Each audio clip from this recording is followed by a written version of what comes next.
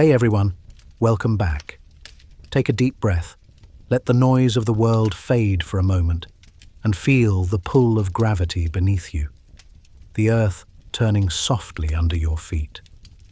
Tonight, we're diving into one of the planet's quietest but most profound mysteries, the changing rhythm of its spin. Our world, once thought steady and constant, is beginning to shift its tempo. The days are getting a little shorter, the nights a little stranger, and the heartbeat of Earth itself is speeding up. So, close your eyes if you want to, and let's drift into the hidden forces shaping the planet beneath our feet, and the delicate dance that keeps us all in motion. Hey everyone, take a moment and feel the ground beneath you. Beneath the grass, the pavement, the city lights, the planet is moving, not drifting slowly, not still, moving. Right now, you're spinning eastward at over 1,000 miles per hour, carried effortlessly on the back of a world in constant rotation. It feels like calm, but it's motion, endless, unrelenting motion. For thousands of years, humans believed the Earth was the definition of stability. The sun rose and set, the stars wheeled overhead in their eternal dance, and the rhythm of the days seemed so consistent that ancient timekeepers built entire calendars around its precision. But the truth, whispered in the deep mathematics of motion, is that our planet's spin has never been perfectly constant. It breathes, it wobbles, it slows and speeds up, as if the world itself has a pulse.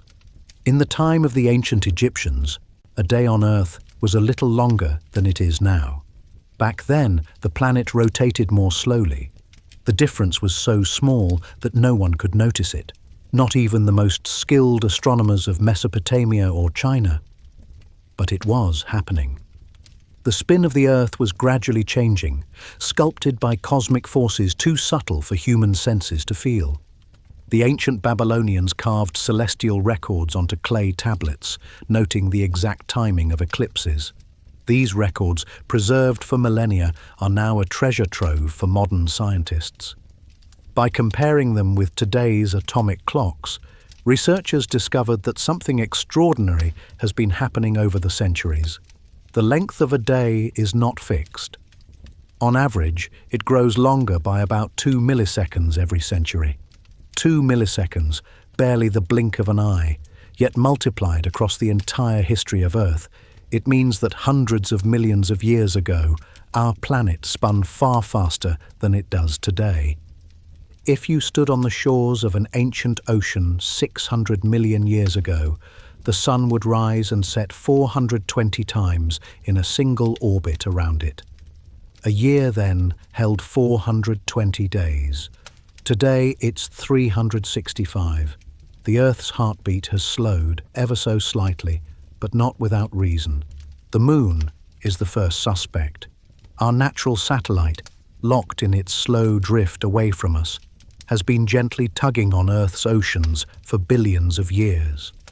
As the tides rise and fall, they create friction, tiny but relentless, that steals energy from Earth's spin. The result?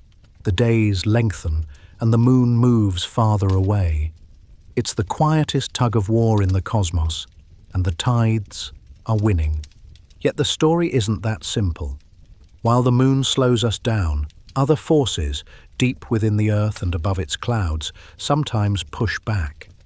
In recent decades, scientists have observed something astonishing. The planet has begun speeding up. That's right. Our days are getting shorter.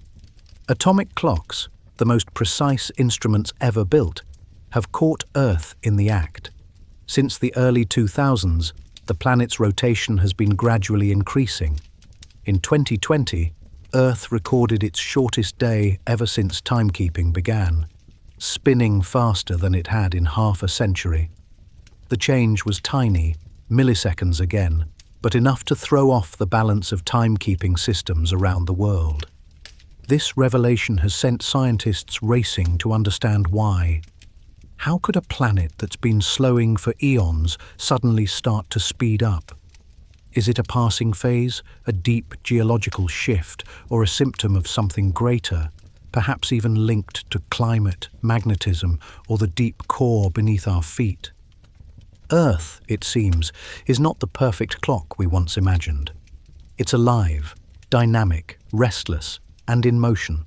Every gust of wind, every shifting ocean current, every earthquake, every melting glacier, they all play their part in the rhythm of its spin. For the first time in human history, we have the technology to feel these fluctuations, not just through instruments, but through data that connects every continent. The world's timekeepers, the International Earth Rotation and Reference System Service, now issue updates that keep our atomic clocks aligned with the planet's imperfect spin.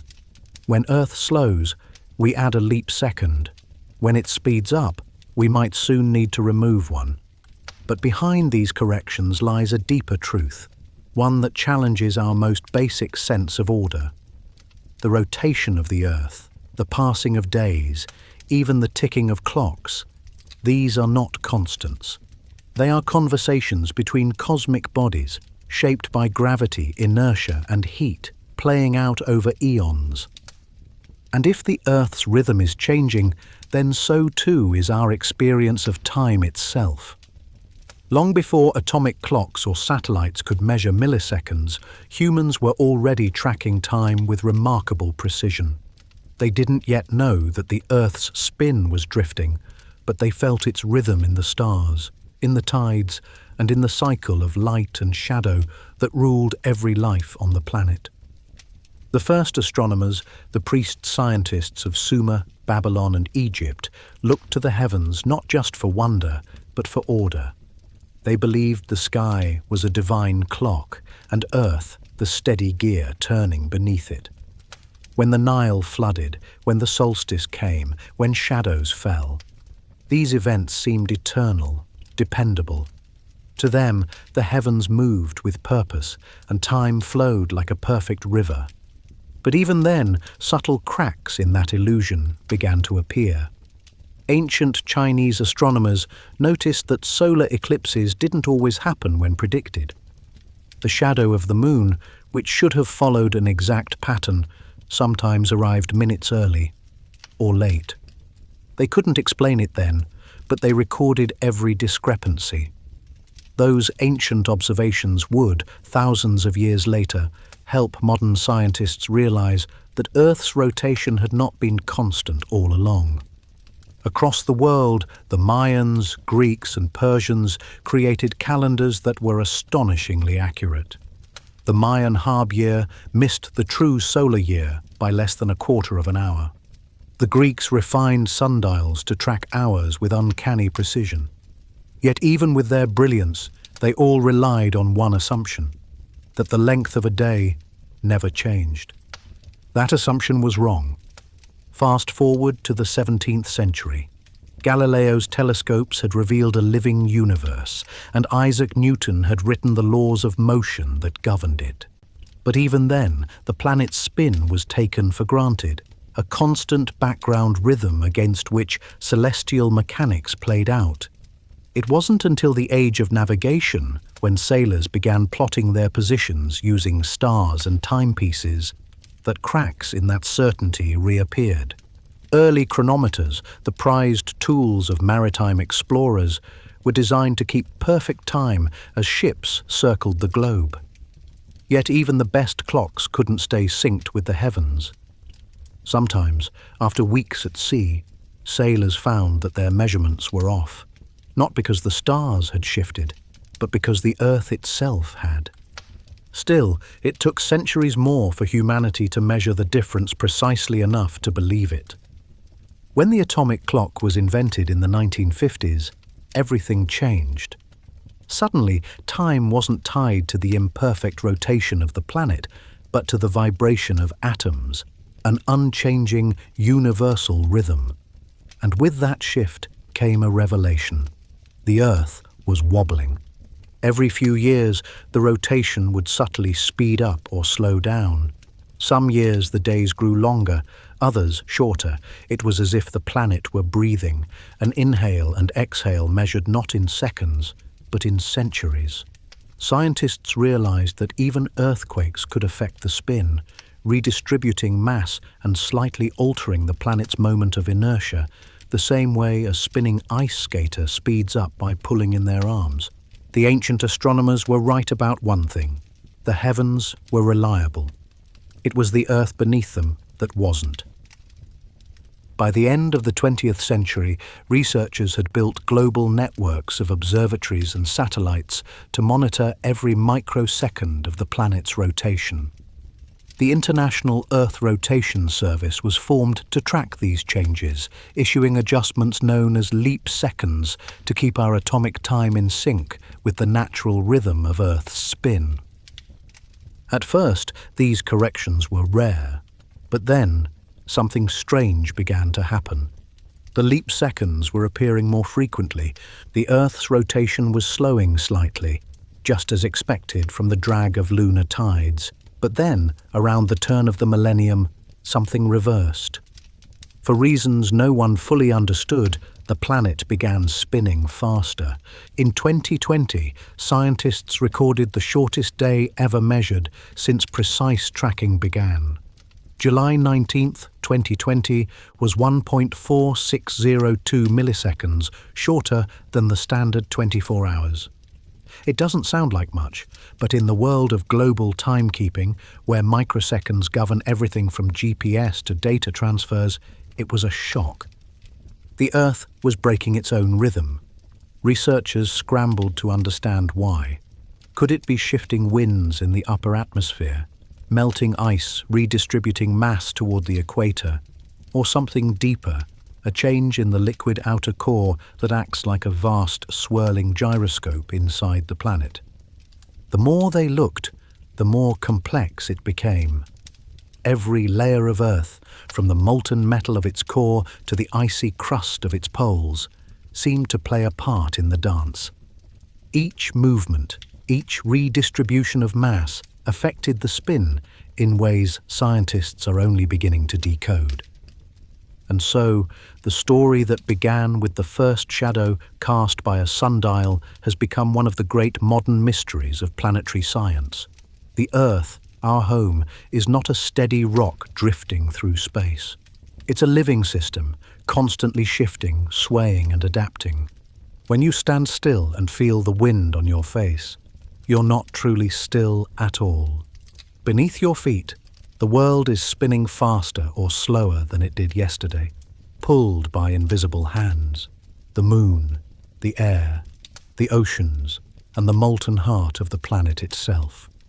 Time, it turns out, isn't something we keep. It's something we share with the Earth. And as its rhythm changes, so too does our own. Time.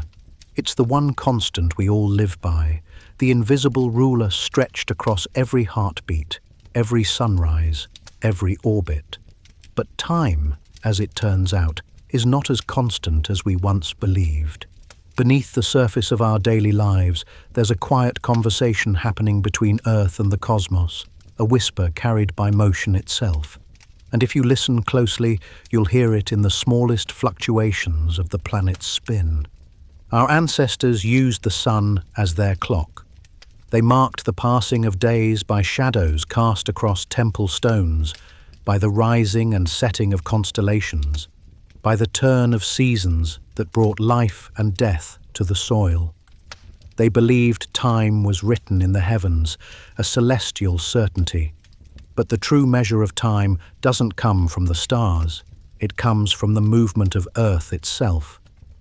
For thousands of years, the concept of a day was simple, one complete rotation of the planet on its axis. But when scientists began to measure that rotation more carefully, they discovered something astonishing. The length of a day isn't fixed. It changes ever so slightly over time. In the mid-20th century, when atomic clocks were invented, the illusion of perfect timekeeping shattered. These clocks, based on the oscillation of cesium atoms, could measure time with such accuracy that even a fraction of a millisecond could no longer hide.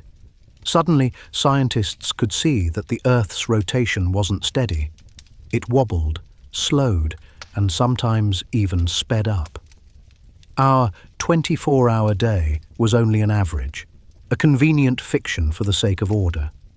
Every planet spins, but not all are as restless as Earth. Mars, for example, has days that are almost perfectly consistent, varying only by microseconds.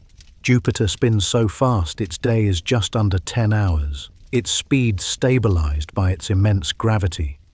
But Earth is different. Our spin is constantly nudged by the Moon's pull, by atmospheric pressure changes, by the shifting of oceans, even by melting glaciers redistributing weight across the planet's surface.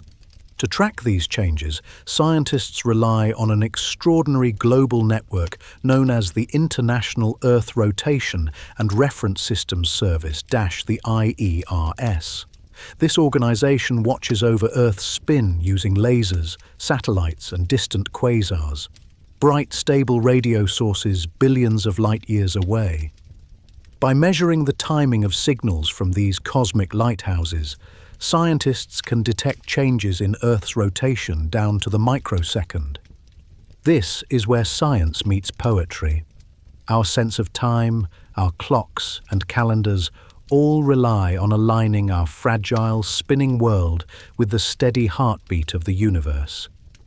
And every few years, that alignment slips just enough that we need to make an adjustment, a leap second. Leap seconds are humanity's way of keeping time honest. When Earth's rotation drifts slightly slower than atomic time, a second is added to the global clock. When it speeds up, we may one day have to remove one. It's a cosmic tug-of-war between natural and mechanical time. The first leap second was added in 1972, and since then more than 24 have followed. Each one is a reminder that our planet, and the time we live by, is alive and moving. But even this delicate balance is under strain. In recent years, the pace of Earth's spin has shifted again. In 2020 and 2021, scientists recorded the shortest days ever observed since precise measurements began. It wasn't just a random fluctuation. It was part of a trend. Something was changing deep within the planet's mechanics, something powerful enough to slightly alter the rhythm of time itself. The leading theories point to the complex interaction between Earth's layers. Beneath the crust, the molten outer core of iron and nickel flows around a solid inner core, generating our magnetic field and influencing the planet's moment of inertia, the property that defines how fast or slow a body spins. If the outer core moves even slightly, the entire planet responds. It's as if a dancer subtly shifted their weight mid-spin. The rotation adjusts instantly. Meanwhile, above the surface, the atmosphere plays its own role. Winds sweeping across the globe redistribute energy and angular momentum. El Niño events, jet streams and storms can all exert minute forces that slow or accelerate the planet's spin. The oceans too contribute. Tides driven by the moon and sun tug at the planet, exchanging angular momentum like a whisper between celestial partners.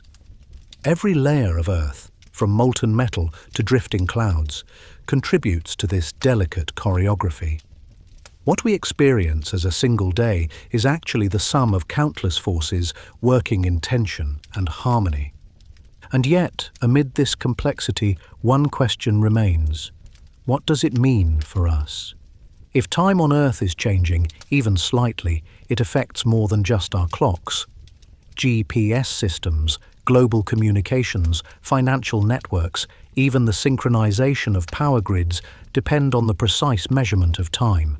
A discrepancy of just a few milliseconds can throw off navigation satellites, disrupt internet data flow, or skew high-frequency trading algorithms that rely on exact synchronization. So, while it might sound abstract, the whisper of Earth's changing spin is not some distant scientific curiosity. It's a force that hums through every part of modern civilization. The planet's heartbeat resonates in the servers that guide airplanes, in the satellites that map our world, in the digital pulses that measure our lives. We like to think we've conquered time, that our clocks, phones, and networks run independently of the natural world. But the truth is far more humbling. Time, as we define it, still bends to the will of the earth. We're passengers on a world whose rhythm can never be fully tamed, and as the measurements grow more precise, one realization becomes clear. The whisper of time is growing louder. Something deep within the planet, perhaps its molten heart, perhaps its atmosphere, is changing the beat. And soon, scientists will have to decide whether to follow it or resist it. To understand why the Earth's rotation speed changes, we have to think of our planet not as a solid object, but as a living, breathing machine, one with layers that shift, pulse, and grind in endless motion. The crust on which we stand is only the thinnest shell. Beneath it, molten metal flows like liquid thunder, and above it, an atmosphere swirls with unimaginable momentum. Every part of this machine interacts with the others, and every shift, no matter how subtle, leaves its mark on the planet's spin. The first major influence is the Moon, our eternal dance partner. Locked in a gravitational embrace since its violent birth billions of years ago, the Moon's pull on Earth causes the oceans to bulge, creating tides.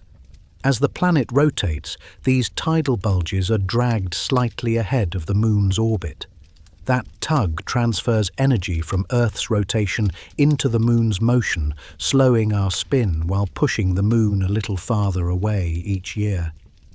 This process is incredibly slow, just milliseconds lost per century, but over geological timescales, it's enormous.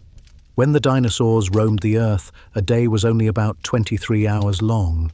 If nothing else intervened, our planet would continue to slow until the same side always faced the sun, like the Moon does to us. But of course, nature never leaves anything that simple. Because lately, something has changed. In recent decades, instead of slowing, Earth's rotation has been speeding up. And scientists are still trying to figure out why. One key suspect lies in the melting of polar ice. As glaciers shrink and massive ice sheets disintegrate, trillions of tons of water flow into the oceans. This movement shifts mass from the poles toward the equator, and in physics, that matters. Imagine a spinning figure skater. When they pull their arms in, they spin faster. When they stretch them out, they slow down. Earth behaves the same way. Moving mass away from the axis of rotation slows it down. Moving mass closer speeds it up. So if melting ice should slow Earth's spin, why are we seeing it accelerate? The answer may lie deeper, in the planet's core. Deep beneath the mantle, the Earth's outer core is a vast ocean of liquid iron and nickel swirling around a solid inner core roughly the size of the Moon. These motions generate our magnetic field, but they also redistribute mass within the planet, subtly altering its rotational balance. Recent studies suggest that the inner core might actually be rotating at a slightly different speed than the rest of the planet, sometimes faster, sometimes slower. When this rotation shifts, it can change the Earth's overall moment of inertia, altering the length of a day by microseconds. Imagine the planet's core as a hidden gyroscope, occasionally pushing or pulling against the crust like the ticking of an unseen clock. Seismic data supports this. Over the past few decades, the inner core's rotation appears to have slowed down relative to the mantle, or even reversed direction, an astonishing finding that could explain the sudden increase in Earth's spin rate at the surface. The forces linking these layers are vast and poorly understood, but they remind us that even the deepest parts of the planet can echo across the very flow of time itself. Above ground, the atmosphere plays an equally powerful role. High-altitude winds, jet streams, and pressure systems carry enormous angular momentum. When strong winds blow eastward, they push the planet's rotation slightly faster. When they weaken or reverse, the spin slows. Seasonal changes, volcanic eruptions, and long-term climate cycles like El Niño and La Niña can all influence this exchange of energy between air and stone. Even the oceans join the dance. Their slow, massive currents redistribute energy and mass constantly, tugging at the planet's rotation through friction and inertia. The rise and fall of sea levels, the rhythmic tug of tides, the sloshing of deep currents thousands of meters below, all of it adds up.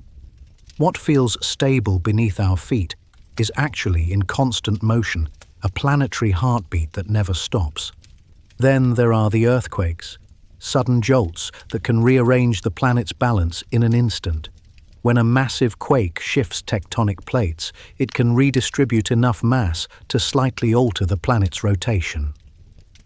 The 2004 Indian Ocean earthquake, one of the strongest ever recorded, is believed to have shortened the length of a day by roughly 2.7 microseconds.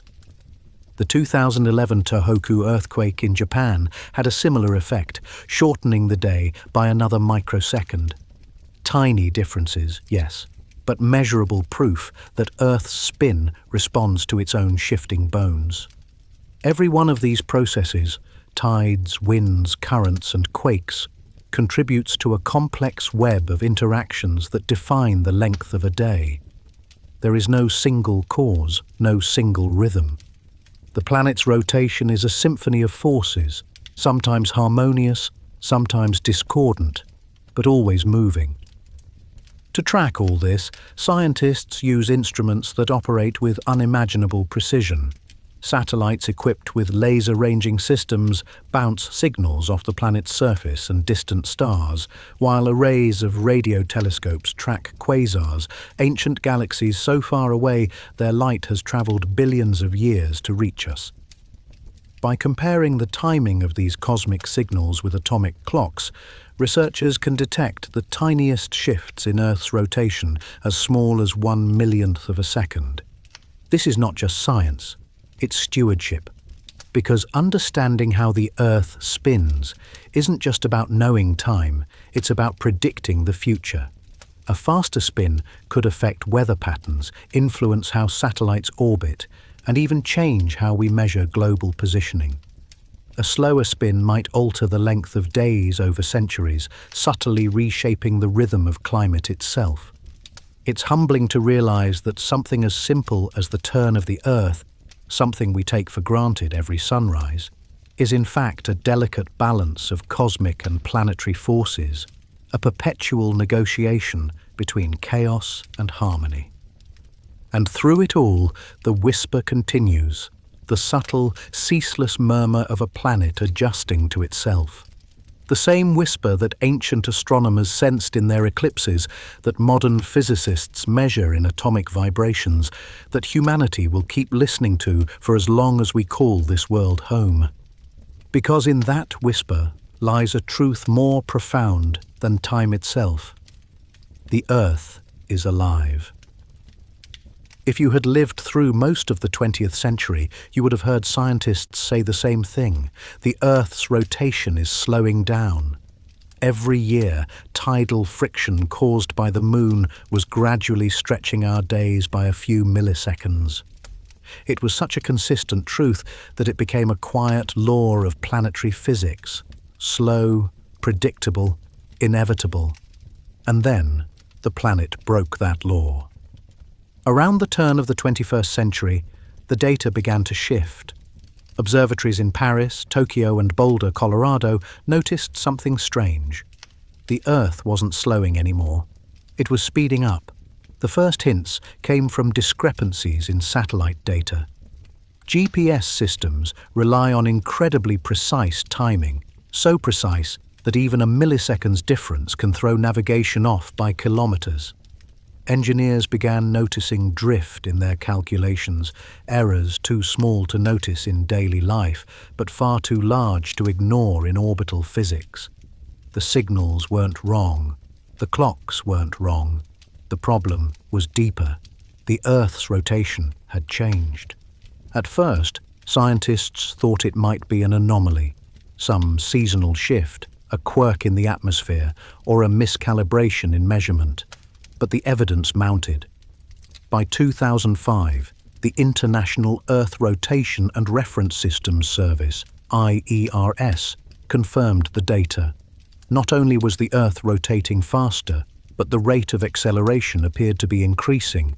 The whispers had become a measurable rhythm. Then came 2020, the year that upended everything. That year, while the world faced a global pandemic and societies slowed to a halt, the planet beneath us was doing the opposite. It was spinning faster than it had in half a century. Between July and December of 2020, scientists recorded 28 of the shortest days since precise atomic timekeeping began in the 1960s. On July 19, 2020, the Earth completed a full rotation 1.4602 milliseconds faster than the standard 24-hour cycle. It was as if time itself had quickened, imperceptible to the human body, but unmistakable to the instruments that keep the world synchronized. No one expected this. The moon's drag should have kept Earth slowing for millions of years. Yet here was our planet, defying that slow spiral, turning just a bit quicker, as though the gears of the world had been greased by some hidden hand. Scientists raced to find out why. Some pointed to the melting of the Greenland and Antarctic ice sheets, arguing that shifting mass from land to ocean could be redistributing Earth's weight in a way that sped up rotation. Others suggested changes in the global atmosphere, massive air currents that, over time, can trade angular momentum with the planet itself. Still others looked beneath the crust, suspecting that fluctuations in the liquid iron core were subtly altering the balance of mass inside the Earth, creating a ripple effect that reached the surface. Each hypothesis had merit. None told the full story. The deeper scientists looked, the clearer it became that there wasn't a single cause, but rather a complex interaction of many. Climate, tectonics, and even magnetic field changes might all be contributing, each shifting the rotation by microseconds at a time. The discovery set off alarms in the world of timekeeping and technology. Global systems that depend on synchronized timing, satellites, telecommunications, and stock markets, all rely on the delicate harmony between atomic clocks and the planet's rotation. If that balance slips, chaos can follow. Since 1972, scientists have added leap seconds to Coordinated Universal Time, UTC, whenever the Earth's spin slows too much. These leap seconds keep atomic time aligned with solar time, the rhythm of the planet itself. But now, for the first time in history, scientists were faced with the opposite problem. If the Earth keeps spinning faster, they may eventually need to subtract a leap second. That's never been done before, and no one is sure how global systems would respond. Modern technology is built on precise timing. Financial transactions worth trillions of dollars occur in microseconds. GPS satellites synchronize with Earth's rotation to pinpoint locations with meter-level accuracy. Even the power grid, running in cycles of alternating current, depends on coordinated time. If a leap second were removed incorrectly, it could trigger failures across networks, communication systems, and critical infrastructure. In a world so tightly wound around the clock, the planet's quiet acceleration suddenly became a source of global concern. But while engineers and physicists debated timing standards, a deeper question lingered in the minds of geophysicists. What exactly was driving this acceleration? Some turned to long-term geologic records, layers of coral growth, ancient sediment, and fossilized tidal rhythms that preserve evidence of day length across millions of years. The data confirmed that while the general trend was indeed slowing, there were occasional mysterious accelerations throughout history. The last major one appeared to have happened about 70 years ago, around the early 1950s, a pattern that might be cyclical, linked to the churning of the planet's core or oscillations in the deep mantle. If that's true, then what's happening now may not be new at all, just part of a long, natural pulse in Earth's rotation. Still, this cycle comes at a time when humanity has never been more dependent on precise time. For the first time in history, the tiny fluctuations of the Earth's spin affect not just astronomy or calendars, but the very infrastructure of civilization. The irony is striking. Ancient humans once looked at the heavens to understand time. Now, we look to machines. Yet, the one thing we can't control, the heartbeat of the planet itself, remains the ultimate keeper of the clock. And in this new era of speed, scientists have realized something profound. The Earth may be changing its rhythm for reasons we don't yet understand, reasons that could reach from the churning of its iron core to the slow drift of its magnetic field, or perhaps even the shifting balance of mass as ice melts and oceans rise. Whatever the cause, the result is clear. Our days are getting shorter, not by much, just fractions of a millisecond, but enough to remind us that even time, as we know it, is written in motion, and that motion is changing. When scientists first realized the Earth was spinning faster, they didn't just measure it once and move on.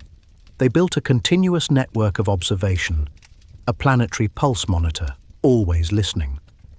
From radio telescopes tracking quasars billions of light years away to satellites orbiting in perfect synchronization, the planet's every turn is now logged, timed, and analyzed. Every microsecond counts. At the heart of this system is the International Earth Rotation and Reference Systems Service, IERS. Its mission sounds simple: track Earth's spin, but the work it does touches nearly every corner of modern civilization. The IERS gathers data from laser-ranging satellites, global positioning systems, and radio observatories spread across the world. By comparing how the planet moves relative to distant stars, scientists can determine precisely how long a day really is, not by the clock on your wall, but by the motion of Earth itself. And lately, the numbers have been startling. Throughout 2020 and 2021, day-length measurements continued to drop. On average, each day was shorter by fractions of milliseconds, small enough that we couldn't notice, but significant enough to change how global systems measure time. To the casual observer, a shorter day means nothing. The sunrise still comes, and night still falls. But in the precise, delicate world of atomic timekeeping, it's like the heartbeat of the planet skipping just slightly ahead. Scientists began digging through decades of data, searching for patterns. They noticed that changes in rotation weren't random. They followed cycles, some lasting decades, others spanning centuries. One of these cycles, known as the Chandler wobble, plays a crucial role. It's a small, natural oscillation in the Earth's axis, like the wobble of a spinning top. Every 433 days, the planet's poles trace a tiny circular path, only a few meters wide, around the true axis of rotation. Though barely noticeable, this motion subtly affects the distribution of mass and therefore the planet's spin rate. In 2017, the Chandler wobble temporarily weakened, an event scientists called the wobble collapse. For reasons still not fully understood, this shift coincided with a period of accelerating rotation. It was as if the planet momentarily found a smoother rhythm, shaving microseconds off its spin each day. Meanwhile, geophysicists began to study the connection between the atmosphere and the Earth's angular momentum. Using climate models and satellite data, they discovered that global wind patterns, particularly the powerful jet streams that circle the planet, can transfer momentum to the solid Earth. When these winds intensify, the Earth spins faster. When they weaken, it slows. During 2020's La Niña climate pattern, atmospheric circulation strengthened in the Pacific, possibly contributing to the record-breaking short days of that year. The pattern was becoming clearer. The Earth's spin was responding to everything above, below, and within it, a vast interplay of air, water, rock, and molten metal. And yet one mystery persisted: the core. Seismic studies have revealed that the Earth's inner core, a solid sphere suspended in a sea of molten iron, may rotate at a slightly different speed from the rest of the planet. For decades, it was thought to spin slightly faster.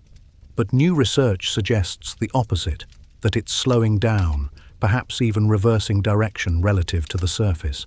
If true, this could shift mass distribution inside the planet, subtly altering its rotation rate.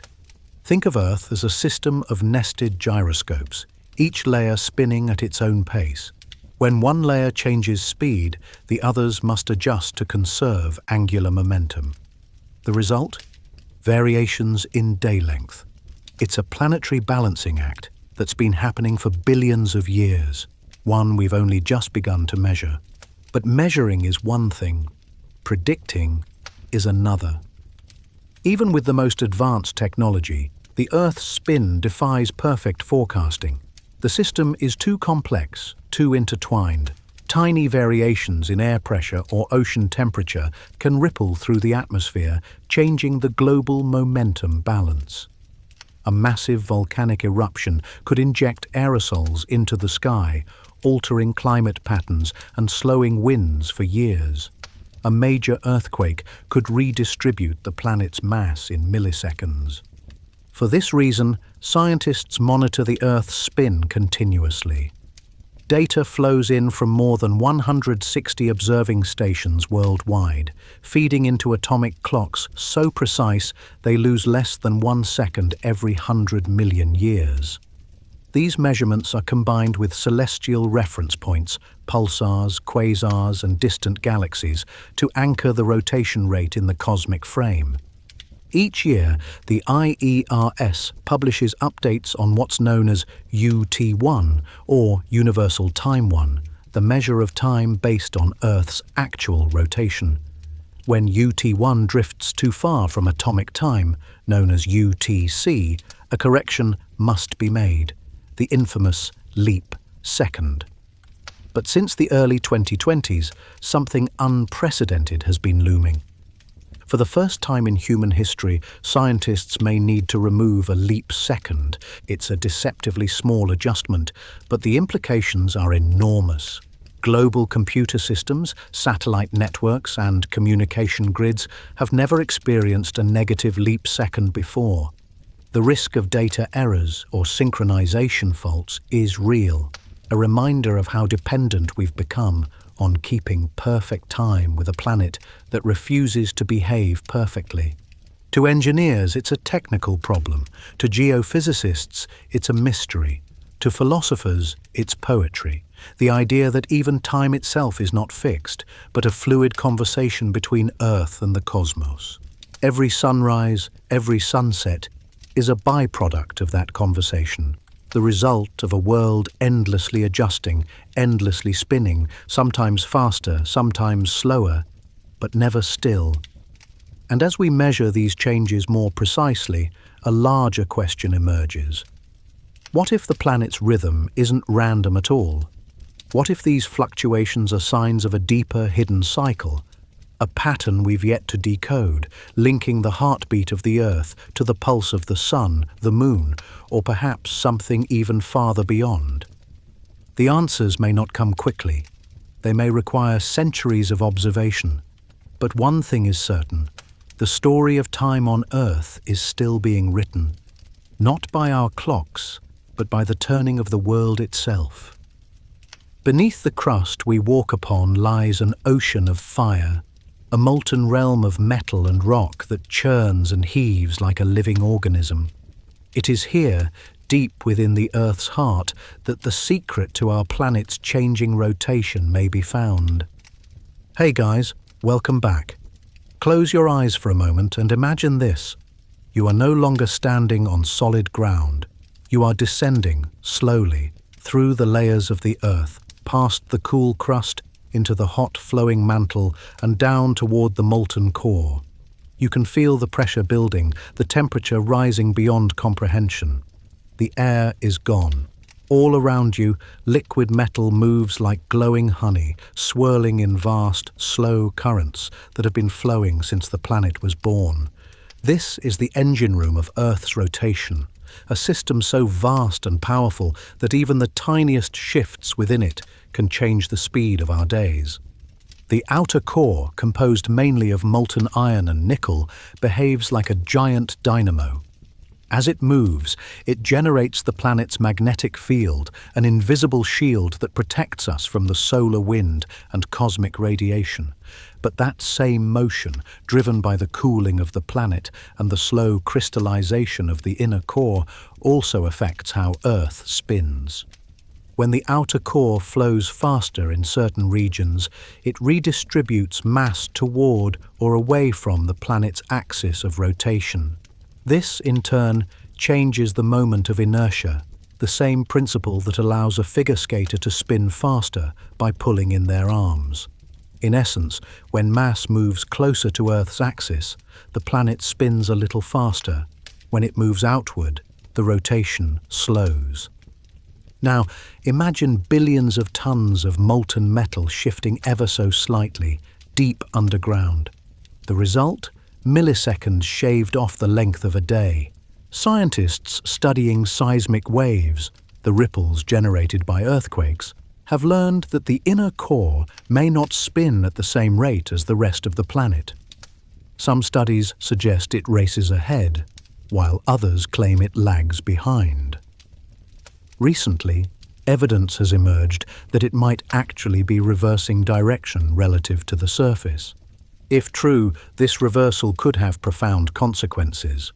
The inner core's rotation interacts with the outer core's flow, and that interaction influences the magnetic field. Changes in that magnetic field, in turn, affect how heat escapes from the core, altering convection patterns in the mantle above. It's a delicate feedback loop, a conversation between layers that determines how the entire planet moves. This brings us to one of the most fascinating aspects of Earth's behavior, the coupling between the core and the mantle. You might think of the mantle as solid, but over long periods of time, it behaves like a thick fluid. It slowly circulates, carrying heat from the core to the crust through gigantic convection cells. These slow-moving flows can shift mass across the planet, influencing rotation over millions of years. But even shorter-term variations, lasting decades or centuries, may come from sudden shifts in how that heat moves upward. In 2023, a team of geophysicists analyzing satellite data from the European Space Agency's SWARM mission discovered subtle fluctuations in the magnetic field over the Pacific and Africa. These fluctuations corresponded with small but measurable changes in Earth's rotational speed. It was as if the deep engine had momentarily revved higher, spinning the surface ever so slightly faster. The more we learn, the more it seems that the planet's heartbeat comes from below, not from the winds or tides, but from this molten interior that's constantly evolving. However, what's happening beneath our feet is far from steady. The core is cooling, slowly but surely. Every year, it loses heat equivalent to thousands of nuclear explosions. That cooling causes the inner core to grow by about a millimeter annually as iron solidifies out of the liquid. Each tiny bit of crystallization releases latent heat and light elements, fueling convection in the outer core and maintaining the magnetic field. But as this process continues, the dynamics will change. In the far future, when the core eventually cools enough, convection will cease, the magnetic field will weaken, and the planet's rotation could stabilize or fluctuate in entirely new ways. Some scientists suspect that even now we're seeing hints of that transformation. The core's flow patterns appear to be shifting, perhaps entering a new regime that subtly alters both the magnetic field and the planet's spin rate. Meanwhile, the mantle, though slower, also plays its part. Its currents drag on the crust above, causing the continents to drift and rearrange. Every earthquake, every volcanic eruption, every tectonic collision redistributes mass. The Himalayas rise, the ocean floor sinks, and the balance of the planet tilts ever so slightly. Over geological time, these shifts can alter the length of a day by seconds, a vast amount compared to the millisecond changes we measure today. When the supercontinent Pangaea broke apart 200 million years ago, the redistribution of mass changed the spin rate. Even earlier, during the age of the dinosaurs, the Earth rotated faster. A day lasted only about 23 hours. So, when we talk about the Earth's rotation speeding up or slowing down, we're not just observing a new phenomenon. We're witnessing one of the oldest rhythms in the universe, one that has accompanied the planet through eons of change. Still, the question lingers. Are the changes we see now part of a natural cycle, or are they being accelerated by modern forces? The melting of polar ice, the shifting of ocean currents, and even the movement of groundwater due to human activity can all affect mass distribution across the surface. Could humanity's hand be tipping the balance of the planet's spin, even if only slightly? It's a question scientists are just beginning to explore. But one thing is certain. Beneath our feet, the planet is alive, moving, pulsing, adjusting. Every earthquake, every magnetic storm, every flicker in the outer core's motion is part of an invisible dance that keeps Earth turning. And as we keep listening, through satellites, seismographs, and magnetic sensors, we're slowly beginning to hear the rhythm of that dance. A rhythm that tells us time itself is not steady, but breathing. When most people imagine the Earth changing its speed, they think of something dramatic, a quake, a cosmic collision, or a planetary catastrophe. But the reality is quieter, subtler, and far more intricate. The real drivers of Earth's shifting spin are often invisible, buried thousands of kilometers below the crust, where pressure and temperature warp the rules of physics.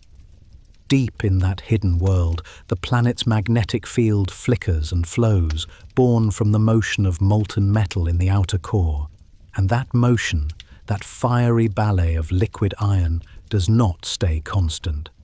It speeds up, slows down, and sometimes even changes direction.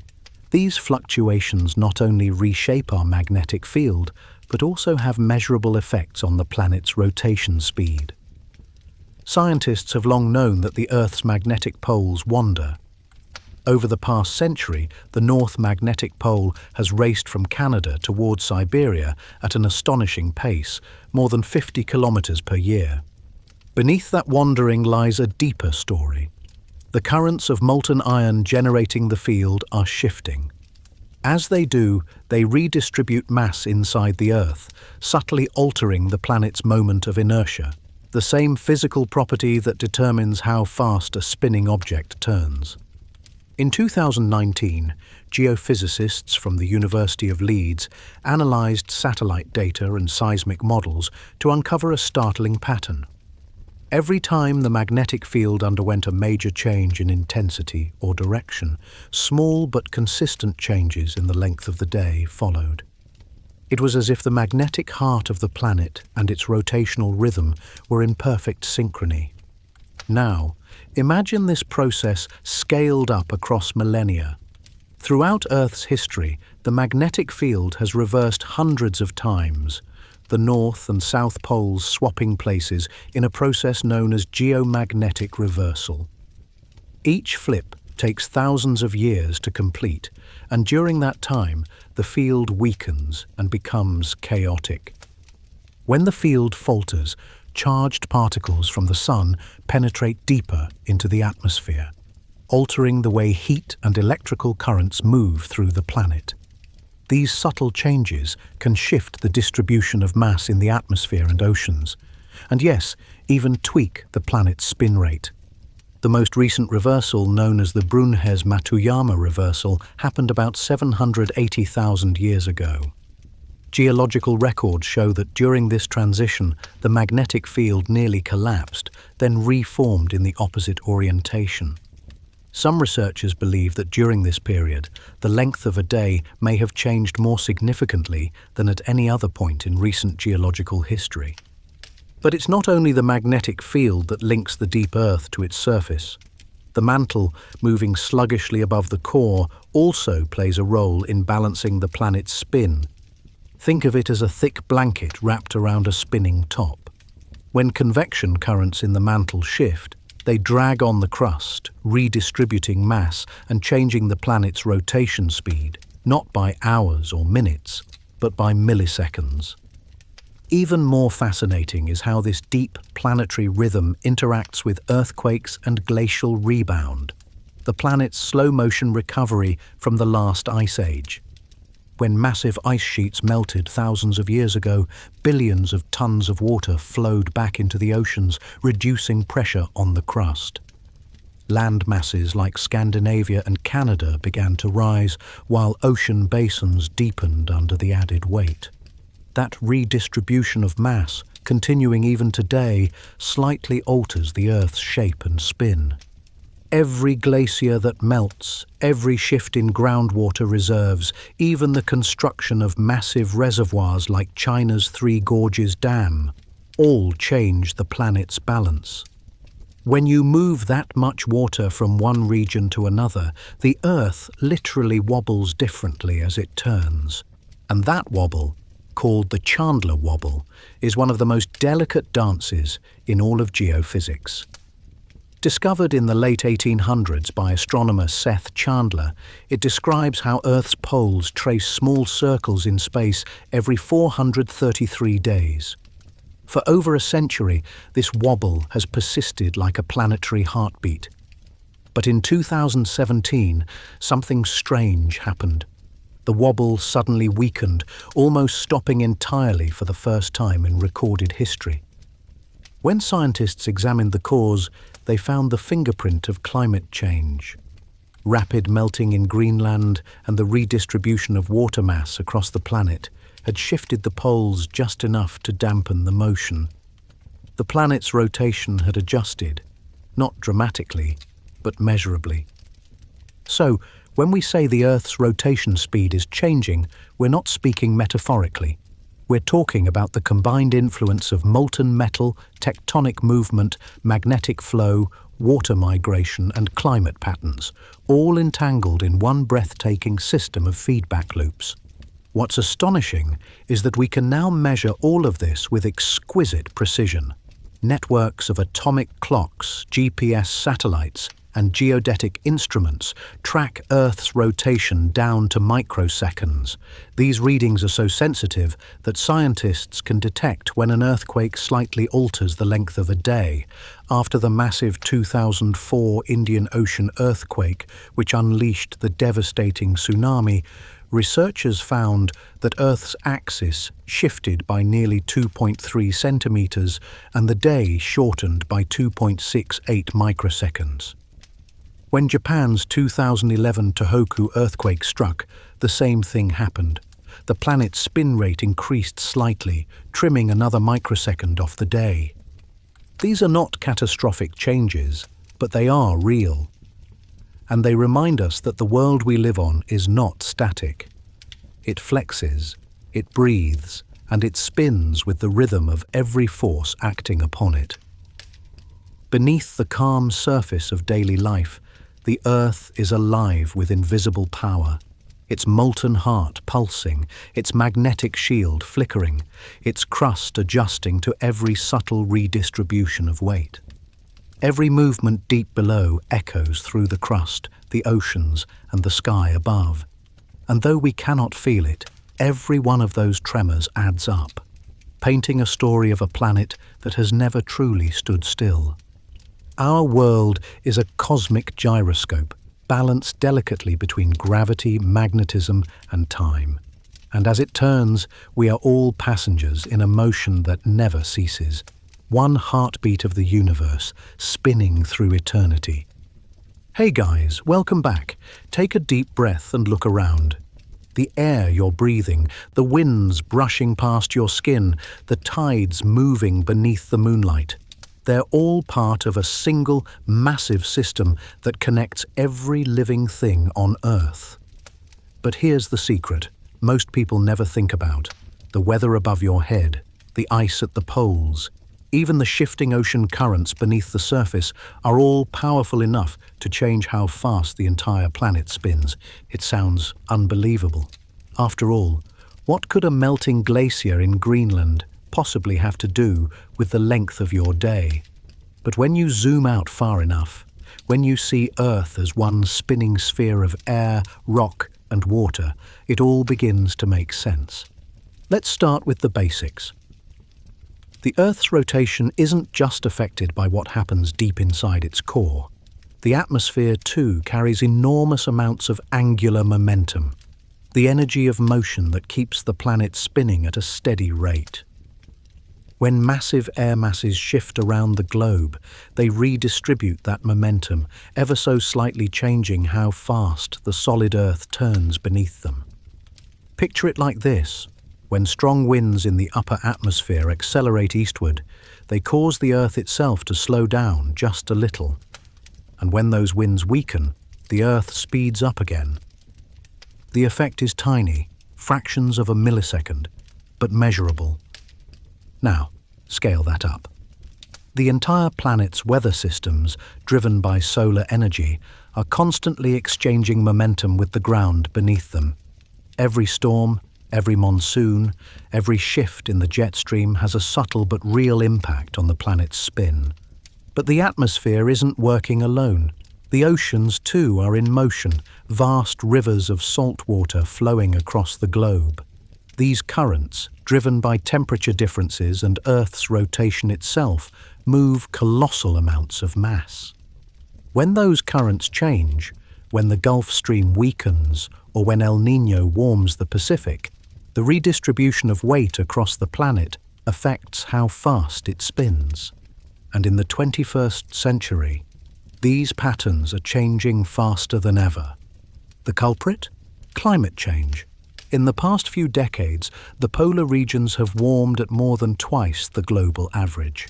As glaciers and ice sheets melt, they release staggering amounts of water into the oceans. This doesn't just raise sea levels, it literally changes the way Earth spins. Imagine the Earth as a giant spinning top. If you move weight from the poles toward the equator, the spin slows down, just like a skater extending their arms. That's exactly what happens when polar ice melts. The water flows into the oceans and spreads toward the equator, increasing the planet's moment of inertia and slightly lengthening the day. This isn't theory, it's measurable fact. NASA scientists have been tracking these effects for years using satellite missions like GRACE, Gravity Recovery and Climate Experiment. These satellites detect tiny variations in Earth's gravity field, allowing researchers to see how mass moves around the planet. Their findings are astonishing. Since the early 1990s, melting ice from Greenland and Antarctica, combined with groundwater depletion and ocean warming, has shifted so much mass that it's actually moving the Earth's axis. In other words, climate change is physically tilting the planet. In 2021, a team of researchers from the Chinese Academy of Sciences confirmed that the Earth's poles have been drifting eastward at a record pace, largely due to the redistribution of water from melting glaciers. The effect isn't catastrophic, we're talking centimeters per year, but it's a visible sign that the balance of our world is literally changing beneath us. And as the poles drift, the rotation adjusts. The length of a day is no longer dictated solely by celestial mechanics or deep Earth dynamics. It's being shaped by the climate, by the choices humanity makes, by the carbon in the air, by the warmth spreading through the oceans. Even atmospheric pressure systems play a role. During strong El Niño events, warm water pools in the Pacific, shifting the atmosphere's circulation patterns. Those changes, in turn, slow the Earth's rotation slightly. During La Niña, when cooler waters dominate, the opposite happens. The planet speeds up again. It's like the Earth's spin is breathing in rhythm with the climate. Now, scientists are watching this connection more closely than ever. global climate models, combined with data from atomic clocks and GPS satellites, are allowing researchers to track how every ton of water, every gust of wind, and every current contributes to the changing rhythm of time. But what's truly fascinating is how recent years have upended expectations. Despite the melting ice, which should be slowing the planet down, the Earth has been speeding up. The 2020s brought some of the shortest days ever recorded. This paradox has scientists scratching their heads. One possibility is that deep internal forces, such as shifts in the core or mantle, are temporarily overpowering the slowing effect of melting ice. Another theory suggests that changes in global wind patterns and atmospheric angular momentum tied to climate fluctuations may be playing a bigger role than we realize. Whatever the cause, one truth remains. The climate and the spin of the planet are inseparable. Every hurricane, every drought, every degree of warming adds its own note to the rhythm of Earth's rotation. So, when you look up at the clouds or watch waves roll across the shore, you're not just witnessing weather, you're seeing the heartbeat of a living world, a system so vast that even its breath can move the heavens. And perhaps, as we continue to alter the climate, we're not only changing the environment we live in, we're changing time itself. If the story so far sounds incredible, that melting ice or shifting winds could change how fast the Earth spins, the next part borders on surreal. Because what scientists are now realizing is that climate change might not only be modifying Earth's rotation, it could be setting off a chain reaction that will echo through centuries of timekeeping, navigation, and even the stability of our planet's axis. When you think of climate change, your mind probably goes to rising temperatures, floods, droughts, or hurricanes. But on a planetary scale, climate is also a story of mass movement, the movement of air, water, and even rock. Each of these movements alters the distribution of weight around the Earth, and every time that happens, the spin adjusts. In the past few decades, as polar ice sheets have melted, more than 30 trillion tons of water have flowed into the oceans. That's a number so vast it's hard to imagine. Enough water to fill Lake Tahoe over 150,000 times. This influx of mass doesn't just raise sea levels, it shifts the balance of the entire planet, spreading outward toward the equator like a slow-motion tidal wave. As this happens, Earth's moment of inertia, its resistance to rotation, increases.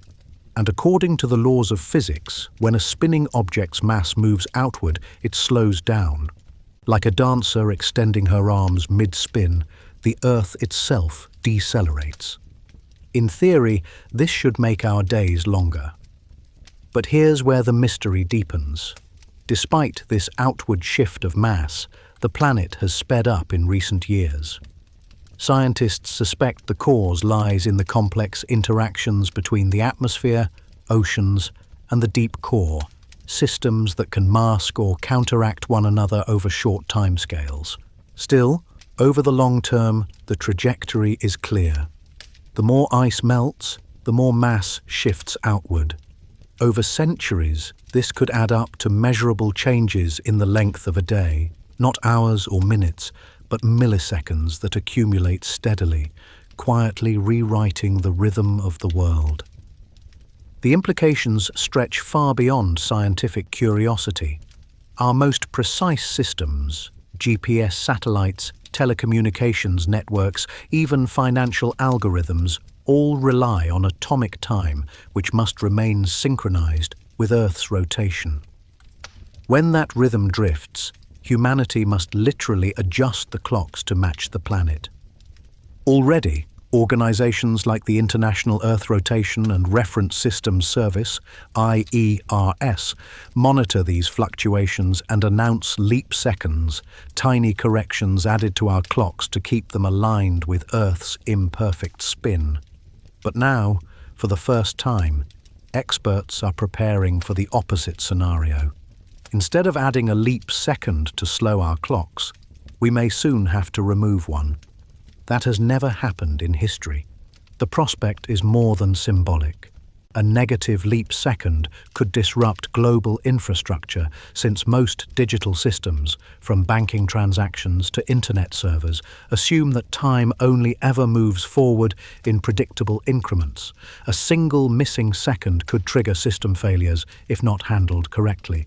All of this, from the subtlest shifts in sea level to the flicker of an atomic clock, connects back to the melting of ice and the warming of air. Climate change, once thought of as a surface phenomenon, is now being recognized as a planetary one capable of influencing even the rotation of the Earth itself. And yet, there's another layer to the story, one that's only beginning to emerge. Some researchers believe that the redistribution of water mass is affecting not only the planet's rotation speed, but also its axial tilt, the angle at which the Earth leans toward the Sun. This tilt, about 23.5 degrees, is what gives us seasons. But when mass moves unevenly across the globe, that tilt can shift, altering how sunlight falls on different regions of the planet. In a 2021 study published in Geophysical Research Letters, scientists found that since the 1990s, the melting of polar ice has shifted Earth's rotational poles by nearly 4 meters. That's not just a wobble, it's a clear sign that humanity's actions are now influencing one of the most fundamental properties of the planet's motion.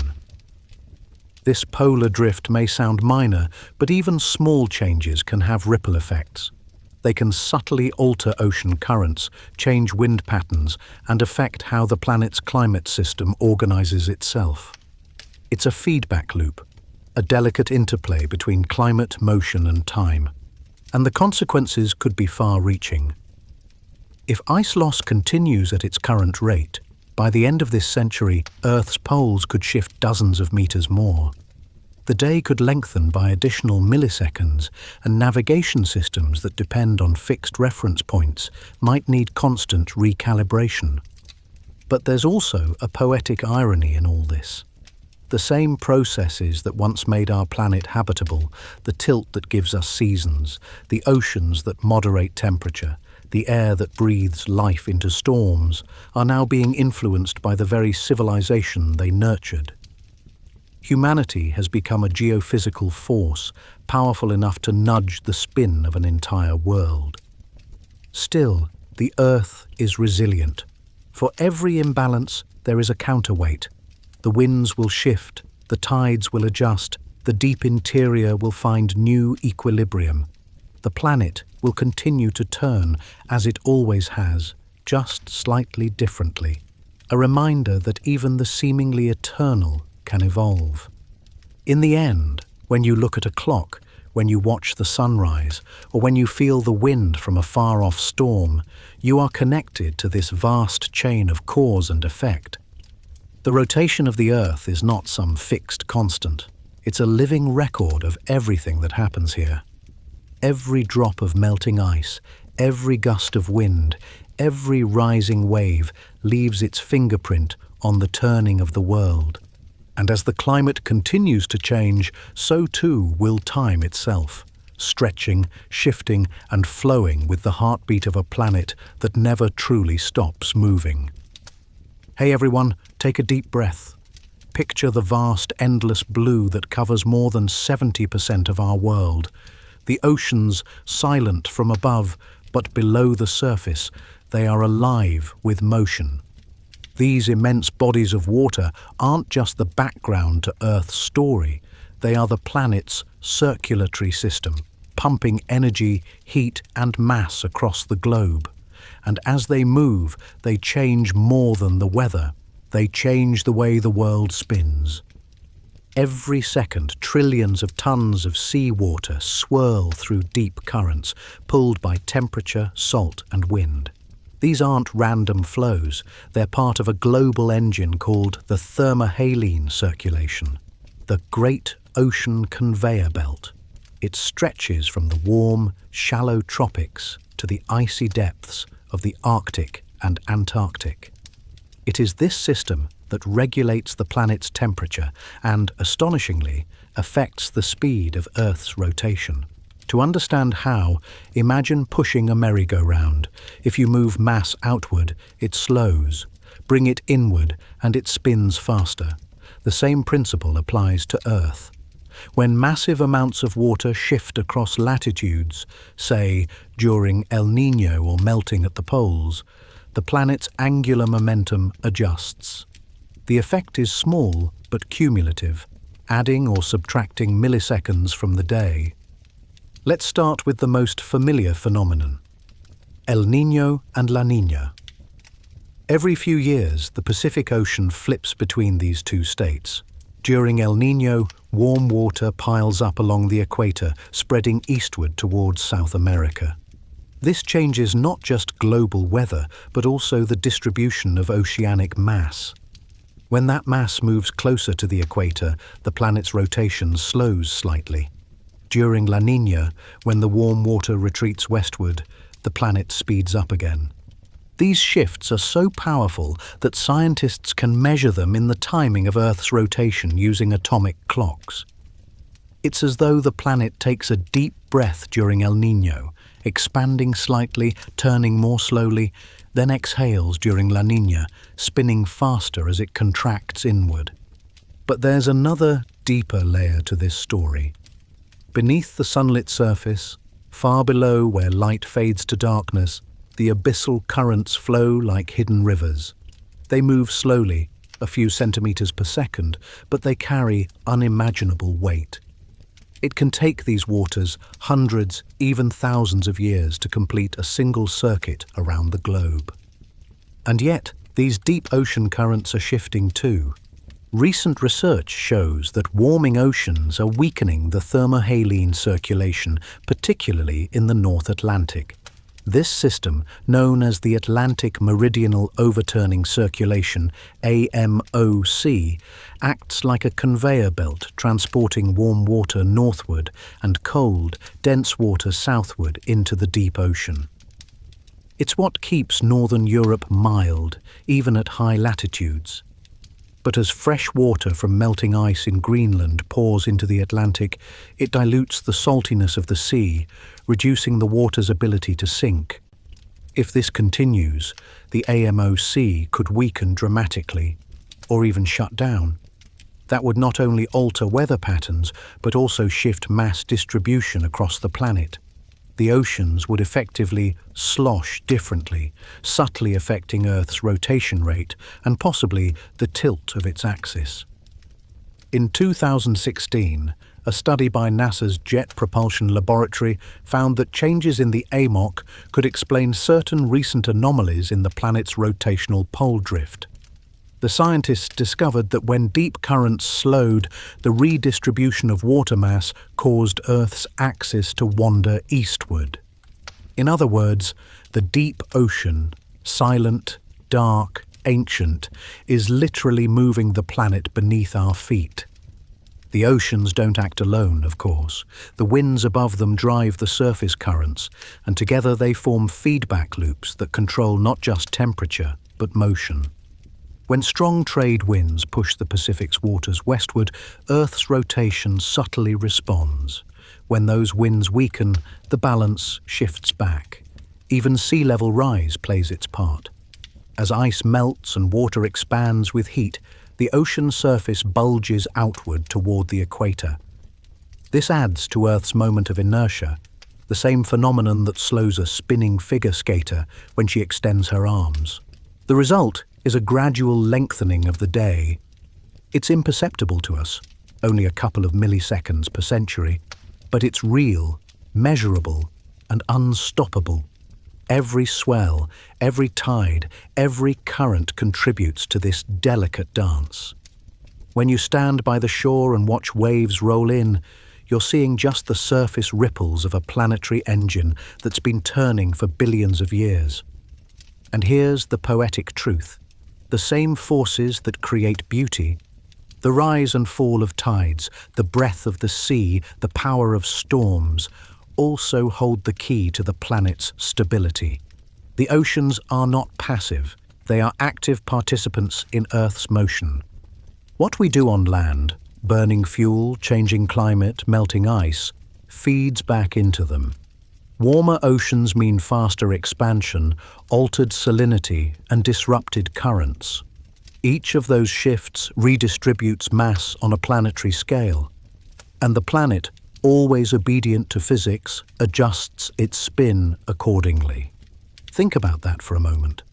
Humanity, through the chemistry of the air and the heat of industry, is now indirectly influencing the spin of the planet. Not just metaphorically, but literally. The seas are responding. As satellites measure ocean height, gravity, and current flow, scientists can now track Earth's rotation with unprecedented precision. The data shows that the ocean's heartbeat, its deep, rhythmic surges, aligns with the smallest variations in Earth's spin. It's a reminder that we live in a world of connections. The air, the sea, the land, and the deep interior all are parts of one spinning, breathing organism. And the oceans, vast and ancient, may be the most powerful link of all. They are not just water, they are motion itself. Imagine descending beneath the sunlit ripples of the surface. The light fades, the pressure builds, and the world grows still. But this stillness is an illusion. Down here, in the quiet depths where no storm reaches, the ocean is moving in ways that most of us will never see. Every slow swirl of cold, dense water beneath the thermocline is a thread in the invisible fabric that connects the ocean to the turning of the Earth. At a glance, it might seem impossible that such sluggish movements could matter. But the truth is that even these deep, patient flows, the abyssal currents, carry staggering amounts of energy and mass. Every time they shift direction or temperature, they subtly tug on the balance of our spinning planet. It's like a dancer shifting their weight, imperceptible to the audience, but crucial to the rhythm of the performance. Let's start at the polar seas, the engines of the deep ocean.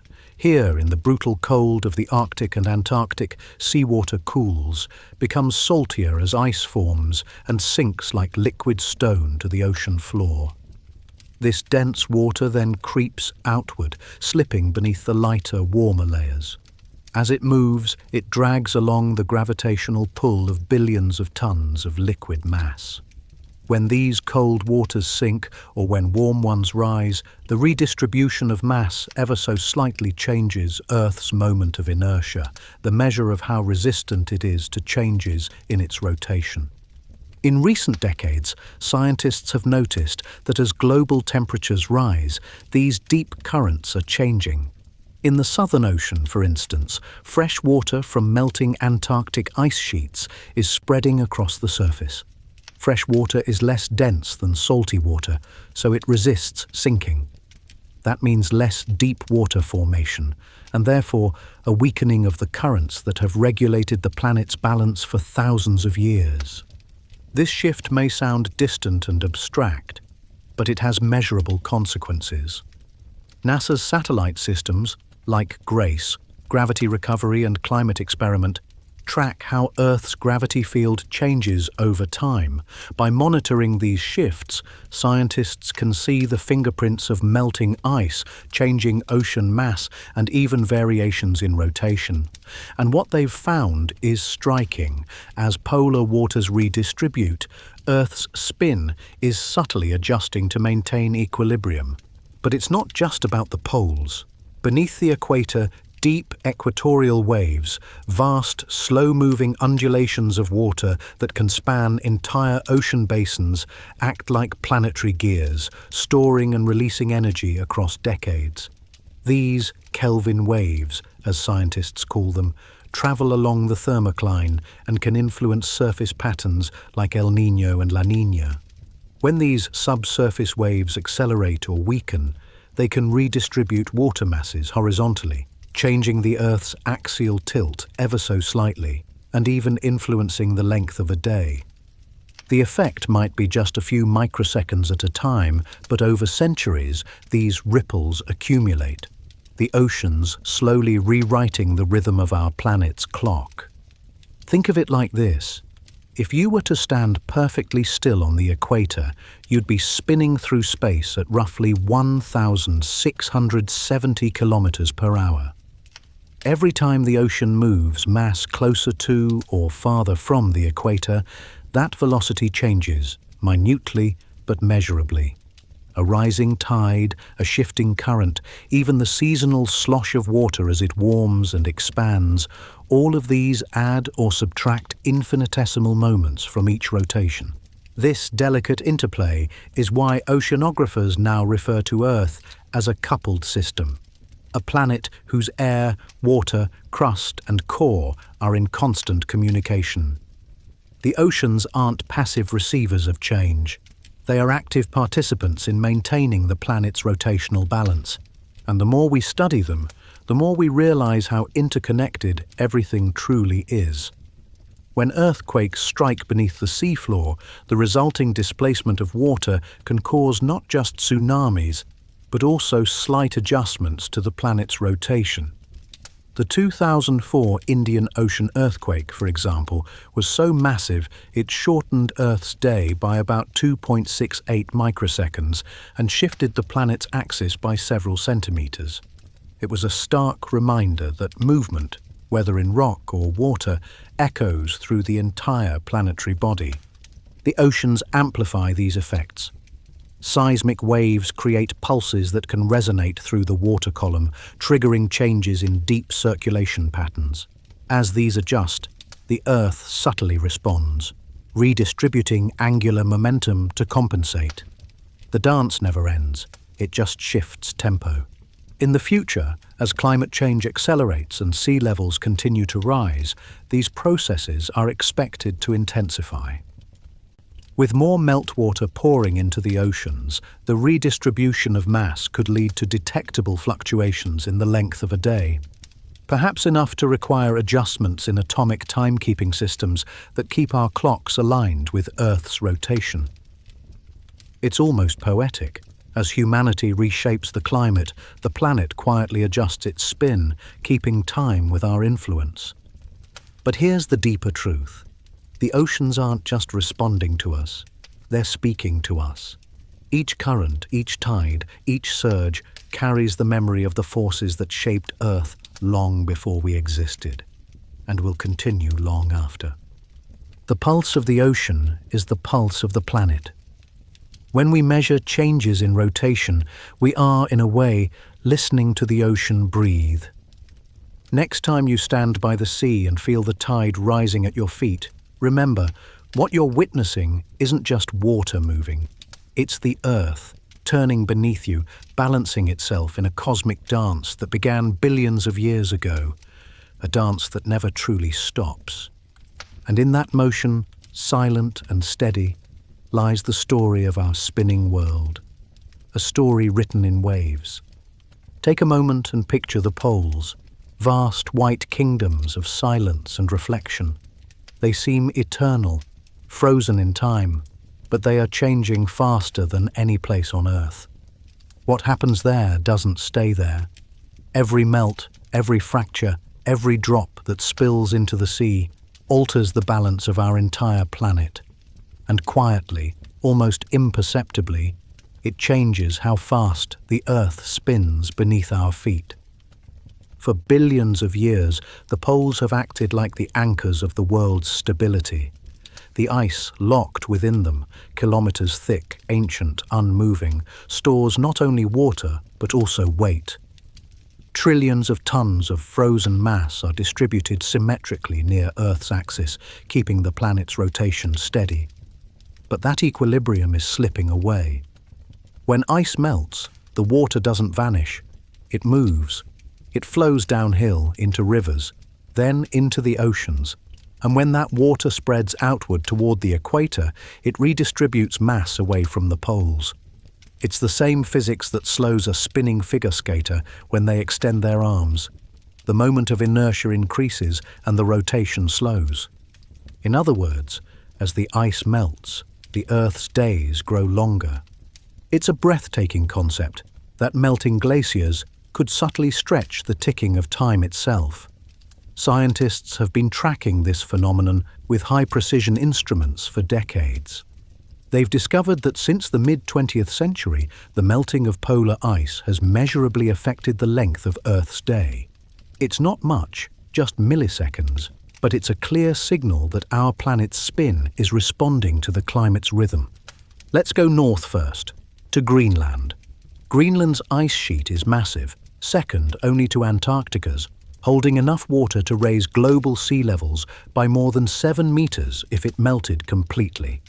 Every summer, thousands of glaciers on its surface crack and roar as they carve into the ocean, releasing billions of tons of ice and meltwater. That water doesn't just raise the seas, it migrates. Carried by gravity and current, it moves toward lower latitudes, spreading across the planet's midsection like a slow, invisible tide. And with that migration, Earth subtly adjusts its spin. NASA's GRACE satellites, twin spacecraft that detect minute changes in gravity, have confirmed this redistribution. When Greenland loses mass, the Earth's rotation slows, and its rotational axis shifts slightly toward the location of mass loss. It's as if the planet itself is leaning, responding to the imbalance. In the south, the transformation is even more dramatic. Antarctica, once thought to be stable, is melting at an accelerating pace, particularly along its western edge. Beneath those frozen cliffs, warm ocean currents are eating away at the ice from below, carving vast cavities that destabilize the glaciers. The Thwaites Glacier, often called the Doomsday Glacier, is retreating faster than any other, pouring water into the Southern Ocean at a rate that astonishes scientists. The scale of this loss is almost incomprehensible. Every year, Antarctica sheds about 150 billion tons of ice, and Greenland another 250 billion tons. Together, that's enough to cover the entire state of California in a foot of water annually. And with every ton that melts, the planet subtly slows, because that mass isn't where it used to be. But this isn't just about speed, it's also about balance. The poles act like the planet's stabilizing weights, and as they melt, Earth's axis of rotation, the imaginary line that defines where the planet spins, is beginning to drift. It's not catastrophic, but it's measurable. Since the early 2000s, the poles have been migrating by several centimeters per year, primarily due to the redistribution of water from melting ice. This phenomenon, called polar motion, was once driven mostly by natural processes deep within Earth, like mantle convection or post-glacial rebound. But now, for the first time in history, human-induced climate change has become a primary factor. Our industrial activity has literally shifted the planet's spin. Imagine that. Humanity has become a geophysical force capable of nudging the axis of an entire world. And the implications reach far beyond physics.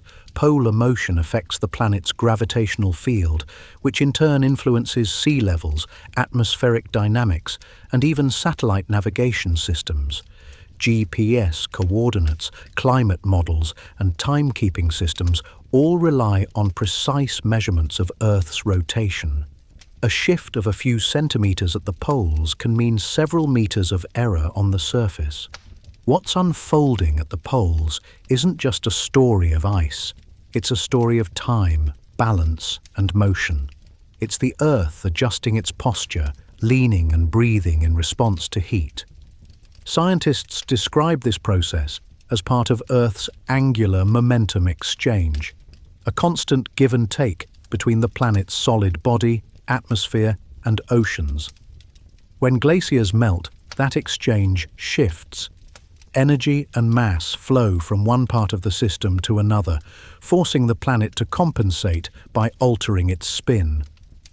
It's tempting to think of the planet as fragile when we talk about melting and slowing, but that's not quite true. The Earth isn't fragile, it's responsive. It's a living, dynamic system in balance with itself, always finding a way to adapt. The melting poles are a symptom of imbalance, but also proof of how deeply connected everything is. A glacier breaking apart in Antarctica whispers its influence across continents, changing the air, the water, and the very pace of the Earth's rotation. And somewhere in that shifting balance, a new rhythm is emerging, one that we are helping to compose, knowingly or not. Because as the poles melt, it isn't just the shape of the planet that changes. It's time itself, stretching, slowing, and flowing like water from the high frozen peaks to the restless sea below. Close your eyes for a moment and imagine standing on the edge of the world, Antarctica or Greenland, where the air bites and the silence hums like a frozen cathedral. Beneath your boots, the ground groans softly as ancient ice shifts, cracks, and releases air that hasn't touched the atmosphere in tens of thousands of years. Each snap and echo carries a truth we're only beginning to understand. The poles are moving, the balance is tilting, and the Earth's spin is listening. The story of the melting poles isn't just about rising seas or vanishing glaciers, it's about motion. Every gram of ice that melts is part of a delicate planetary rebalancing act. That water doesn't just disappear, it travels. And as it does, the planet redistributes its weight like a dancer shifting her stance mid-performance, finding a new center of gravity. Over the past few decades, satellites like NASA's GRACE and its successor, GRACE-FO, have watched this process unfold in astonishing detail. These satellites measure minute variations in Earth's gravitational field, a reflection of how mass moves across the planet. What they've found is extraordinary. As the ice melts in Greenland, Antarctica, and mountain glaciers worldwide, the Earth's poles are drifting eastward at an accelerating rate. Between 1995 and 2020, the mean polar drift shifted direction and increased by nearly 17 times compared to the average rate during the previous century. And the culprit isn't tectonics or deep Earth movement, it's melting ice. The redistribution of water mass toward lower latitudes has effectively tugged the planet's rotational axis, altering its spin just enough to be measured by atomic clocks. These are changes invisible to our eyes, but profound in their implications.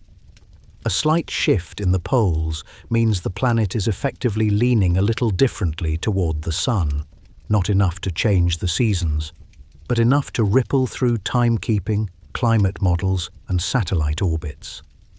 The International Earth Rotation and Reference Systems Service, IERS, the global authority that tracks Earth's timekeeping, occasionally adds or subtracts leap seconds to keep atomic time synchronized with the planet's rotation. Those adjustments are directly tied to the subtle shifts happening at the poles. In the 20th century, Earth's rotation was gradually slowing down. The days were getting longer by milliseconds every century due to tidal friction from the Moon. But in the 21st century, scientists noticed something surprising. The planet began spinning slightly faster. For a brief period, the days actually became shorter. The reason? Climate feedback. While polar melting slows the rotation by moving mass outward, other processes, like post-glacial rebound, where land once compressed by heavy ice sheets springs upward, can have the opposite effect. When this land rebounds, mass is redistributed closer to the Earth's axis, speeding rotation ever so slightly. It's a tug-of-war of forces: ice, rock, water, air, all negotiating the tempo of time. But beyond the numbers and measurements lies something even more striking: how profoundly interconnected these systems are. The melting of ice not only alters rotation, it influences Earth's magnetic field, ocean currents, and even weather patterns across hemispheres. As mass shifts, the planet's moment of inertia changes, which can subtly modulate the flow of molten iron in the outer core, the dynamo that generates Earth's magnetic field. Some scientists speculate that rapid redistribution of surface mass could contribute to magnetic anomalies or shifts in the geomagnetic poles, and the climate responds in kind. The altered rotation rate influences atmospheric circulation, slightly changing wind patterns and jet streams. Over decades, this can impact precipitation zones, storm tracks, and regional temperatures, connecting melting ice at the poles to rainfall in the tropics.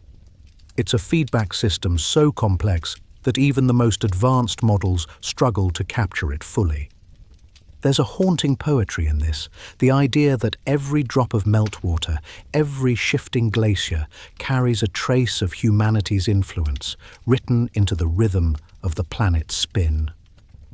We've entered an era where our actions don't just reshape the land and sea, they reshape time itself.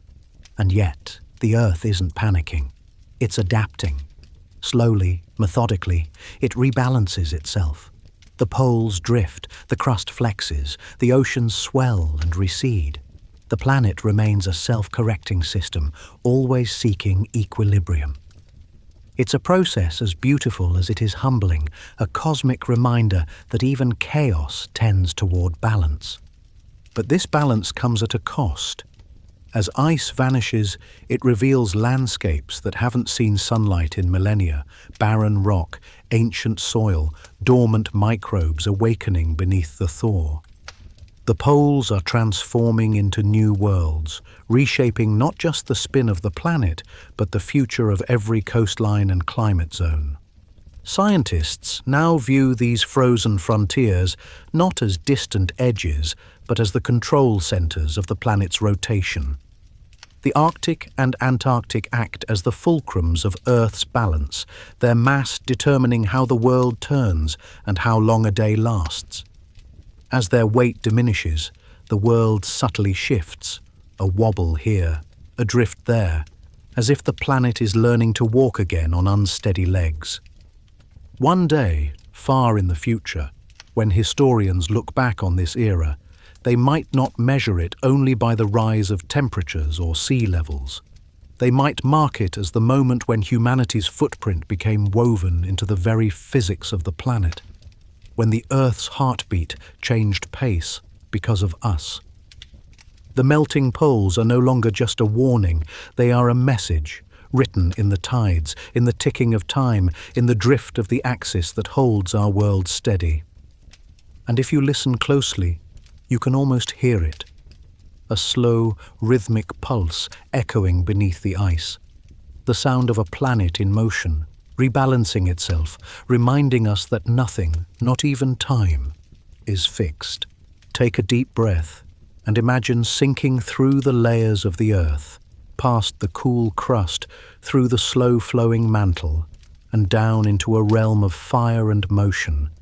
Here, nearly 3,000 kilometers beneath your feet, the pressure is crushing, the temperature exceeds 6,000 degrees Celsius, and the landscape is nothing like anything on the surface. This is the outer core, a vast ocean of molten iron and nickel swirling around a solid inner heart. It is one of the most violent, dynamic places in the solar system, and yet it turns in rhythm with the quiet grace of the planet above. For centuries, we imagined the Earth's core as static, a fiery, unmoving center that simply kept the planet warm. But modern science has revealed something far more astonishing. The core is in motion, and its movements subtly change how fast the Earth spins. The outer core doesn't rotate at the same speed as the solid crust we live on.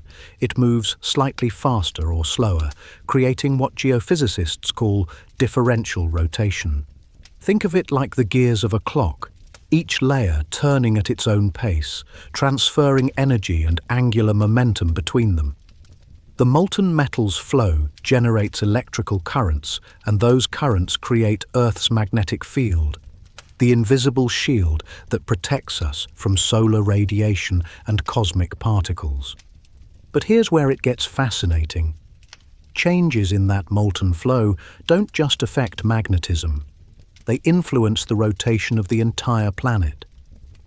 Recent seismic studies have revealed that the inner core's rotation occasionally speeds up or slows down relative to the surface. These variations happen on cycles lasting decades, possibly tied to the magnetic field's strength and the movement of heat through the mantle. When the core rotates faster, it can transfer angular momentum outward, subtly accelerating the planet's spin. When it slows, the effect reverses. In 2023, researchers analyzing seismic waves from earthquakes that traveled through the planet discovered that the inner core may have recently paused in its rotation and could even be reversing direction. That discovery sent ripples through the scientific community, not just because of what it said about the deep Earth, but because of what it meant for time itself. If the core's motion truly reverses, it could change the planet's rotation rate by milliseconds per year, not enough for us to feel, but enough for our most precise clocks to detect. It's strange to think about, but the ticking of time, the length of a day, is tied not only to the motion of the oceans or melting ice, but to the flow of molten metal thousands of kilometers below us. The same liquid iron that creates the magnetic field also regulates the tempo of the Earth's spin. Imagine the planet as a symphony of motion. The oceans play in slow, fluid rhythms. The atmosphere hums with wind and pressure. The crust moves in tectonic percussion. And beneath it all, the core beats like a drum, deep, resonant, and powerful. When that rhythm changes, even slightly, the entire planet listens. This is why scientists study the length of day variations, the tiny fluctuations in how long it takes the Earth to complete one rotation. Most of these changes are caused by atmospheric pressure, ocean currents, and glacial movement. But buried within the data are deeper patterns, long-term oscillations lasting 60 to 70 years, that can't be explained by surface processes alone. These are thought to be the signature of the core. The molten outer core flows in colossal convection patterns, driven by heat escaping from the solid inner core. These flows push against the mantle from below, transferring energy through friction and gravitational coupling. It's like a giant engine running inside the Earth, its gears grinding ever so slightly against the planet's solid shell. Sometimes these forces align and transfer momentum efficiently, speeding up the planet's spin by fractions of milliseconds. Other times the system falls slightly out of sync and the rotation slows. The entire planet flexes, just enough that the day's length changes. Even magnetic reversals, the mysterious phenomena where Earth's magnetic poles flip, are thought to be tied to this deep dynamic. These reversals, occurring every few 100,000 years, may be the result of complex turbulence in the core's liquid metal. Each reversal reshapes the electromagnetic balance, subtly altering the distribution of energy and angular momentum. The effect on rotation would be small but real, another whisper from the deep Earth felt on the surface. This interplay between magnetism and motion isn't theoretical, it's measurable. Scientists use geomagnetic jerks, sudden changes in the magnetic field, to trace fluctuations in core flow. Each jerk corresponds with a detectable blip in the planet's rotation rate. These tiny variations act like messages from the core, hinting at the unseen mechanics beneath our feet. What's perhaps most profound is that we, as a species, are now able to read these messages. For the first time in history, humanity can detect and even predict subtle shifts in Earth's spin by watching how molten metal moves deep underground. It's a humbling reminder that the stability we take for granted, the rhythm of the sunrise, the length of a day, is anything but static. Beneath us, the planet's engine hums, adjusting, compensating, breathing in thermal pulses that ripple outward to the surface. So the next time you look at the stars and watch the night slowly turn, remember, the motion you see is not just the rotation of a solid planet. It's the combined effect of oceans, winds, ice, and the great metallic heart beating miles beneath you. The core isn't just the center of the Earth, it's the keeper of time. And as its rhythm changes, so too does ours. Beneath the continents, the molten sea of the outer core flows in unpredictable currents. These metallic rivers surge and twist in patterns that seem chaotic, but within that chaos lies the architecture of our planet's magnetic field. It's a restless force, invisible, yet essential, extending tens of thousands of kilometers into space, wrapping the Earth in a protective cocoon called the magnetosphere. Without it, the solar wind would strip away the atmosphere, leaving the surface barren and exposed. But here's the remarkable part. The same currents that generate this magnetic shield are also linked to the Earth's rotation. Each eddy of molten metal exerts a torque, a subtle push or pull that slightly alters the angular momentum of the entire planet. This is the deep coupling, the conversation between the core and the crust that has shaped Earth's spin since the beginning. Scientists have long noticed that fluctuations in the magnetic field, especially rapid ones known as geomagnetic jerks, correspond with minor but measurable variations in the length of a day. These jerks are sudden changes in the field's intensity or direction, caused by shifts in the flow of the outer core.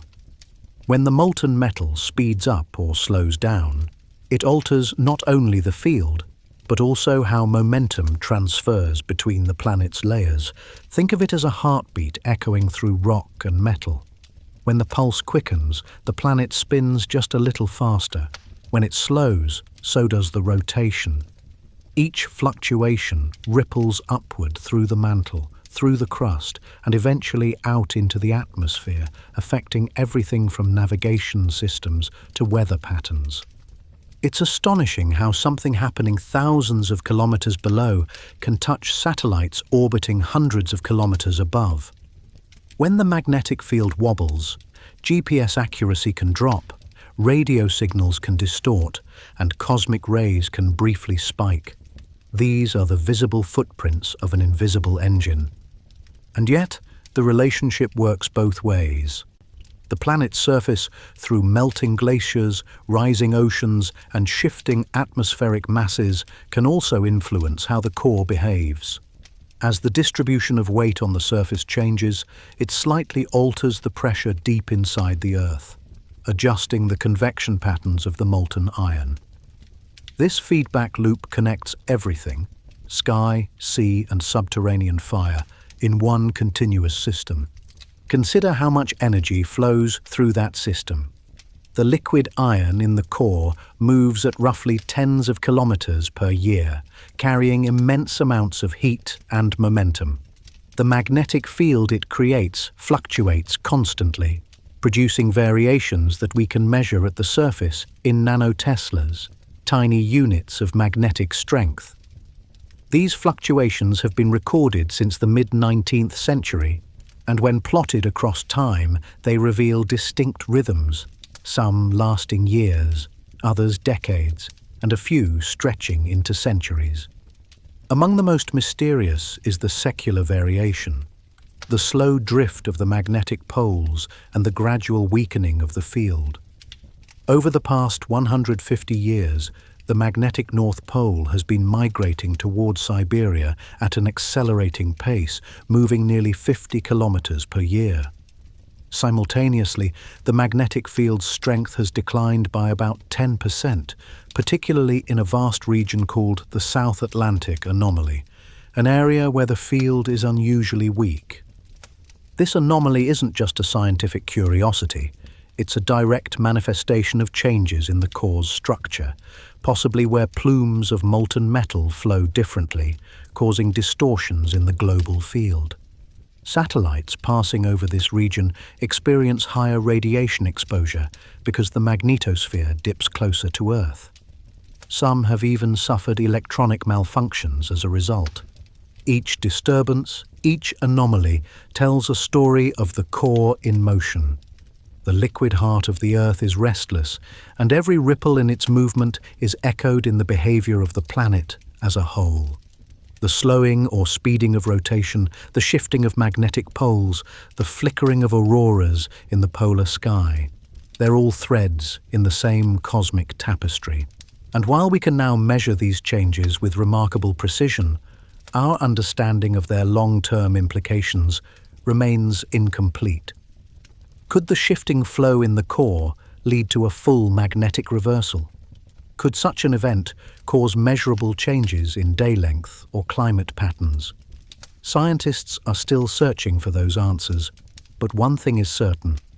These processes are intertwined in ways we're only beginning to grasp. When we talk about the Earth's rotation speed changing, we're not describing a mechanical adjustment like a spinning top slowing down. It's more like the breathing of a living world, slow, subtle, and rhythmic. The core exhales energy, the crust responds, the oceans and atmosphere adjust, and together they create the steady tempo of time that we build our lives around. If that tempo shifts, even slightly, our entire sense of time shifts with it. Atomic clocks can detect differences as small as microseconds per year, but to the universe, that's the heartbeat of a planet maintaining balance. So the next time you feel the ground beneath you, remember that it's not just solid rock. Beneath it lies an ocean of fire, a conductor of cosmic electricity, a dynamo that both shelters and drives the world. Every sunrise, every tick of the clock, every orbit of the moon is tethered to the molten heart that beats far below. We are passengers on a planet that spins because of its burning core. And when that heart stirs, the world itself trembles ever so slightly, adjusting the rhythm of our days. Close your eyes and imagine standing on a high mountain ridge. The air hums with invisible energy. Jet streams roar miles above, dragging entire weather systems across continents. Down below, the surface winds twist through forests and canyons, brushing over oceans and cities. What feels like mere air moving past your skin is, in truth, part of a planetary-scale engine. One powerful enough to change the speed of the world itself. Yes, the winds can actually make the Earth spin faster or slower. At first, that idea seems impossible. How could moving air alter something as massive as a planet? Yet when we think in terms of physics, of momentum and motion, it begins to make sense. The Earth is not a perfectly solid sphere. It's a system of fluids, oceans and air swirling around a rocky core. When one part of that system speeds up, another slows down to compensate, preserving the planet's total angular momentum. Picture an ice skater pulling in their arms to spin faster. When they stretch their arms outward, their spin slows. Earth behaves the same way.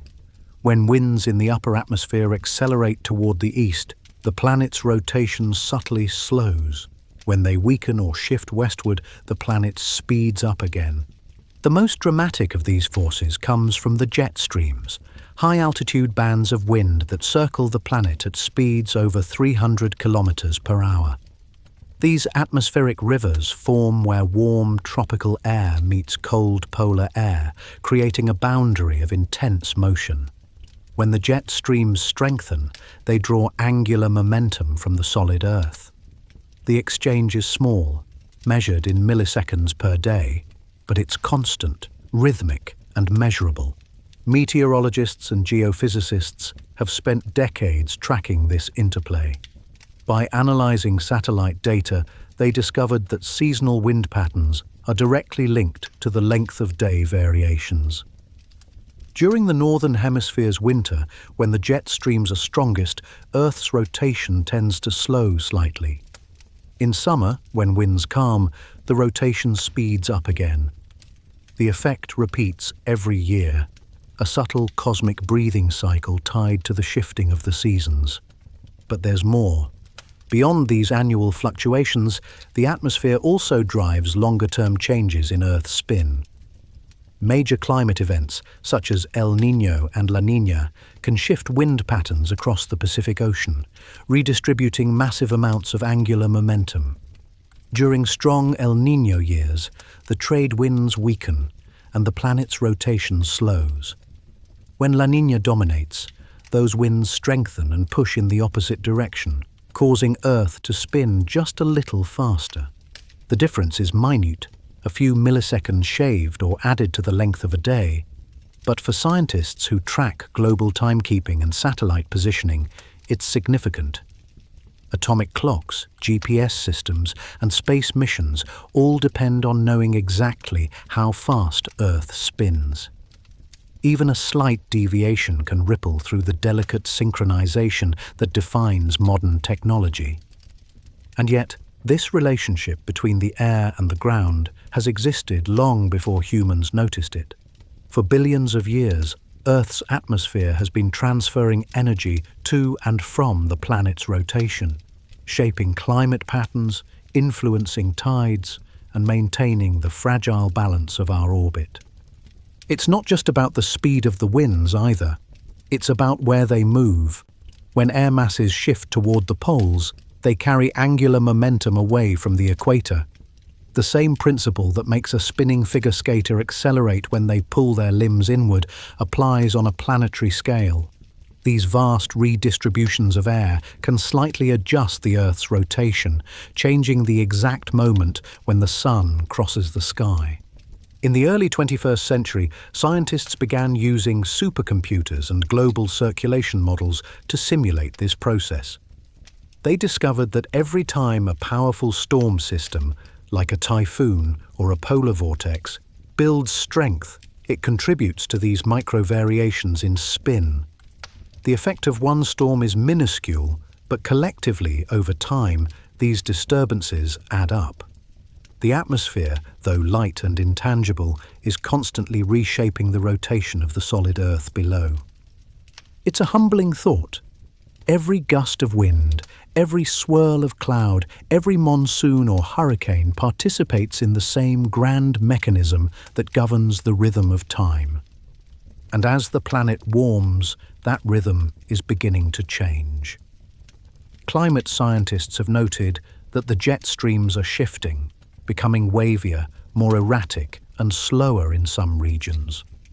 The once stable boundaries between air masses are breaking down, altering weather patterns across the globe. If these atmospheric changes persist, they may also subtly affect the planet's rotation speed over the coming decades. In 2020, data showed that Earth experienced its shortest days in modern history, spinning faster than at any time in the previous half-century. Scientists traced part of this anomaly to shifts in global wind circulation influenced by changes in atmospheric pressure linked to climate variability. The winds, it seems, are writing new rhythms into the fabric of time. But even these rapid changes are small on a human scale. Too subtle to feel, too gradual to notice without the precision of atomic clocks. The day doesn't suddenly become shorter or longer in any perceivable way. Instead, it's the cumulative effect, the slow, almost poetic adjustment of a living world maintaining equilibrium through motion. In a way, the Earth itself is always correcting, adjusting its spin, redistributing energy, seeking balance between the push of the winds and the pull of gravity. Each breath of the atmosphere keeps the planet's rotation alive, steady, and harmonious. When you look up and watch the clouds drift or feel the wind brush against your face, you're feeling part of that planetary machinery. A vast, unseen system that not only carries weather and warmth, but also quietly keeps the world turning on time. The wind has always been a messenger, ancient, invisible, and alive. It has carried seeds across continents, shaped deserts, carved cliffs, and guided the migrations of birds and people alike. Yet now, In the age of climate transformation, the winds are speaking in new tones. Their rhythms are shifting. The planet's great atmospheric engine, once balanced by predictable cycles, is changing its pulse. And that change is beginning to reach all the way down to the planet's spin. Scientists are watching patterns unfold that have no precedent in recorded history. Jet streams are wandering farther north and south than ever before. Tropical storms are forming in unexpected regions. The polar vortices that once remained locked over the Arctic are breaking apart, spilling icy air across lower latitudes. These events don't just disrupt weather, they alter the distribution of mass in the atmosphere, which means they can subtly change the Earth's rotation. The principle behind it remains elegant and universal. Angular momentum must be conserved. When air masses shift toward the poles, Earth speeds up slightly. When they move toward the equator, it slows down. The same laws that govern spinning tops and galaxies also apply to our living world. But what's different now is the scale of the changes. In the past, atmospheric momentum varied in relatively stable cycles, linked to seasons, solar patterns, and natural oscillations like El Niño and La Niña. But as global temperatures rise, those boundaries are blurring. Warmer oceans mean more evaporation, more heat energy, and stronger winds. That extra momentum doesn't disappear. It gets transferred, redistributed, and sometimes stored within the Earth's rotational system. It's as if the planet itself is adjusting its posture in response to the changing air above it. When scientists at the International Earth Rotation Service began tracking the planet's spin through millisecond-accurate measurements, they discovered something startling. After decades of gradually slowing, the Earth began to spin faster, starting around 2016. Days became shorter, not by much, but enough to measure. Some days in 2020 were nearly 1.5 milliseconds shorter than the standard 86,400 seconds we define as a full day. For the first time in history, researchers discussed the possibility of a negative leap second, removing 1 second from official timekeeping to keep atomic clocks aligned with the planet's rotation. It was a reminder that even in our era of technology and precision, we still follow the motion of the world beneath our feet. The cause of this acceleration remains complex, but atmospheric circulation, particularly shifts in the jet streams and trade winds, is one of the leading suspects. These winds, charged with extra energy from global warming, are transferring momentum between the atmosphere and the solid Earth at rates that fluctuate faster than scientists once thought possible. At the same time, the melting of polar ice adds another layer of complexity. When massive ice sheets melt, the water redistributes toward the equator, increasing the planet's moment of inertia, a measure of how mass is spread relative to its axis of rotation. That tends to slow the Earth down, counteracting the speeding effect of the winds. The result is a tug-of-war between two planetary forces, the heat-driven acceleration of the atmosphere and the melt-driven deceleration from the oceans.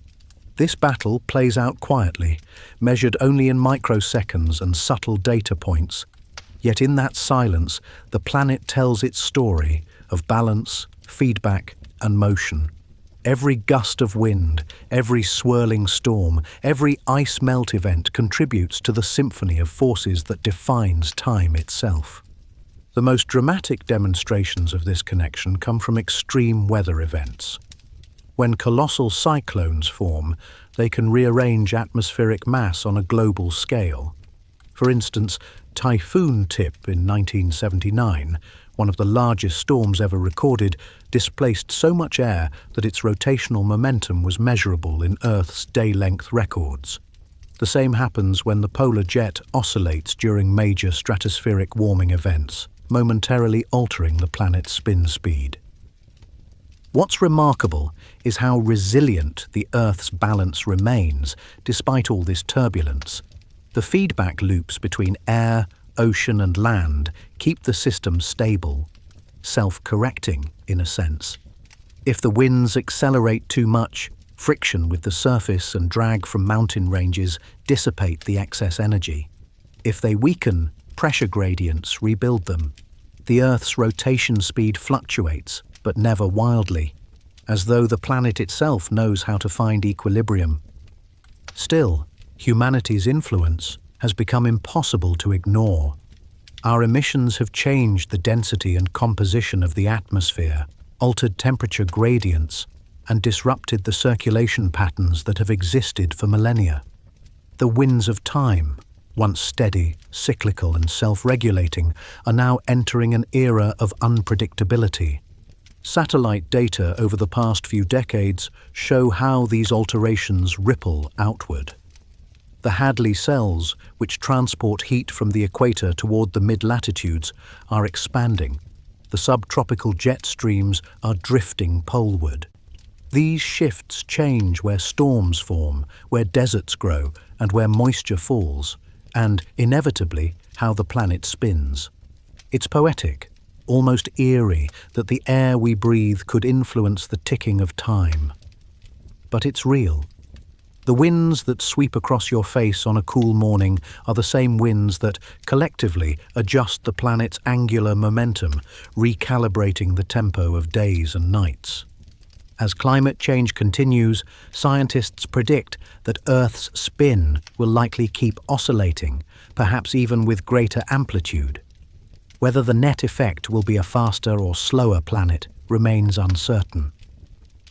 What is certain is that the winds, those ceaseless, shifting rivers of air, are no longer mere weather. They are part of a deeper planetary conversation, one that connects our atmosphere, our oceans, our molten heart, and our shared moment in time.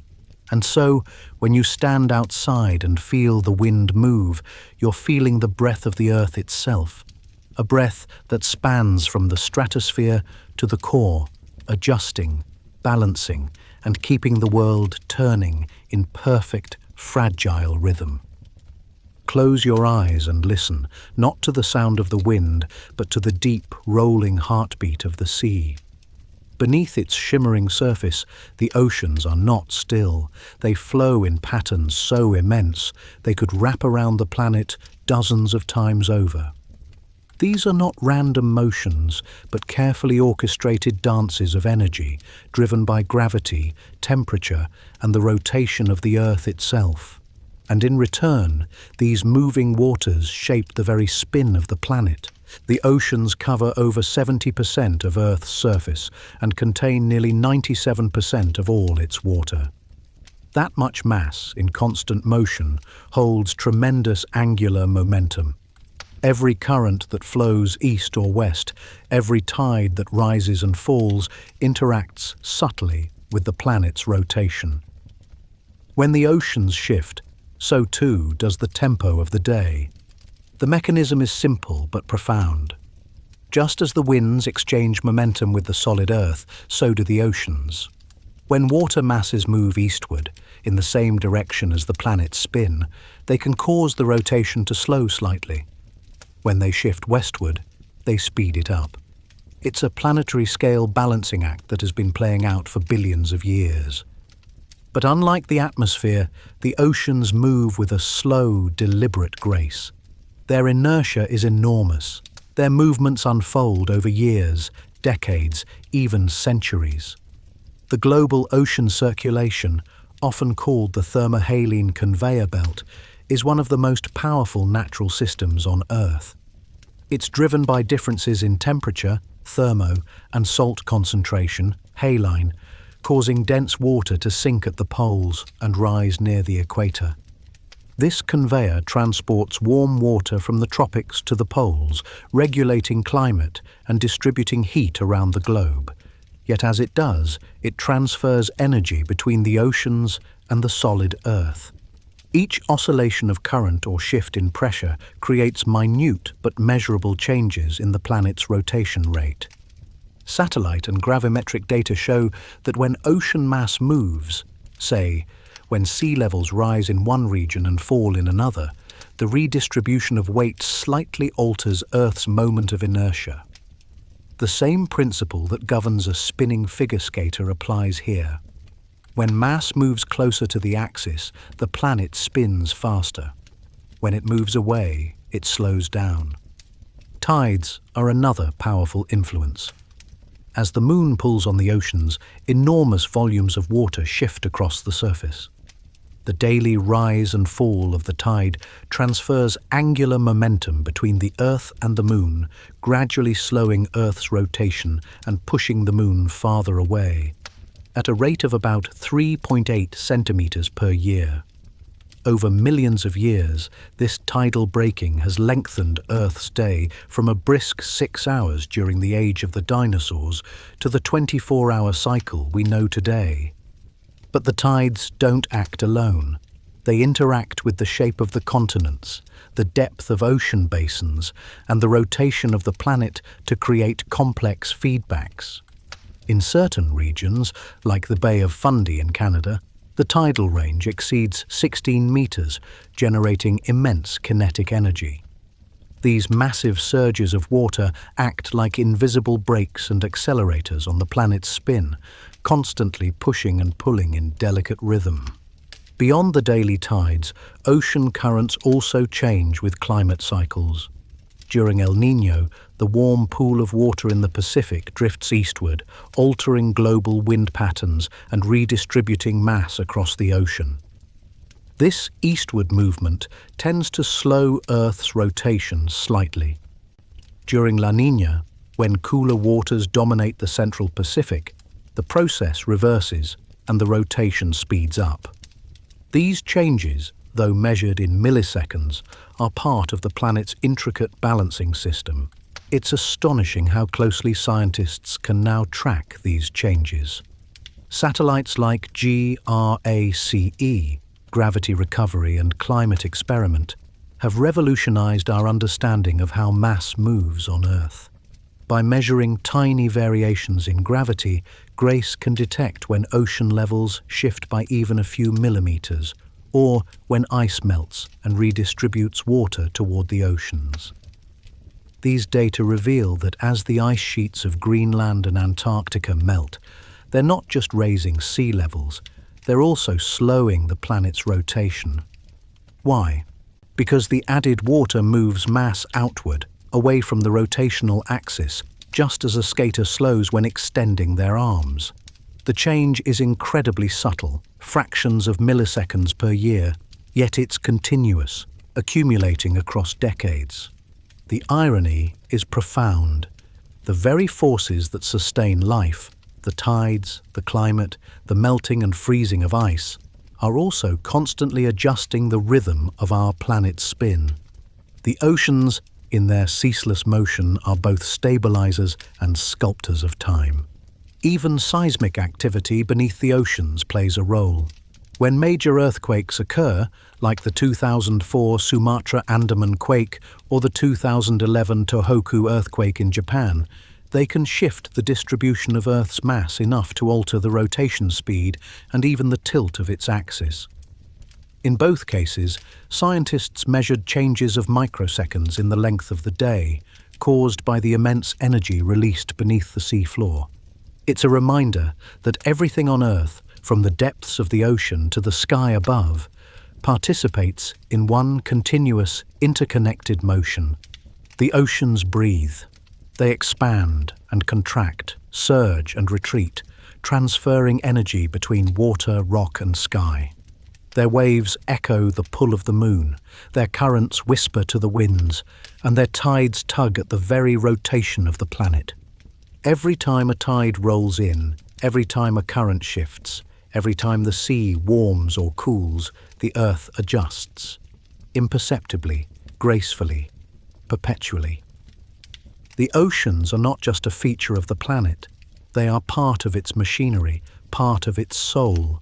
And as the climate changes and their patterns evolve, they will continue to write their quiet signature across the turning of the world. The ocean is not only a mirror of the sky, it is a memory of the planet's past and a warning of its future. Beneath its shimmering surface lies a story written in motion, a slow planetary script that tells how the seas have guided and continue to guide the turning of the Earth. Today, that story is changing. The once steady cycles of temperature and flow are becoming unpredictable. Glaciers are melting, polar ice sheets are thinning, and sea levels are rising at an accelerating pace. The shape and mass of the oceans, and therefore the distribution of weight around the planet, are shifting before our eyes. Every ton of melting ice doesn't just raise the sea, it also moves mass outward, away from the planet's axis of rotation. This subtle redistribution affects Earth's moment of inertia, the same principle that governs how a spinning object maintains its speed. When the mass moves outward, the spin slows. It's the same reason a figure skater spins faster when pulling their arms in and slower when extending them. The Earth is that skater, and right now it's slowly stretching outward.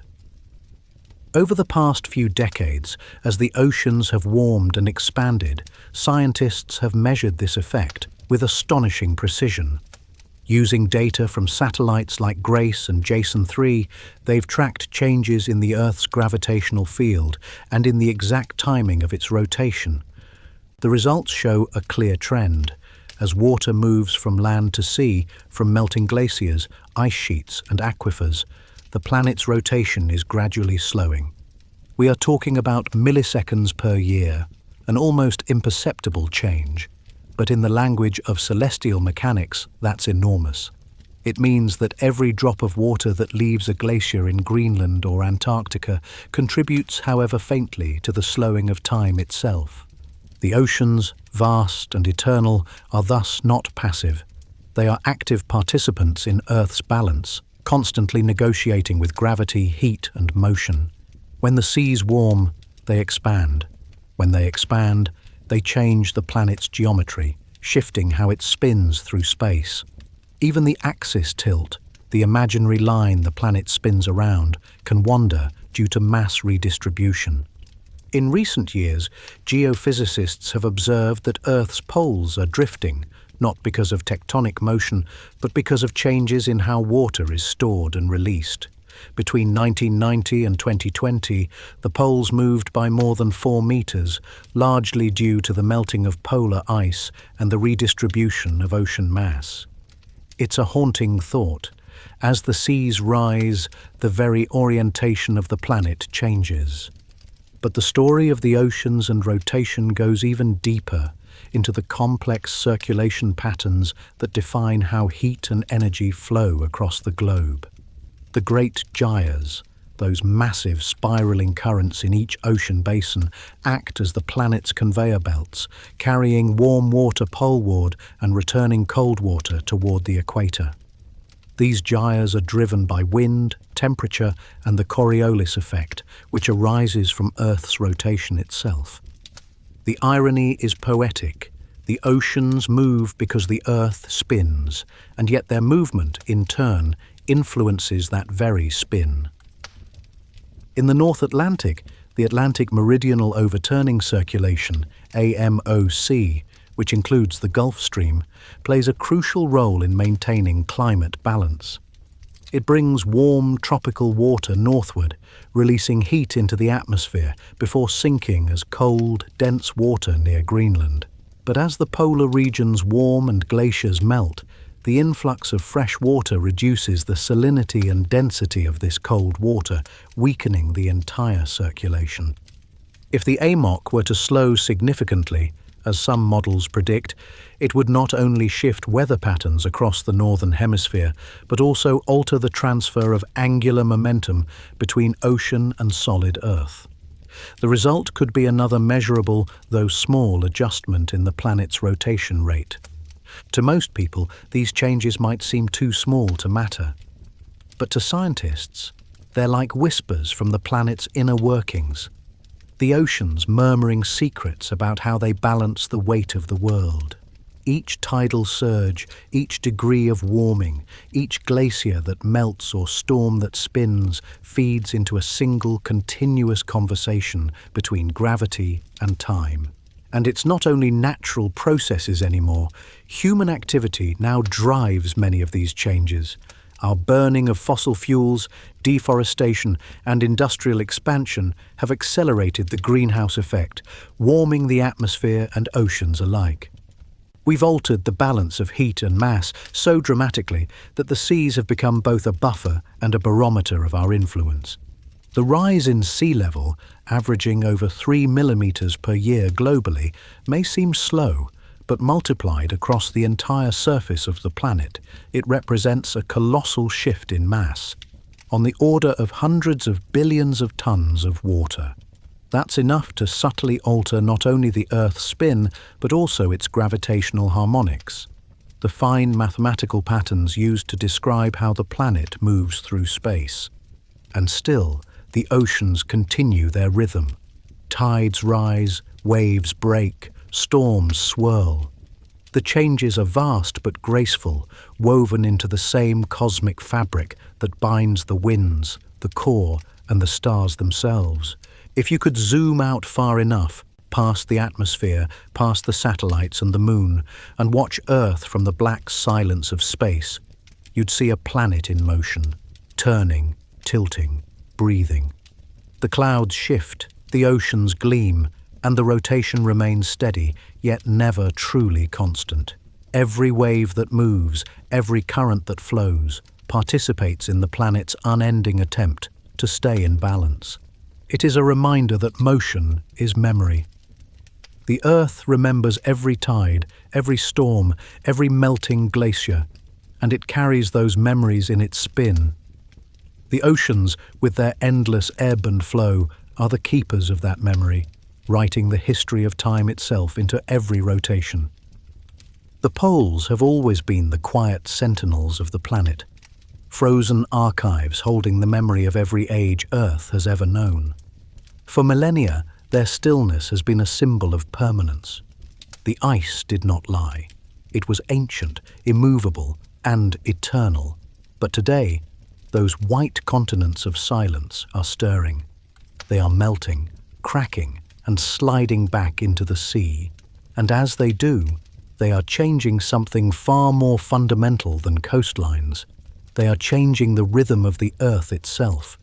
Every glacier, every sheet of ice that carves into the ocean carries mass, and that mass is motion. When the ice melts, the water doesn't just vanish. It redistributes, spreading across the oceans and away from the poles. And that redistribution is enough to alter how our planet spins. It's a delicate, invisible choreography, the movement of billions of tons of water, shifting Earth's balance like a dancer adjusting her posture mid-spin. When scientists talk about polar motion, they're referring to this subtle yet powerful effect. The poles are wandering, tracing tiny looping paths across the surface of the planet, not because the Earth is wobbling like a top, but because the weight of the ice, once centered and balanced, is being released unevenly. The loss of ice in Greenland, Antarctica, and mountain glaciers across the world acts like a moving weight on a spinning sphere. The result? A slow, steady drift of the poles and a measurable change in rotation speed. Recent measurements from NASA's GRACE and GRACE-FO satellites show that between 2003 and 2016 alone, the redistribution of water caused by melting glaciers shifted the Earth's poles by nearly 4 centimeters per year. Over decades, that adds up to meters of movement. The North Pole is no longer where it used to be. It's migrating toward the 60th meridian east, toward Russia. And behind this quiet motion lies a cascade of consequences. A slower rotation means slightly longer days, though only by fractions of milliseconds. Yet these tiny differences ripple through everything that relies on precise timekeeping, from GPS satellites and navigation systems to astronomical observations. Even the International Earth Rotation and Reference Systems Service, IERS, has to occasionally insert a leap second into our global clocks to keep human time in sync with planetary time. But beyond the science, there's something poetic in this. The idea that our planet, our very concept of a day, is being rewritten by the melting of ancient ice. When we think of glaciers, we tend to imagine them as static, silent monuments. But in truth, they are in constant motion. They flow like rivers, grinding mountains, reshaping valleys, whispering their slow descent toward the sea. Now, accelerated by warming air and water, those rivers of ice are surging faster than ever before. Greenland alone is losing around 250 billion tons of ice per year, an amount so vast it defies imagination. Antarctica, once thought too cold to be affected quickly, is now contributing an additional 150 billion tons annually. Combined, that's enough to raise global sea levels by nearly 1 millimeter each year. But the story doesn't stop at the water's edge. That shift in mass also subtly tugs on the planet's equilibrium. Think of the Earth as a living gyroscope. The faster it spins, the more stable it becomes. But when mass shifts unevenly, when ice melts from one region faster than another, the stability falters. The rotation tilts ever so slightly. The poles drift, the axis wobbles, the spin slows. And yet this slowing isn't constant. Paradoxically, while melting ice tends to slow the rotation, other processes, like core mantle interactions and glacial rebound, can speed it up again. The Earth is not simply slowing or quickening, it's breathing, oscillating between states of balance and imbalance.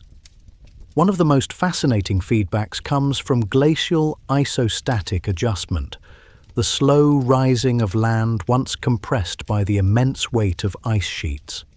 As those ancient sheets melt, the crust begins to rebound upward, redistributing mass once more. This rebound actually moves material closer to the rotation axis, slightly speeding up the spin. So, in a strange twist, the melting that once slowed the planet may, in the distant future, help it recover its pace. But for now, the balance is fragile. The Arctic, long considered the air conditioner of the planet, is warming nearly 4 times faster than the global average. Permafrost is thawing, releasing methane and carbon dioxide. Ice albedo feedback, the process where reflective ice is replaced by dark ocean water that absorbs heat, accelerates the warming further. Each degree lost to melt sets off another cycle of transformation, feeding into the global system that governs not just weather and climate, but the very heartbeat of Earth's spin. For indigenous communities living near the poles, the change is not theoretical, it is immediate. Seasons that once arrived with reliable rhythm now come unpredictably. The auroras seem to shift in timing and intensity. The sun rises and sets at slightly altered intervals, subtly out of sync with ancestral calendars that once aligned perfectly with the motion of the sky. To them, the change is not measured in milliseconds, but in memory. And perhaps that's the truest measure of all, that a planet's motion can be felt not only by satellites or atomic clocks, but by the people who have watched its sky for generations. Deep beneath the ice, where ancient bubbles of atmosphere are trapped in frozen time, scientists continue to drill and measure, reading Earth's diary page by page. They find patterns, spikes of carbon, traces of soot, layers of volcanic ash, each a timestamp in the planet's long memory. Those layers tell a story of cycles, of warming and cooling, of collapse and recovery. But none of those natural cycles have ever been as rapid as what we're seeing now. For billions of years, the Earth has spun steadily, adjusting gracefully to its own internal rhythms. But in the Anthropocene, this new human-dominated epoch, the spin has become a mirror of our impact. The hidden tides of ice are no longer silent. They are speaking, reshaping not only the surface of the world, but the invisible mechanics that govern time itself. The ice speaks in frequencies we can't hear, groans beneath pressure, cracks that echo through ancient valleys and sighs that ripple through the ocean depths. But to those who study it, every sound is a message. Glaciologists call it cryoseismology, the study of the Earth's trembling voice as the frozen world fractures and melts. And in those vibrations, they've discovered something haunting. The planet's pulse is quickening. Each surge of meltwater rushing beneath glaciers lubricates their bases, speeding their journey toward the sea. Every collapse of an ice shelf adds momentum to a process once thought to unfold only over millennia. Antarctica's great shelves, once considered stable, now creak and carve under the strain of rising temperatures and warmer currents. The Larsen B shelf, once the size of Rhode Island, disintegrated in a matter of weeks. In Greenland, fjords once sealed by ice now stretch open like wounds, pouring billions of tons of fresh water into the Atlantic every year. The more the ice melts, the more water shifts, and the more the Earth's spin adjusts. This is not poetic exaggeration, it's measurable physics. The planet's rotation, once thought immutable, is revealing its sensitivity to every subtle redistribution of mass. The melting poles act like moving weights, altering the Earth's inertia, nudging its orientation by fractions of degrees that cascade through climate and time. It's strange to think that time itself, our definition of a day, is being rewritten by rivers of meltwater. Yet atomic clocks confirm it. The rotation is not perfectly uniform. It wobbles, stutters, and occasionally accelerates in ways that once baffled scientists. Now, as we map ice loss with satellites and sensors, the connection becomes clear. The planet's heartbeat is synced with its cryosphere. What's even more unsettling is that this isn't just a polar phenomenon anymore. The Himalayas, the Andes, the Alps, all are shedding ice at record rates. Each mountain glacier acts as a miniature counterpart to the polar sheets, contributing to the global rebalancing act. Their combined melt influences ocean circulation, sea level, and even atmospheric pressure systems that feed back into rotational dynamics. In effect, the Earth's spin is being rewritten from the top down, one glacier, 1 degree, one drop at a time. But this isn't the first time our planet has changed its rhythm. During the last ice age, vast glaciers covered much of the northern hemisphere. The enormous weight of that ice depressed continents by hundreds of meters. When it melted, the land began to rebound, a process still happening today. This glacial rebound continues to redistribute mass from poles toward the interior, slightly quickening the planet's spin. We're living in the overlap between these two opposing forces, modern melting slowing the Earth and ancient rebound trying to speed it back up. It's a planetary tug-of-war, one that makes the timing of each day, literally, a negotiation between water and rock. Yet there's another layer, one even deeper and older. Beneath the crust lies the mantle, a slow-moving sea of molten rock that circulates over millions of years. As it shifts, it pushes continents, raises mountains, and reshapes ocean basins.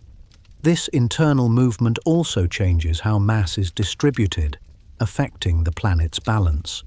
Combine this with the fluid motion of the outer core, the region responsible for generating Earth's magnetic field, and you get a system of immense complexity where every element of the planet, from iron to ice, contributes to its spin. That's why the melting of ice isn't isolated. It resonates through the entire structure of the planet. When Antarctica sheds billions of tons of ice, the crust beneath it rebounds, the mantle beneath that adjusts, and even the rotation responds. The feedback loops extend from the smallest molecular shifts in water to the grand mechanics of planetary motion. But what happens when the tipping point is reached? When the balance between slowdown and rebound breaks? Models suggest that as more ice melts, The redistribution of mass could alter the Earth's axial tilt by a measurable fraction of a degree over centuries. It might sound small, but that's enough to influence climate zones, shift ocean currents, and even adjust where sunlight falls most directly across the seasons. The Arctic could warm faster, monsoon patterns could drift, and regions long stable could find themselves under new skies. Human civilization has always synchronized itself to the planet's rotation, to the rise and fall of the sun, to the predictability of seasons, to the comfort of constancy. But constancy is an illusion. The Earth has always been alive, shifting, breathing, evolving. We just didn't notice until our technology became sensitive enough to measure it, and our influence powerful enough to accelerate it. If you listen closely, the data tells a story not of chaos, but of transition. Satellites whisper of shifting gravity fields. GPS arrays track continental drift in millimeters. Ocean buoys record swelling tides that rise higher than they did a decade ago. The ice cores and sea sediments show echoes of the past, the ghost signatures of ancient melts and sudden warmings. And they all lead to the same conclusion.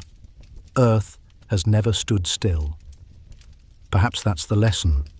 We seek stability, but our planet was never built for it. It was born in motion, spinning, wobbling, orbiting, spiraling. And everything that lives upon it is a reflection of that movement. Life itself evolved to adapt to change, to rhythm, to the unending pulse of transformation. As we look toward the future, one thing becomes clear. The melting of the world's ice isn't just an environmental crisis, it's a planetary awakening. The poles are the metronome of the Earth's heartbeat, and as they quicken, so too does the awareness of our place within the system. The tides of ice, once hidden and silent, are now singing loudly enough for us to hear, in data, in storms, in time itself. And as the glaciers retreat, revealing ground unseen for tens of thousands of years, perhaps they're not just uncovering the past, but reminding us of the deep, living connection between motion and memory, between the spin of a planet and the fate of the life it carries.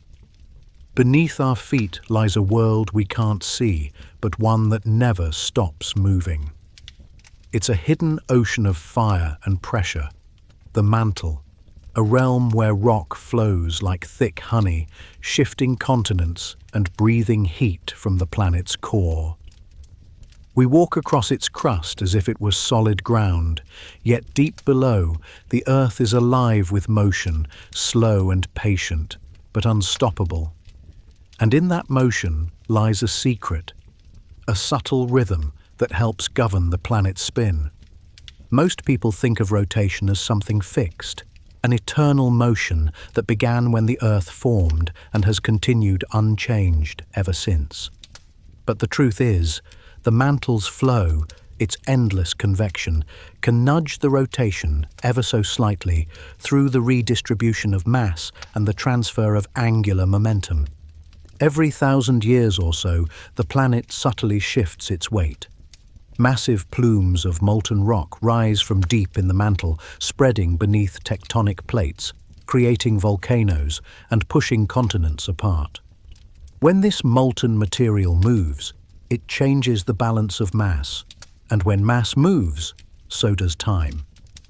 It's a breathtaking idea that the swirl of magma beneath the crust can lengthen or shorten our days. Geophysicists study these internal movements through a network of seismic sensors and gravitational satellites. They've found that the mantle is not uniform. It has dense regions that sink slowly and lighter regions that rise, each altering the planet's center of mass. These shifts happen over tens of thousands of years, yet they accumulate, creating variations in Earth's rotation that we can detect in the modern age. Sometimes, when the mantle's convection patterns change, the rotation accelerates slightly, shortening the day by milliseconds. Other times, as new subduction zones form or mantle plumes rise, the spin slows. To a human, these changes are imperceptible. but to the planet, to its internal clock, they are significant. At the heart of it all is the dance between the mantle and the core. The outer core, composed of liquid iron and nickel, spins at a slightly different rate than the solid inner core. This difference creates powerful magnetic currents, generating the geomagnetic field that shields our planet from cosmic radiation. But this dynamic also produces friction, a coupling between core and mantle that can either slow or speed the surface rotation, depending on how energy flows between them. Over time, the magnetic field itself drifts, wobbles, and sometimes even flips entirely. Each of these changes corresponds to adjustments deep in the mantle core system, adjustments that subtly alter the length of a day. The last major reversal, about 780,000 years ago, was likely tied to large-scale mantle upwellings that not only changed the field, but also redistributed mass within the Earth. It's astonishing to think that a compass needle on the surface, trembling toward magnetic north, is ultimately reacting to the same processes that fine-tune our planet's rotation. Yet there's something even deeper at work. Something almost musical. Scientists describe the mantle as having normal modes of oscillation, standing waves that vibrate through the planet after massive earthquakes.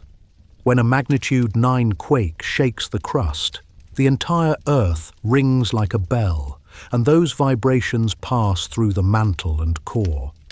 These waves decay slowly, sometimes over weeks, but while they last, they can slightly modulate the planet's spin rate.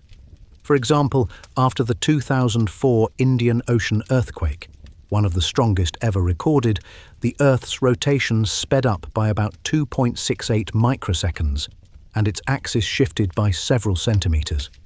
The effect was minute but measurable, a reminder that the ground beneath us is never truly still. In this way, the mantle serves as the heartbeat of the deep Earth, pulsing energy from the core outward and mediating how that energy shapes the rotation above.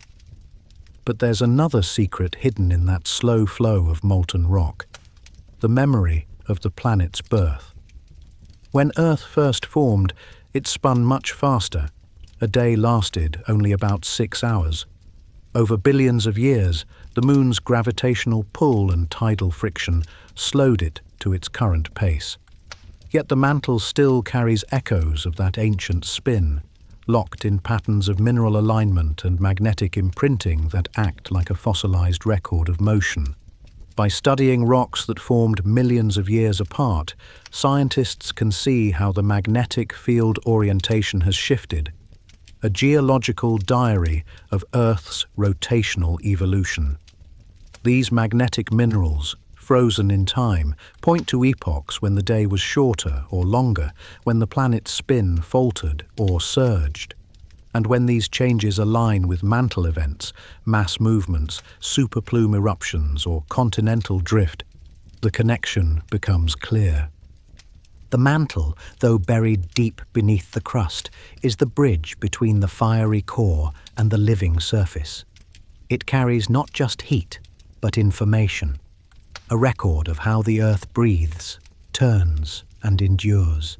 Its slow convection drives plate tectonics, recycles carbon through volcanoes, and balances the world's mass with quiet persistence. And like the ice above or the tides that pull the seas, it too participates in the dance of time. When we think about the changing rotation of Earth, we often look up to the stars, to the moon, to the tides. But the truth lies down, deep in the molten layers of the planet, where time itself seems to move slower, yet where every cycle of heat and motion echoes upward to the surface. The mantle's secret pulse is a reminder that stability is an illusion. Beneath every mountain range, beneath every ocean floor, there's movement, relentless, ancient, and alive. The continents we call home are just rafts drifting on a fiery sea, and that sea, in turn, steers the rhythm of our spinning world. Deep within the planet's interior, where light has never reached and pressure would crush any living thing, lies a world that governs our own. It is a place of molten metal and liquid fire, the outer core spinning, swirling, and shifting beneath the mantle.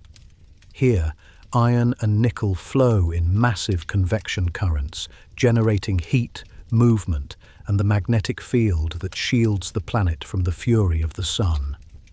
But the motions of this unseen ocean do more than shape magnetism. They breathe life into the Earth's spin itself. Scientists have long suspected that the interaction between the core and mantle is one of the planet's most profound balancing acts. Like gears in a cosmic machine, the two layers exchange angular momentum, the same physical quantity that governs a skater's spin or a planet's orbit. When energy flows freely between them, the Earth's rotation remains stable. When the flow falters or shifts, the rhythm of the planet changes. Recent studies using seismic wave analysis and supercomputing models suggest something remarkable. The inner core may rotate at a slightly different speed from the rest of the planet. In some decades, it moves a bit faster. In others, it slows or even reverses direction relative to the mantle. These subtle variations, sometimes just fractions of a degree per year, ripple outward, influencing the Earth's overall rotation rate. Imagine it, a massive, solid iron sphere the size of the moon, drifting within a sea of molten metal, turning just a little faster or slower than the surface we live on. Each movement within that buried heart shifts the balance of the entire world. The evidence comes from decades of seismic data, the echoes of earthquakes traveling through the core. Tiny changes in how those waves arrive reveal the inner core's changing spin. Between the 1970s and early 2000s, for example, seismic records suggested that the inner core had been rotating slightly faster than the mantle. But in the last decade, new data hints that it may have slowed down, even pausing or rotating backward. The effect on the surface is infinitesimal, measured in milliseconds of time lost or gained per year. Yet it's enough to alter the precise ticking of atomic clocks. Each subtle shift in the deep Earth corresponds to a pulse in the length of our days. This discovery blurs the boundary between geology and timekeeping. It means the planet has an internal rhythm, a heartbeat buried thousands of kilometers beneath the crust, a slow, steady oscillation that breathes through millennia. The Earth is not merely spinning, it is pulsing, responding to its own internal cycles of heat, gravity, and magnetism. But the story doesn't end there. As molten iron circulates within the outer core, it creates electrical currents. Those currents generate magnetic fields, which in turn interact with the mantle above. The magnetic field is not fixed. It drifts, stretches, and sometimes collapses altogether in a phenomenon known as a magnetic reversal. Throughout Earth's history, these reversals have happened hundreds of times. The last one, the Brunhes-Matuyama reversal, occurred roughly 780,000 years ago. During such an event, the magnetic north and south poles trade places. For thousands of years, the field weakens, exposing the planet to higher radiation from space before reforming with opposite polarity. What's fascinating is that magnetic reversals seem to coincide with large-scale mantle convection changes. When heat flow between the core and mantle reorganizes, it alters the structure of the dynamo that powers the magnetic field, and potentially the speed at which the Earth spins. It's as if the planet, in the midst of recharging its internal engine, adjusts its tempo for stability. Recent measurements have shown that the magnetic North Pole has been racing across the Arctic, moving from Canada towards Siberia at nearly 60 kilometers per year. This drift may be a prelude to another reversal, or it could simply reflect fluctuations in the molten flow beneath. Either way, it demonstrates how intimately the deep interior is connected to the surface world. how unseen forces in molten iron can shift the compasses in our hands and even the clocks on our walls. To scientists like Dr. Wei Jiang, a geophysicist at Peking University, this connection represents a deeper truth. Every movement in the core, she once said, is written somewhere in the timing of a day. As the outer core moves, it transfers angular momentum to the mantle through electromagnetic coupling, a kind of invisible tether linking the two. When energy builds up in the molten currents, the planet may spin slightly faster. When that energy dissipates, the spin slows. These fluctuations are cyclical, tied to the ebb and flow of the magnetic field and the long-term heat flow from the core to the mantle. It's a breathtaking vision. The Earth as a colossal gyroscope of fire and stone, its motion guided not just by gravity or the moon's pull, but by the fluid dance of metals thousands of kilometers below. Over millions of years, this deep exchange has likely influenced everything from continental drift to climate stability. Even slight changes in rotation can alter how sunlight is distributed, subtly shaping wind patterns, ocean currents, and the length of the seasons. The Earth's interior doesn't just power volcanoes or earthquakes, it sets the tempo for life itself. And yet, we are only beginning to listen. Seismic waves, satellite readings, and magnetic sensors now form a vast global observatory that allows us to monitor the heartbeat of the planet in near real time. Through these instruments, we can see the core's whispers, the faint tremors that mark its rotations, the gentle wobbles that tweak our days. It's humbling to realize that while we look to the heavens for understanding, the greatest mystery still lies beneath us. The mantle and core, unseen, ancient and alive, are the deep engines that keep the Earth turning. Perhaps the secret pulse of the mantle isn't just mechanical.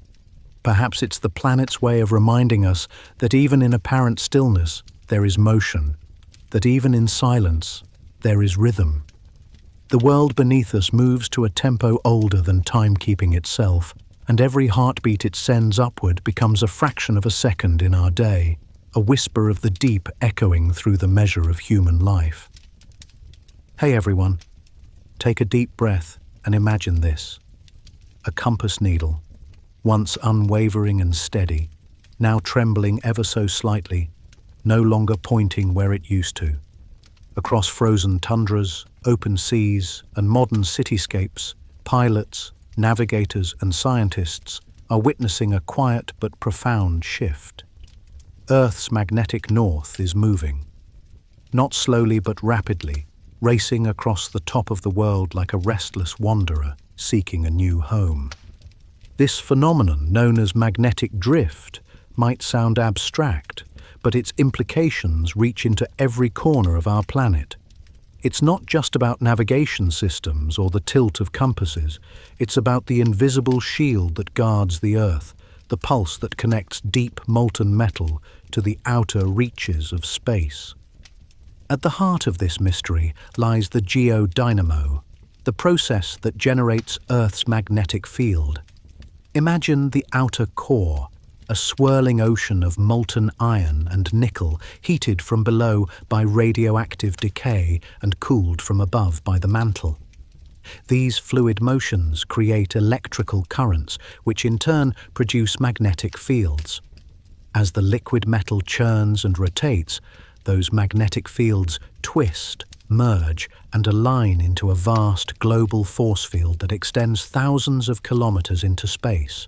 It's this magnetic field, the magnetosphere, that protects us from the relentless solar wind, streams of charged particles from the sun that could strip away our atmosphere and make the planet uninhabitable. Without it, Earth would resemble Mars, a barren, airless world.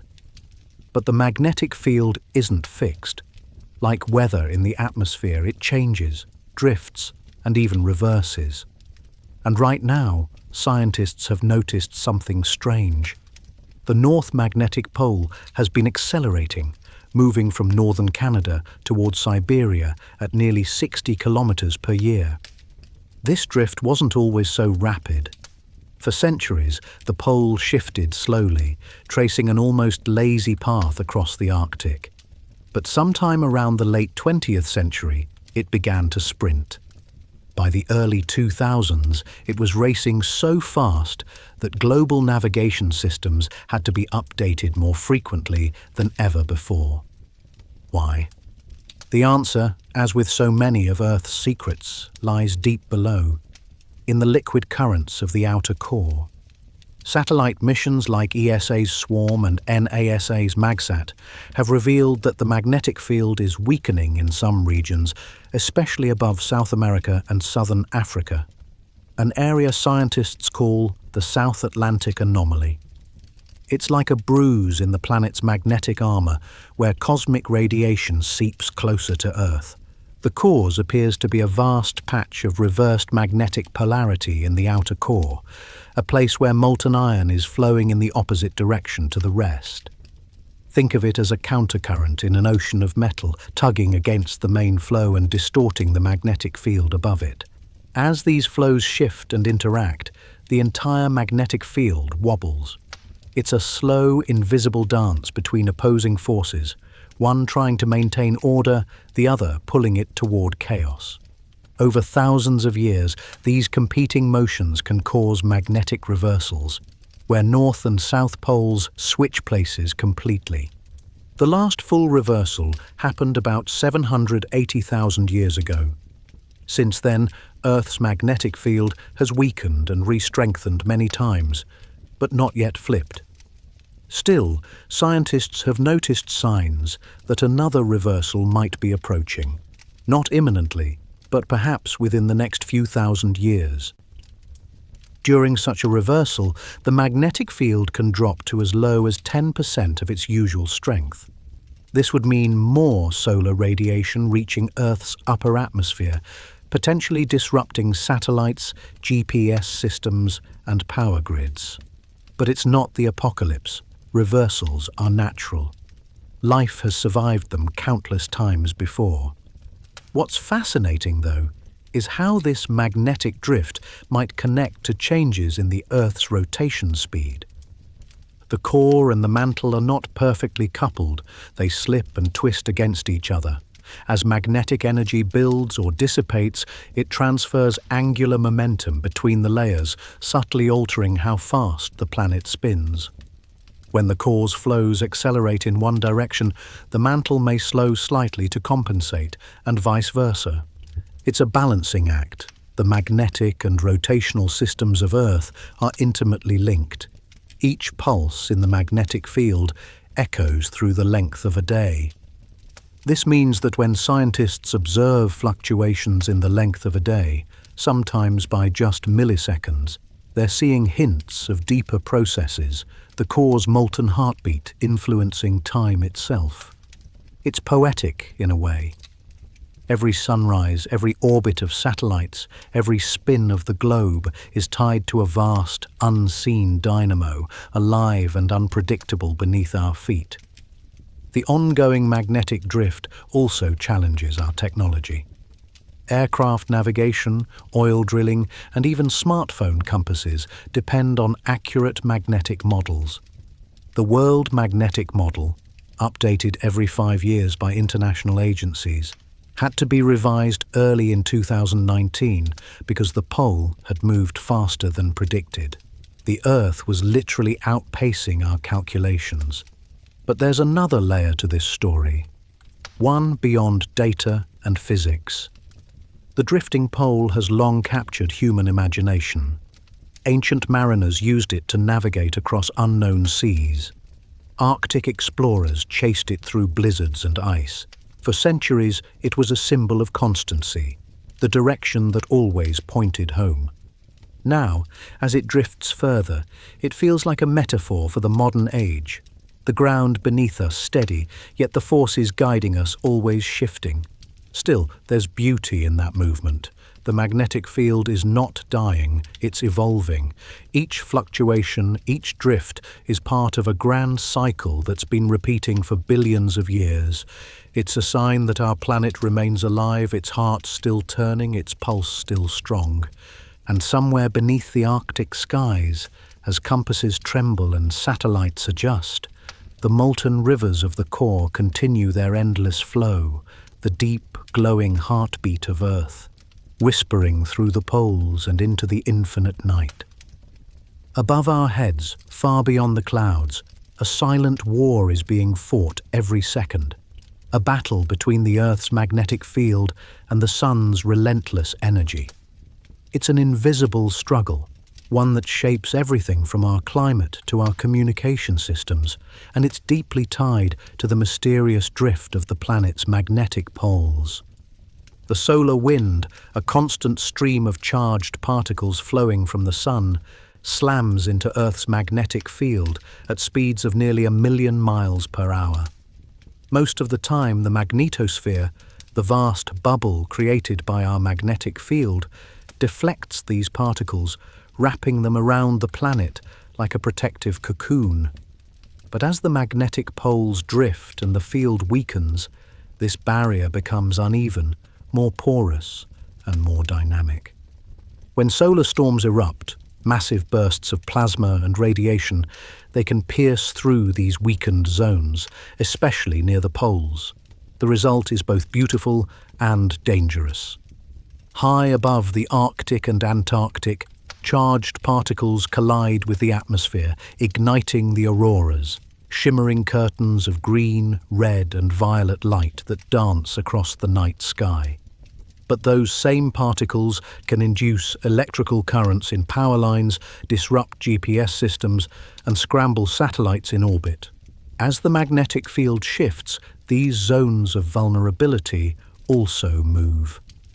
The auroral ovals, the regions where northern and southern lights appear, have been slowly migrating with the magnetic poles. In other words, the drifting field doesn't just change compass directions, it alters where the sky itself glows. But what many people don't realize is that these electromagnetic battles in the upper atmosphere also have a subtle influence on the Earth's rotation. When solar storms strike, they inject energy into the ionosphere, a layer of charged particles high above the surface. This layer interacts directly with the magnetic field, and when its electrical currents fluctuate, they generate atmospheric torque, tiny but measurable forces that can slightly speed up or slow down the planet's rotation.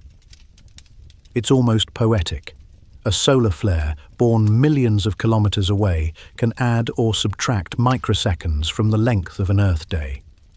It's a cosmic handshake between the Sun and our world, transmitted through invisible magnetic lines. Recent data from the European Space Agency's swarm satellites show that fluctuations in the magnetosphere correspond to changes in Earth's angular velocity. When geomagnetic storms intensify, the atmosphere expands and redistributes mass, shifting how momentum is shared between layers of air, land, and sea.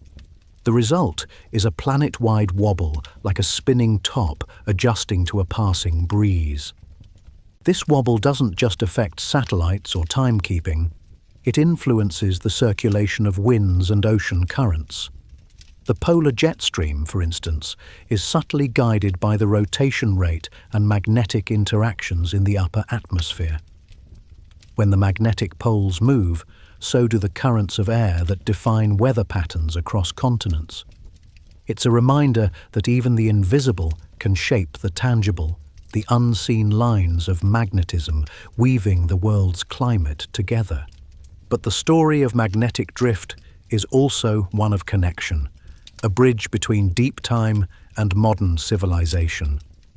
Long before compasses or satellites, ancient humans noticed the strange properties of lodestone, naturally magnetized rock that always seemed to align itself north and south. To early cultures, this was a kind of divine orientation, a cosmic force that ordered the chaos of the world.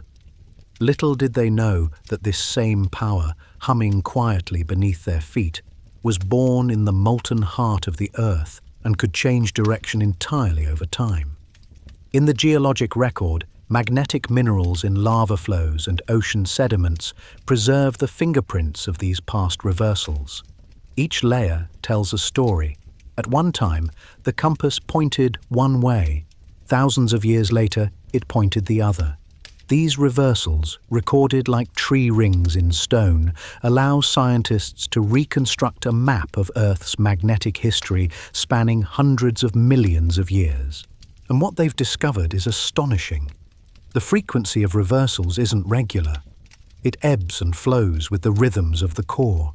Sometimes the field flips every few 100,000 years. Other times, it can go millions of years without change. Each era of stability gives way to chaos, then returns to order, like breath, like heartbeat. Right now, the magnetic field is weakening at a rate of about 5% per century, and the North Magnetic Pole continues its journey toward Siberia.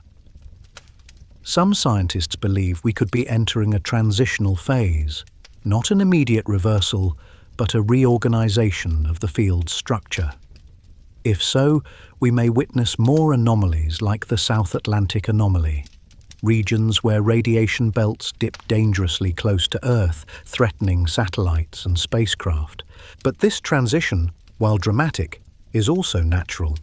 It's part of the living system of the planet, a system that balances itself over vast spans of time. The same molten flows that generate chaos also restore harmony. From a human perspective, it's easy to see these shifts as catastrophic. But to the Earth, they are simply breathing cycles, moments in a billion-year conversation between fire and field. The magnetic drift is not a symptom of decline. It is a sign of vitality. It means the core is still moving, still alive, still creating. Even our technology, fragile though it seems, is learning to adapt. Satellites are being shielded better, compasses recalibrated, navigation systems tied more closely to GPS and inertial guidance than to magnetic bearings. Humanity is adjusting, evolving with the planet's pulse. And through it all, the Earth continues its graceful spin, its magnetic poles wandering like slow-moving stars across the top of the world. The compasses we once trusted shift slightly, our instruments adjust, and yet life continues, guided not by magnetic north, but by our curiosity to understand the forces beneath it. Somewhere in the molten darkness below, rivers of liquid metal churn endlessly, tracing patterns of creation and decay. They whisper through the mantle, rise through the crust, and reach the skies as auroras and storms. A dialogue from the deep earth to the edge of space. So the next time you look up and see the northern lights dancing, remember, those glowing waves are not just light. They are the signatures of Earth's moving heart, the shimmering language of magnetic drift. And in every flicker of green and gold, you can glimpse the story of a planet still alive, still spinning, still in perfect, restless balance with the universe. Hey everyone, welcome back. Take a moment to breathe in deeply, the air that fills your lungs, warm, invisible, electric, is part of a much greater rhythm. Every second the sun exhales, and the earth responds. This exchange, though unseen, is one of the most powerful forces shaping the heartbeat of our planet. Scientists call it solar activity, but you could also call it the breath of the sun. Every 11 years, the sun moves through a cycle, from calm to chaos, from quiet golden serenity to storms that ripple across space. At the peak of this cycle, the sun's surface comes alive with dark sunspots, massive solar flares, and explosive bursts of charged plasma called coronal mass ejections. These storms don't just stay in space. They reach across the void, slamming into Earth's magnetic shield, shaking our upper atmosphere and, incredibly, changing the way our planet spins. When a strong solar storm strikes, it injects tremendous energy into the Earth's ionosphere. This sudden surge expands the atmosphere, increases air density at high altitudes, and changes how momentum is distributed around the globe. Satellites experience drag. The planet's thin outer shell shifts ever so slightly. Even the length of a day can change, by just milliseconds, but enough for atomic clocks to notice. It's one of the most fascinating truths about our world. The sun's heartbeat echoes in the rhythm of our days. Think of it this way. The Earth's rotation is like a cosmic dance, perfectly balanced between gravitational forces, internal energy, and the push and pull of solar radiation. When solar energy increases, the upper atmosphere expands and winds accelerate. This redistribution of mass causes tiny fluctuations in angular momentum, the same principle that makes a figure skater spin faster or slower by extending their arms. The result is a subtle yet measurable change in how quickly Earth turns, and this isn't theory, it's fact.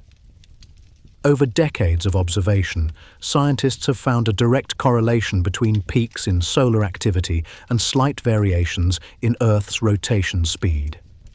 During intense solar maximums, when the sun is most active, the planet's rotation tends to slow ever so slightly. During solar minimums, when the sun is quieter, the rotation stabilizes or even speeds up.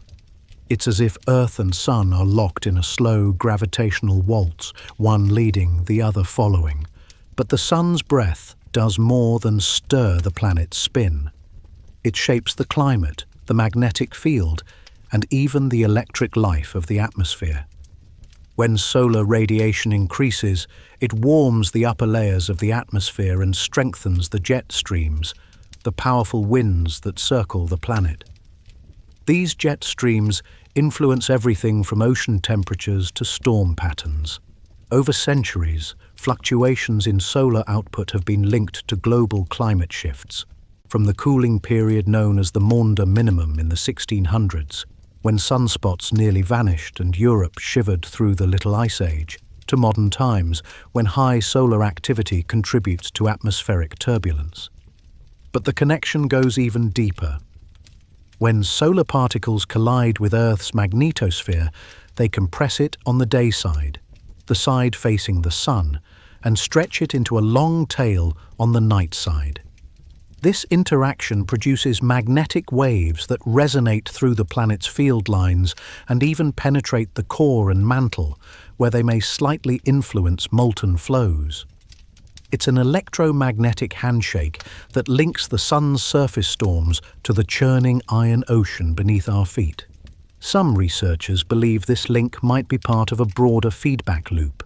Changes in solar wind pressure could affect the Earth's magnetic shielding, which then alters how much energy reaches the ionosphere, which in turn changes the planet's atmospheric circulation, a cascade that ultimately touches everything from ocean tides to tectonic motion. It's humbling, isn't it? The idea that a surge of plasma from a star 150 million kilometers away can ripple all the way through the crust and subtly tweak the spin of our entire planet. But while the sun's power can disrupt satellites, cause radio blackouts, and even trigger auroras that light up the sky, it also plays a vital role in maintaining balance. Without the solar wind constantly buffeting Earth's magnetic field, the magnetosphere would collapse inward and our atmosphere might slowly bleed away into space. The sun's breath, though fierce, is also life-giving. It's the same energy that drives the water cycle, fuels photosynthesis, and paints every sunrise with color. The same photons that warm your face on a bright morning are part of a process that sustains everything alive. Yet, for all its beauty, the sun is unpredictable. In 1859, a massive solar storm known as the Carrington event struck Earth, producing auroras as far south as the Caribbean and frying telegraph systems worldwide. If such an event happened today, it could disable satellites, knock out power grids, and disrupt global communication for weeks. That's why scientists are watching closely as we approach the next solar maximum, predicted around 2025. Early indicators show it might be stronger than expected, meaning more auroras, more interference, and more opportunities to study how the Sun and Earth exchange their cosmic breath. But here's what makes this connection so profound. Every flicker of sunlight, every burst of plasma, every wave of energy that crosses space ties us to the Sun in a delicate dance that has lasted for 4.5 billion years. We orbit it, spin in its light, breathe air it powers, and live in the magnetic cocoon it energizes. The Sun's breath defines the rhythm of life itself, a pulse that beats through oceans, winds, forests, and the rotation of the Earth. So the next time you stand outside and feel sunlight on your skin, remember, that warmth isn't just light. It's motion, it's energy that shapes time. It's the heartbeat of our solar system, reaching across space to keep our world alive, and just slightly spinning faster or slower, in tune with the endless glowing breath of the Sun. If you could look down on Earth from space during a solar storm, you'd see something almost otherworldly.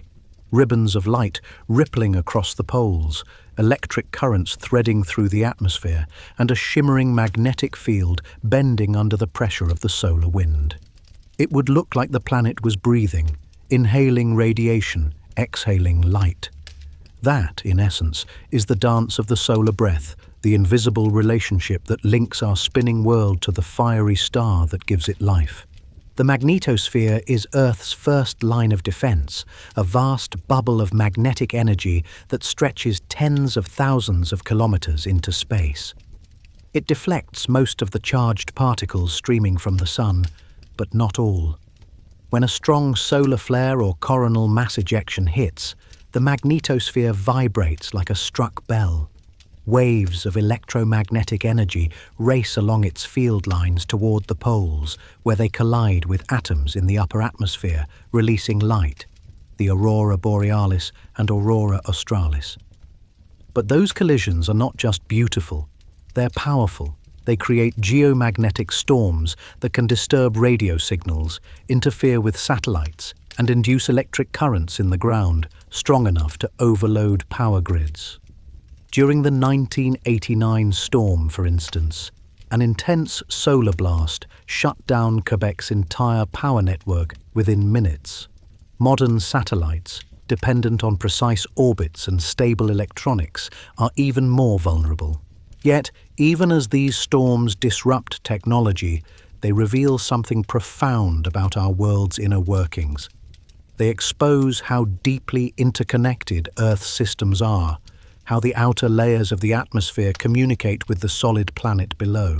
When a solar storm strikes, it injects energy into the ionosphere and thermosphere, heating them dramatically.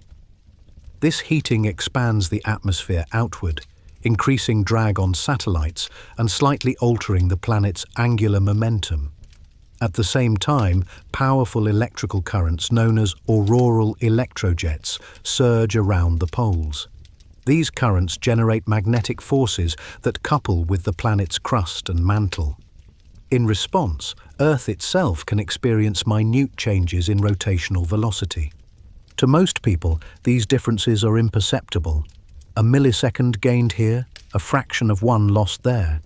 But to scientists who measure time with atomic precision, it's like hearing the planet's heartbeat skip a beat. Every fluctuation in the solar wind echoes in the ticking of clocks, the calibration of GPS, and the synchronization of global timekeeping. In a very real sense, the Sun breathes through our planet, altering the pace of our days. This solar influence isn't constant. It follows the rhythm of the solar cycle, roughly 11 years of waxing and waning activity. During solar maximum, the Sun is peppered with sunspots and erupts more frequently. During solar minimum, its surface quiets and the Earth's magnetosphere rests. Each phase leaves its mark on the planet's magnetic field, its atmosphere, and its rotation. Historical data even hints that prolonged periods of low solar activity, like the Maunder minimum of the 17th century, may coincide with cooler climates and longer, more stable days. Conversely, high solar activity may correspond to warmer atmospheres and slightly slower spins. The sun's breath, steady yet unpredictable, seems to write its rhythm into the flow of Earth's time. But there's another layer to this relationship, a human one. For millennia, people have watched the sun with reverence and fear. Ancient civilizations carved its cycles into stone, built monuments to its rising and setting, and believed its breath governed destiny. Even today, we depend on it more than ever, for power, communication, navigation, and survival. Our satellites orbit in its wind. Our technologies hum within its magnetic reach. Every solar flare, every pulse of radiation reminds us how fragile our electronic civilization really is. To prepare, space agencies now maintain a solar weather watch, an invisible early warning system orbiting the sun. NASA's Parker Solar Probe dives closer to our star than any spacecraft in history, sampling its atmosphere and tracking how the solar wind is born. The European Space Agency's Solar Orbiter captures high-resolution images of sunspots, flares, and coronal holes, the gateways through which the solar wind escapes. Together, they're teaching us to read the sun's moods before they reach our world. And yet, even with all our technology, there's still an element of awe. When you stand beneath an aurora, you're watching solar wind made visible. The electric soul of a star painting color across the sky. You're seeing the same energy that drives our weather, lights our days, and nudges our planet's rotation by the smallest measurable degree. That flickering green curtain is the breath of the sun brushing the skin of the Earth. In recent years, scientists have discovered something even more intricate: magnetoacoustic coupling, where sound-like pressure waves in the sun's atmosphere interact with magnetic oscillations in Earth's field. These waves travel across the void, linking the two celestial bodies in a subtle conversation of pressure and magnetism. It's as though the Earth listens to the sun's hum, responding with tiny shifts in its own spin. All of this underscores a profound truth. Earth's rotation is not a static clockwork motion, but a living, breathing rhythm, one that responds to the sun's warmth, the moon's pull, and the flow of its molten heart. As solar activity rises toward its next peak, we may see more auroras, more storms, and perhaps more fluctuations in time itself. But rather than signs of instability, they're reminders of vitality. Our planet isn't isolated. It's part of a greater organism, one heartbeat within the solar system's living web. So, when you look up at the sky on a clear night and see the stars shimmer, remember that beneath their stillness lies movement, the eternal exhale of the sun, the deep inhale of the Earth. Together, they create the rhythm of our world, a cosmic pulse that has guided us since the dawn of time and will continue long after the last aurora fades. If the sun is the great conductor of Earth's symphony, then the moon is its steady drummer, a silent guardian keeping time with each rise and fall of the tides. From the moment it formed, torn from the molten Earth billions of years ago, the moon has been pulling on our oceans, slowing our planet's rotation and shaping the rhythm of life itself. Hey guys, welcome to the channel. Sit back, relax, and let's drift together through the gravity of the moon. A force so gentle you barely feel it, yet so powerful it can move entire oceans and alter the speed of the world beneath your feet. Every day, the moon pulls on Earth's oceans, creating two bulges of water, one facing the moon and one on the opposite side. These are the tides, the ceaseless heartbeat of the planet. As Earth spins beneath these bulges, the friction between the water and the seafloor acts like a cosmic brake, ever so slightly slowing our rotation. The days get longer, by about 1.7 milliseconds every century.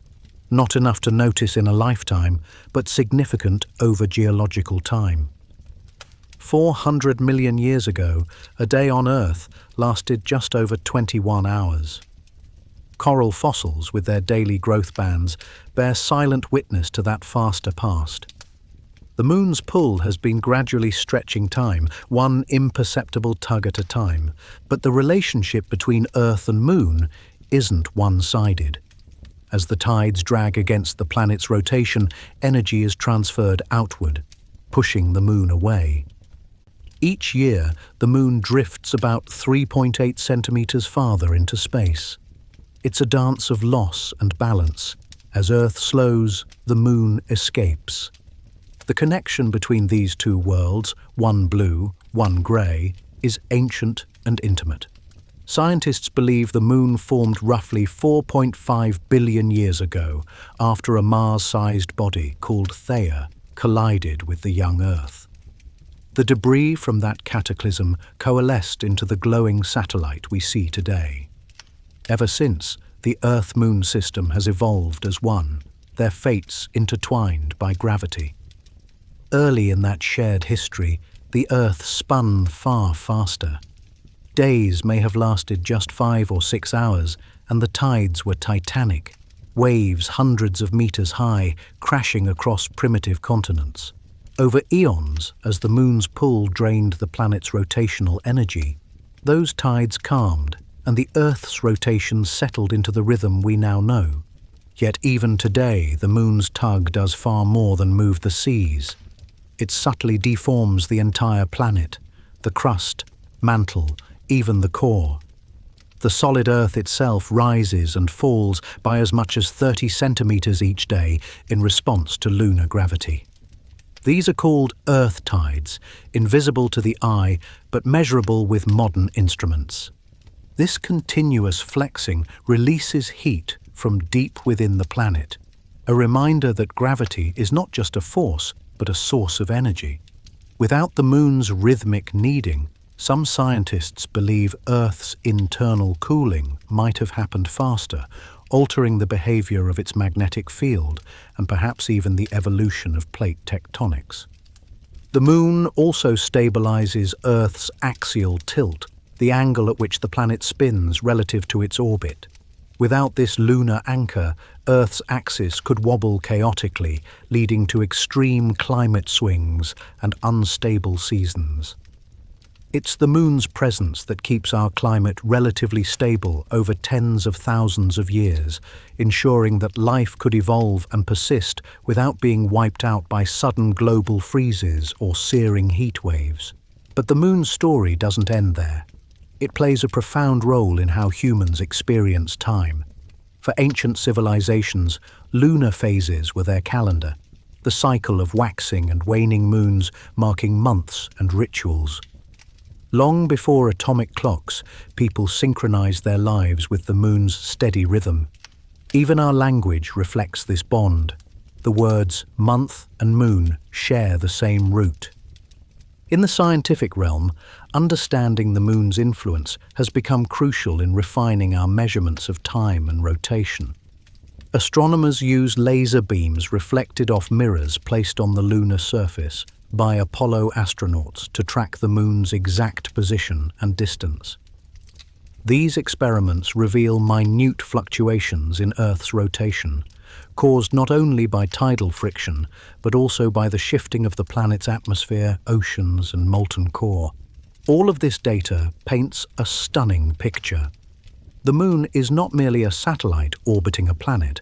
It's part of an intricate mechanical system, a cosmic gear in the great engine of Earth's motion. Every gravitational interaction leaves its trace in time itself. The slowing of Earth's spin means the length of the day is not fixed, and every few years, scientists must add a leap second to keep atomic time aligned with planetary time. These adjustments, small, precise, and necessary, are humanity's way of acknowledging the invisible pull of the Moon, a celestial whisper in our measurement of eternity. Even in the age of rockets and quantum physics, the Moon remains a quiet companion, holding our world steady. It is the reason our nights glow softly instead of falling into absolute blackness. It is the force that rocks the oceans and shapes the pulse of our days. When astronauts stood on the lunar surface and looked back at Earth, a glowing blue marble suspended in black, they saw the connection in its entirety. The Earth and Moon bound in a gravitational embrace, orbiting through space together. One slowing, one drifting, both aging gracefully under the same cosmic light. As we continue to study this relationship, we begin to realize something almost spiritual, that time, gravity, and life are all part of the same unfolding rhythm. Every heartbeat, every tide, every turning of the day, all echo from the same ancient collision, from the same lunar tug that began shaping our destiny before there was even an ocean to move. Imagine standing on a beach at midnight. The waves retreat, then surge again, as if the ocean itself is breathing. You're not just watching water move, you're witnessing gravity at work, the invisible thread connecting Earth and Moon. Every ripple, every crest, every receding tide is the result of a delicate exchange of energy, a cosmic handshake that has lasted billions of years. But what few people realize is that this tidal connection doesn't just shape our oceans, it reshapes the planet itself.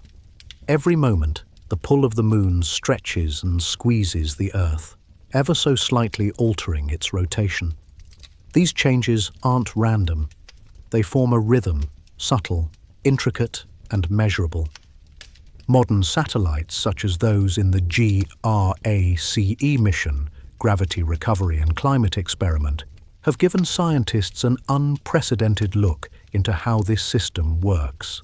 By tracking variations in Earth's gravity field, GRACE has revealed that even minor changes in the distribution of water, ice, and rock affect the planet's rotation rate. When massive glaciers melt or ocean currents shift, the balance of mass on Earth's surface changes, and so does the spin. The Moon's gravitational tug amplifies these effects, turning local environmental shifts into global consequences. This interplay has given rise to what scientists call tidal acceleration, the gradual transfer of rotational energy from Earth to the Moon. But this energy exchange doesn't happen smoothly. It fluctuates, influenced by the alignment of the Sun, the tilt of Earth's axis, and the shape of the seafloor itself. During certain lunar cycles, particularly when the Moon is closest to Earth in its orbit, a point called perigee, the tides grow stronger. These super tides don't just flood coastal cities, they subtly tweak Earth's spin, adding or subtracting fractions of a millisecond from the length of a day. It sounds insignificant, but those tiny differences accumulate.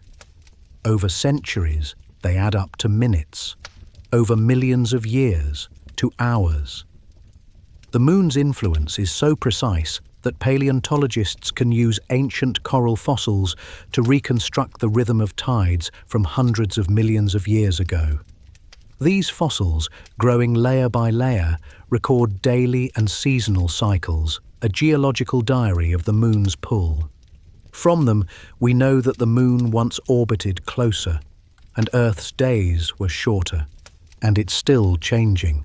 The Moon continues to drift away at about 1.5 inches, 3.8 centimeters per year, and as it does, our planet's rotation continues to slow.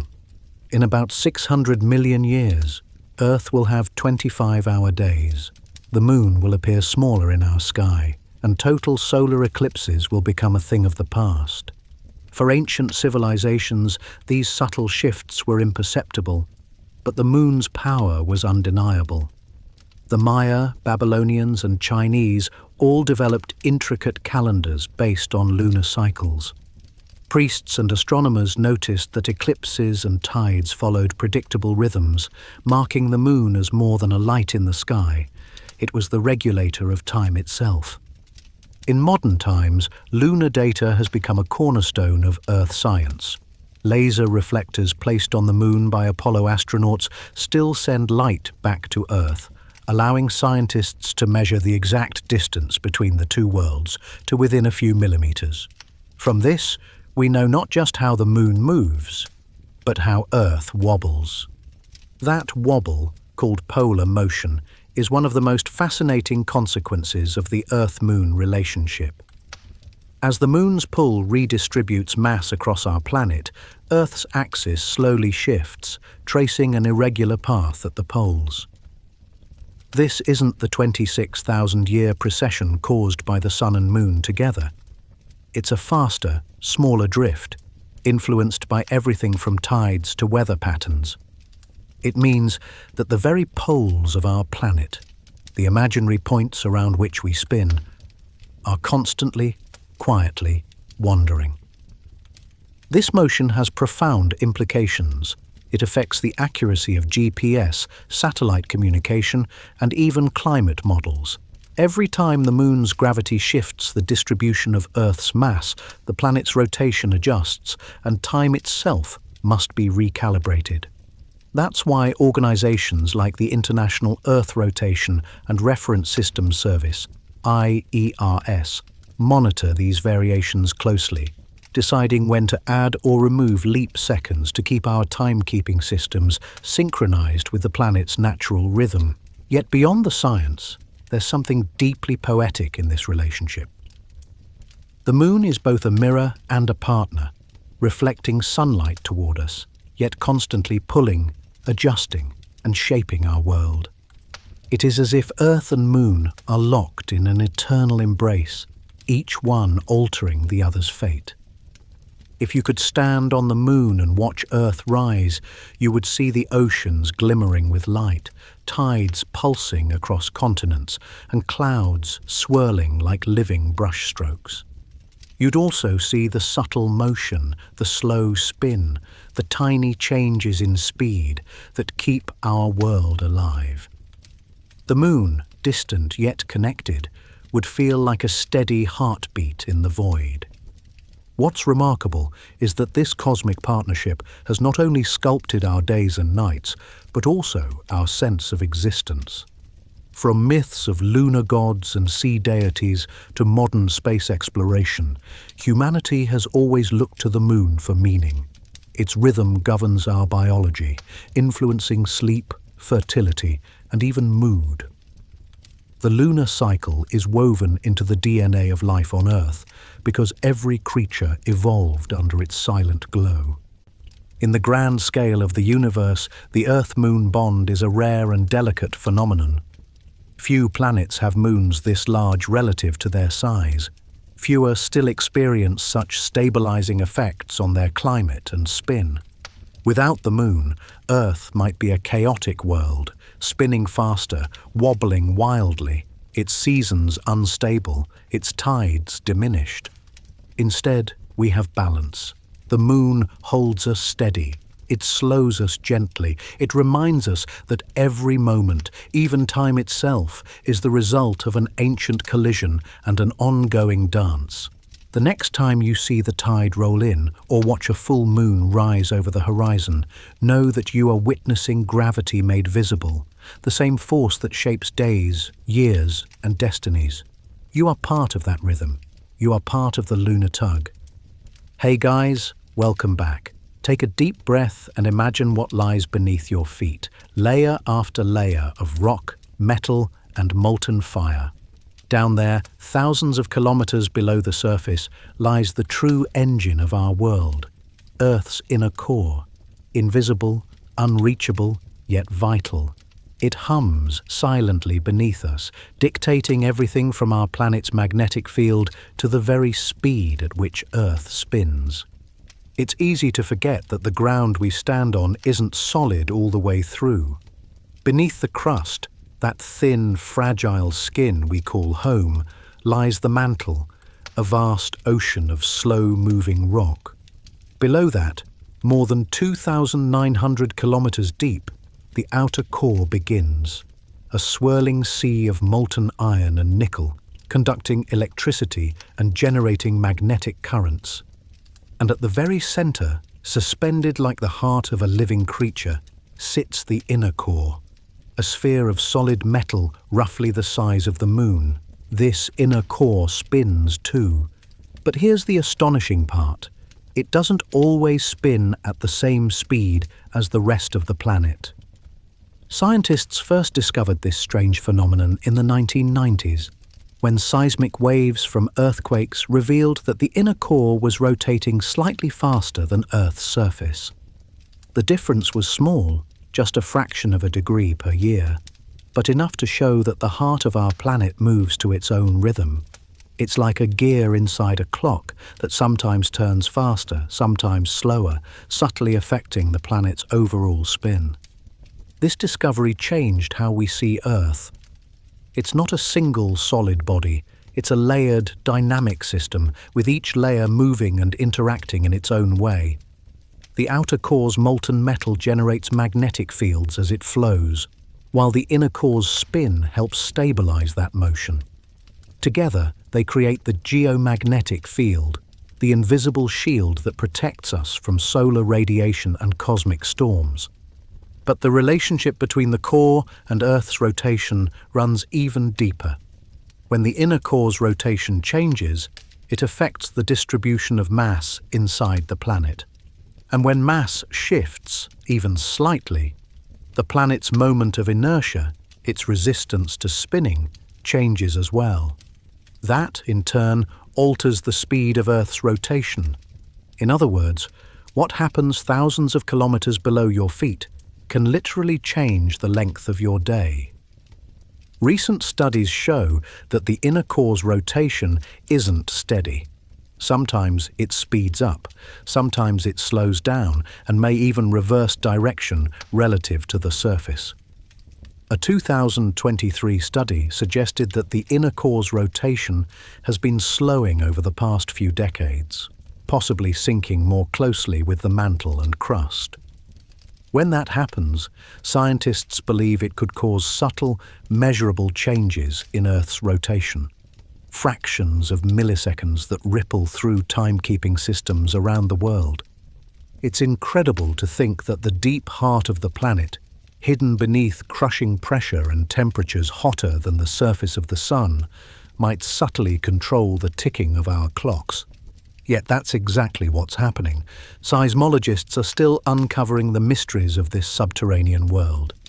The boundary between the inner and outer core is a place of immense complexity. There, molten metal flows and solid crystals grow. The iron crystals in the inner core align along certain directions, creating what scientists call anisotropy, a pattern that affects how seismic waves travel through it. These differences allow researchers to map the unseen landscape beneath us, revealing regions that rotate faster or slower, hinting at a core that might be layered or even asymmetric. Some scientists describe the inner core as a planet within a planet. It has its own dynamics, its own energy, and perhaps even its own cycles.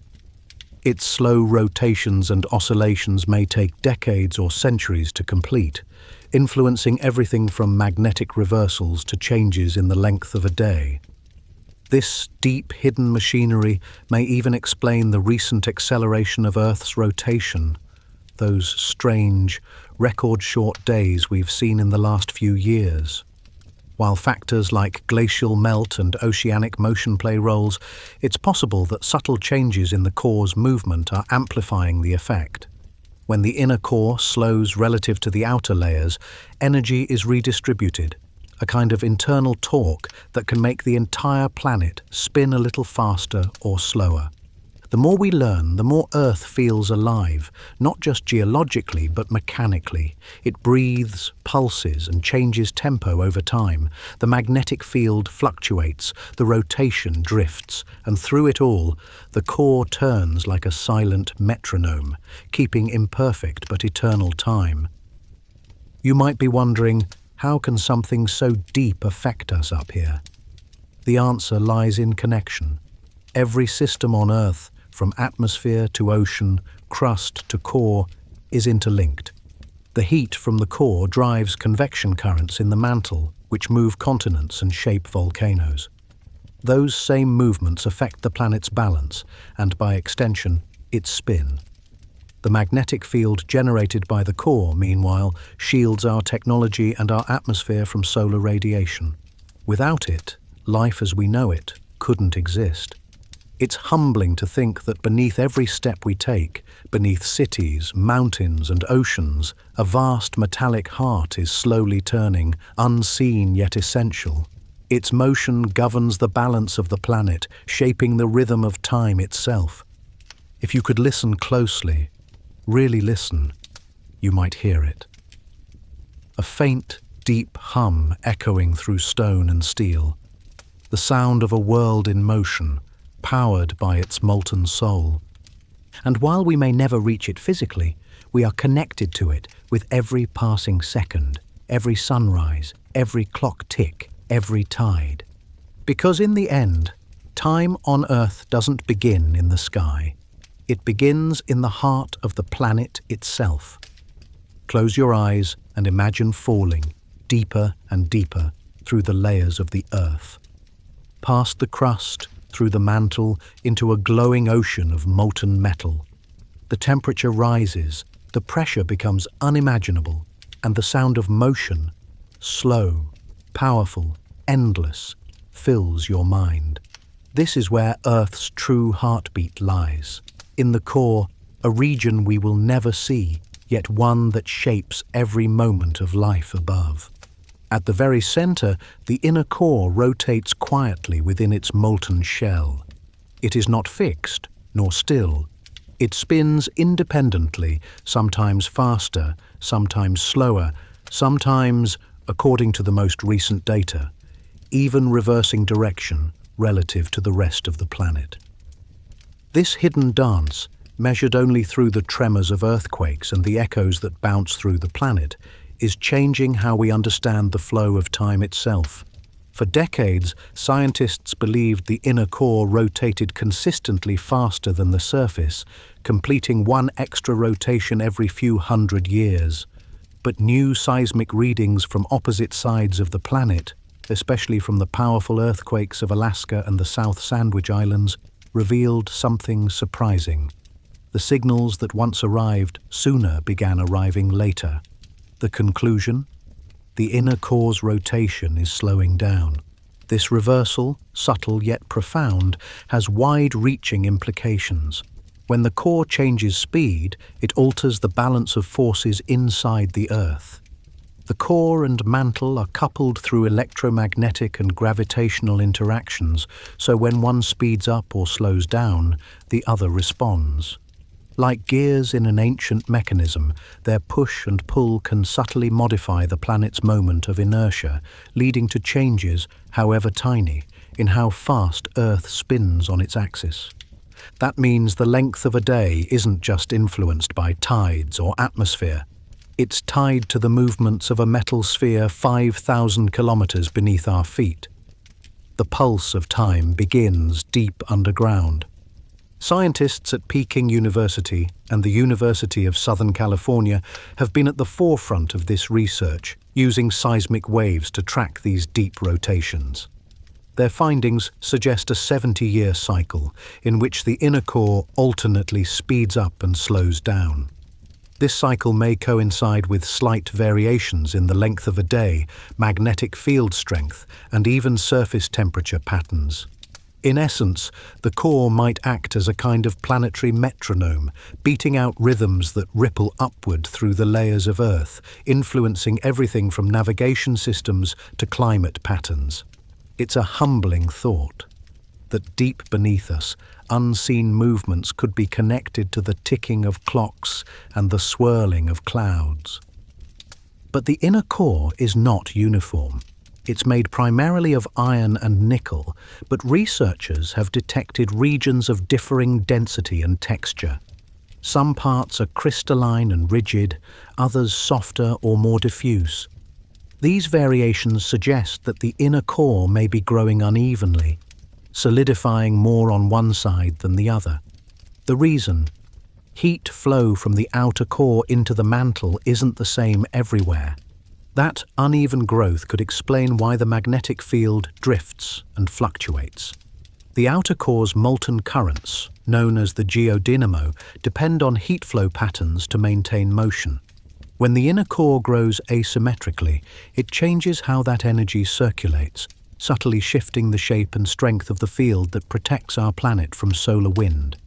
This invisible shield, the geomagnetic field, has flipped many times throughout Earth's history.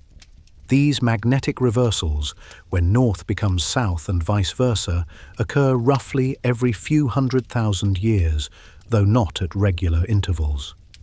Some scientists suspect that irregularities in the inner core's structure might trigger or influence these reversals. If the flow of molten metal weakens or stalls temporarily, the field can collapse and reorient itself before stabilizing again. Evidence of these events is written in volcanic rock. When lava cools, the magnetic minerals within it lock in the direction of Earth's field at that moment. Across ancient lava flows, we see clear signatures of countless flips, the magnetic fingerprints of a restless core. While magnetic reversals have no direct impact on daily life, they do remind us that even the deepest parts of our planet are dynamic. The Earth is not static. It evolves from the inside out. This evolution doesn't just affect magnetism, it also affects rotation speed. Changes in the fluid motion of the outer core can cause minute shifts in angular velocity, altering day length by milliseconds. And when those changes coincide with movements in the oceans, atmosphere, and glaciers, the effects can amplify. This may be why scientists have recorded years when Earth spins faster, as if catching its breath, followed by years of subtle slowdown. If you zoom out far enough, it starts to look like a cosmic heartbeat. Expansion and contraction, acceleration and deceleration, an endless rhythm of movement that has been pulsing for billions of years. Deep beneath our feet, iron crystals are forming and aligning. Each tiny change releases or absorbs energy, influencing the flow of molten metal that generates our magnetic field. That energy moves upward, through rock, through water, through air, until it reaches us, recorded in the length of a day, the drift of a compass, the flicker of a satellite's signal. The core is not silent. It speaks in pulses of energy, in shifts of time, in whispers we only now have the instruments to hear. Seismographs, satellites, and supercomputers together paint a portrait of an Earth that is alive at every level, from its molten heart to its spinning surface. And yet, for all our technology, we have only begun to understand it. The deepest hole ever drilled by humans, the Kola super-deep borehole in Russia, reached just 12 kilometers, barely scratching the crust. Everything we know about the core comes from listening to its echoes, like doctors using stethoscopes on a cosmic patient. Still, with every earthquake, every magnetic measurement, we get closer to understanding the rhythm of the planet's heart. The next time you check the time, remember, that second you just lived was measured against the spin of the Earth, a spin influenced by the hidden engine far below. It's not just science, it's connection, a reminder that every heartbeat, every breath, every moment on this planet is synced to a world that's alive from its core to its clouds. Hey everyone, welcome back. Take a breath and look around you. The air, the clouds, the slow swirl of the weather overhead. What if I told you that all of it, every gust of wind, every shifting ocean current, every melting glacier, can actually change the speed of the entire planet? It sounds impossible, but Earth's climate isn't just a system that reacts to motion, it creates it. When we talk about the Earth's rotation, we often picture a perfect, constant spin, a globe turning gracefully in the dark. But in reality, our planet's speed changes ever so slightly from day to day. These changes are measured in milliseconds, yet they echo through everything from GPS networks to satellite systems and even the atomic clocks that define international time. And one of the biggest players behind these fluctuations is the planet's own climate system. Think of Earth as a giant spinning top. If you shift the distribution of its mass, even a little, it changes how fast it spins.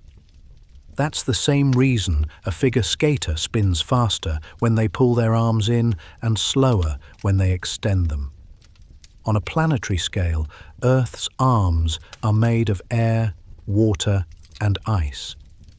Whenever that mass moves through wind, waves, or melting ice sheets, the rotation adjusts. One of the most powerful drivers of these changes is the atmosphere. High above the ground, jet streams and trade winds push vast quantities of air around the globe. This movement carries enormous angular momentum, the energy of rotation. When winds blow strongly eastward, they effectively add rotational speed to the planet. When they shift westward, they slow it down. Meteorologists and geophysicists have observed this phenomenon for decades. During strong El Niño events, for instance, tropical winds weaken and redistribute energy across the Pacific Ocean, leading to tiny but measurable slowdowns in Earth's spin. Conversely, during La Niña, when winds strengthen, the planet's rotation can actually increase slightly. These effects might shorten or lengthen the day by only a fraction of a millisecond, but in the realm of timekeeping, that's enormous. The atmosphere is only part of the story. The oceans, covering more than 70% of Earth's surface, act as massive gears in the system. Ocean currents transport colossal amounts of mass around the globe. The Gulf Stream, the Antarctic circumpolar current, and deep-sea thermohaline circulation all redistribute weight and energy, subtly influencing how the planet spins. Even seasonal monsoon systems, which shift billions of tons of water, leave faint signatures in the length of the day. Then there's the ice, the frozen memory of the planet. For thousands of years, ice sheets in Greenland and Antarctica have stored enormous amounts of mass near the poles. But as global temperatures rise, that balance is changing. When ice melts, the water flows into the oceans and spreads toward the equator, redistributing weight away from the axis of rotation. The result? Earth's spin slows and the length of the day increases. Scientists have already measured this effect. Satellite data from NASA's GRACE and GRACE-FO missions show that the melting of polar ice has slightly altered Earth's moment of inertia, the same principle that affects a skater's spin. Since the early 1990s, accelerated ice loss has caused the planet's poles to drift by several centimeters per year and contributed to measurable variations in rotation speed. It's a powerful reminder that climate change doesn't just warm the air, it touches the mechanics of the entire world. Another key player is the hydrological cycle, the endless motion of water through evaporation, rainfall, and river flow. During wet seasons, water accumulates on land in the form of snow and rain, shifting mass closer to or farther from the equator. During droughts, when water evaporates or sinks underground, that distribution changes again. These movements add up. They are so finely tuned that, with modern instruments, scientists can track global rainfall patterns by observing minute fluctuations in the Earth's rotation. And there's one more element, the winds in the stratosphere. Every year or so, a phenomenon called the quasi-biennial oscillation, QBO, reverses the direction of high-altitude winds near the equator. When these winds flip from eastward to westward, they alter angular momentum on a planetary scale, changing the length of the day by microseconds. Even the uppermost layers of air, invisible to the naked eye, are part of this grand choreography of motion and balance. The beauty of it all lies in the interconnection. Climate and rotation are not separate systems. They are partners in a delicate dance. A change in one immediately ripples through the other.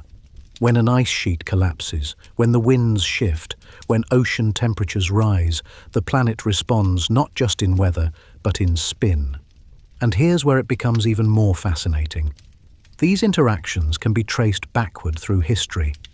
By studying tree rings, coral growth, and ancient ice cores, scientists can reconstruct past climates and, indirectly, how Earth's rotation behaved. For example, during the last ice age, when colossal glaciers covered much of the northern hemisphere, the planet spun slightly faster. When those glaciers melted at the end of the Pleistocene, the redistribution of water slowed the rotation and tilted the axis ever so slightly, altering the timing of seasons. Even now, as our world warms faster than ever before, the same process continues, faster, stronger, more unpredictable. It's tempting to think of time as a constant, unchanging flow. But time, on Earth, is a living thing, shaped by oceans, sculpted by winds, stretched and compressed by ice. Every second that passes carries the fingerprint of climate. Next time you feel a breeze or watch clouds race across the sky, remember, that air in motion is part of a vast mechanism, one that connects the weather in your backyard to the spin of the planet itself. You are standing on a world that never truly rests, a world whose heartbeat echoes in both storms and seconds. Chapter 17, The Climate Connection, Winds, Ice and Spin, Section 2. The story of Earth's changing rotation isn't just about physics, it's about consequence. Every gust of wind, every melting glacier, every ripple across the sea adds up to something much larger. It's the whisper of a planet in motion, adjusting, balancing, compensating for what we've done and what nature itself continues to do. The delicate rhythm that governs the length of our days and nights is written not just in the heavens, but in the atmosphere above and the water below. As the planet warms, that rhythm is being rewritten. Since the late 20th century, scientists have noticed a trend. The melting of polar ice and the redistribution of water across the globe are slightly slowing Earth's rotation. But here's the twist. In recent years, the planet's spin has actually begun to speed up again. The days, ever so slightly, are getting shorter. This paradox, a warming world that sometimes rotates faster, has baffled researchers and opened new questions about how all of Earth's systems are intertwined. The answer lies in the balance between ice melt and air movement. While melting glaciers tend to slow Earth's spin by shifting mass toward the equator, changes in atmospheric pressure and wind circulation can counteract that by redistributing angular momentum in the opposite direction. In 2020 and 2021, for example, Earth recorded its shortest days in decades. Scientists traced this acceleration partly to shifts in zonal winds, powerful currents of air that surged eastward and temporarily sped up the rotation. This interplay between the atmosphere and hydrosphere shows just how sensitive the planet's motion really is.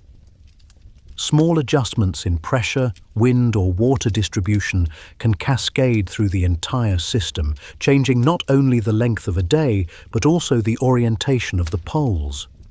It's a dynamic feedback loop. As the climate evolves, so too does the way Earth moves through space. The poles, once thought to be nearly fixed points, are now drifting.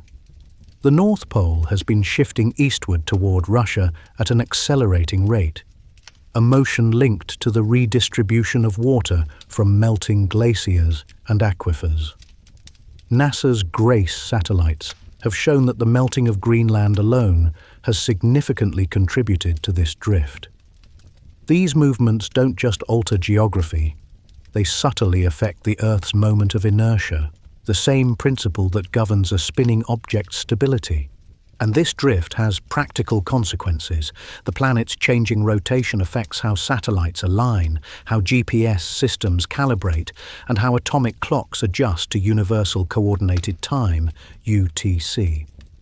Each time the rotation deviates beyond a certain threshold, global timekeepers must decide whether to add or remove a leap second, a decision that ripples through every computer, communication network and financial system on Earth. Think about that for a moment. A gust of wind in the Pacific, a chunk of ice sliding into the sea, or a river changing its course. All of it can eventually alter the time displayed on your phone. That's how interconnected our planet really is. The story doesn't stop with ice and air. Deep beneath our feet, the mantle and core also play a part. The molten iron that churns in the outer core interacts with the solid mantle above it, exchanging angular momentum over years and decades. This core-mantle coupling acts like a hidden engine that can subtly change the surface rotation. In some periods, the core spins faster than the crust. In others, it lags behind. These shifts, combined with surface climate effects, create the irregular but fascinating pulse we observe in Earth's rotation data. There's also the matter of groundwater depletion, a newer, human-driven factor. Across Asia, North America and the Middle East, trillions of tons of water have been pumped from underground aquifers and redirected toward oceans. That redistribution of mass, from land to sea, acts just like ice melt, slightly slowing the spin and nudging the poles. In 2023, a study published in Geophysical Research Letters found that this movement alone caused a measurable eastward shift of Earth's rotational axis between 1993 and 2010. It's an unintended fingerprint of human activity, visible not in the air we breathe, but in the motion of the entire planet. Yet despite these shifts, there's a remarkable resilience in Earth's system. The planet constantly seeks equilibrium. When one force pushes, another pulls.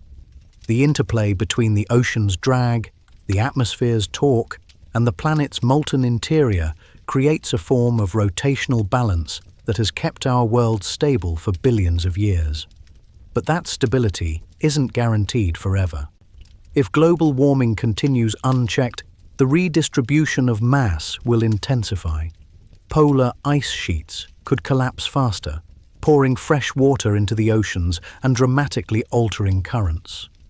The equatorial bulge, the slight flattening caused by Earth's rotation, could adjust in response, shifting how gravity itself is distributed. These cascading effects might eventually lead to measurable changes in the planet's tilt and even influence long-term patterns in the climate system itself, creating feedback loops we've only begun to understand. But in the quiet precision of modern science, there's also a profound sense of awe. By tracking these tiny fluctuations in time and motion, humanity has developed the ability to measure the heartbeat of a planet.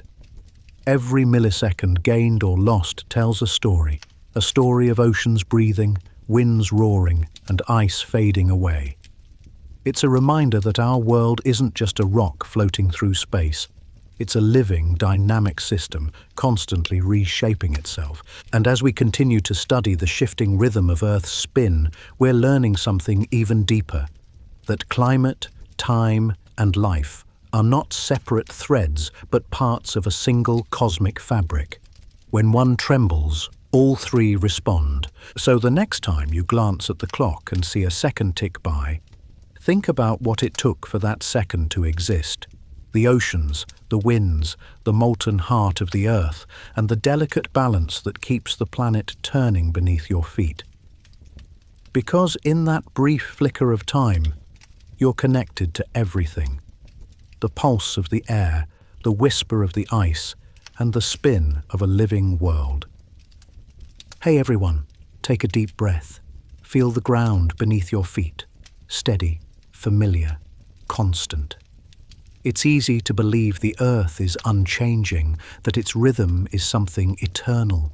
But in truth, that rhythm is alive, shifting beneath us every moment. The speed of the planet's spin, the length of our days, the way time itself flows, all of it is in quiet motion. And as we move into the future, the Earth's changing rotation might reshape not just how we measure time, but how we live within it. The question scientists are asking now is no longer if Earth's spin is changing, it's how far that change might go. For decades, we've observed the push and pull between natural cycles and human impact. Ice melts and slows the planet. Winds surge and speed it up. Groundwater shifts and the poles drift. Each of these factors interacts like gears in a vast cosmic clock. But now, as the effects of climate change accelerate, we are starting to see what happens when that clock begins to tick unevenly. In the short term, the effects are subtle. We're talking about milliseconds, fractions of time that seem too small to notice. But when it comes to the systems that govern our world, navigation, communication, even the synchronization of global financial markets, a few milliseconds can matter. That's why timekeepers and scientists at organizations like the International Earth Rotation and Reference Systems Service, IERS, monitor these shifts so closely. Every so often, they must decide whether to add or remove a leap second, a single extra tick to keep atomic time aligned with the natural rotation of Earth. Since 1972, leap seconds have been added 27 times, almost always because the planet's spin was slowing. But now, something new is happening. Earth has been spinning faster, leading experts to consider a negative leap second, removing time instead of adding it. It would be the first time in human history we've ever done so. This idea may sound like science fiction, but it's a very real possibility. And if it happens, it would be a small but profound symbol of how deeply our planet's physical changes ripple through the systems we depend on. Beyond timekeeping, there are larger implications. The subtle acceleration or deceleration of Earth's spin influences satellite orbits, ocean tides, and even the stability of climate models. When scientists simulate future conditions, they must account for these rotational variations, because a faster spinning Earth changes wind patterns, alters ocean current dynamics, and redistributes atmospheric pressure. In other words, as the planet's rotation evolves, it can feed back into the very climate systems that caused the change in the first place. It's a kind of self-referencing loop, a world responding to its own heartbeat.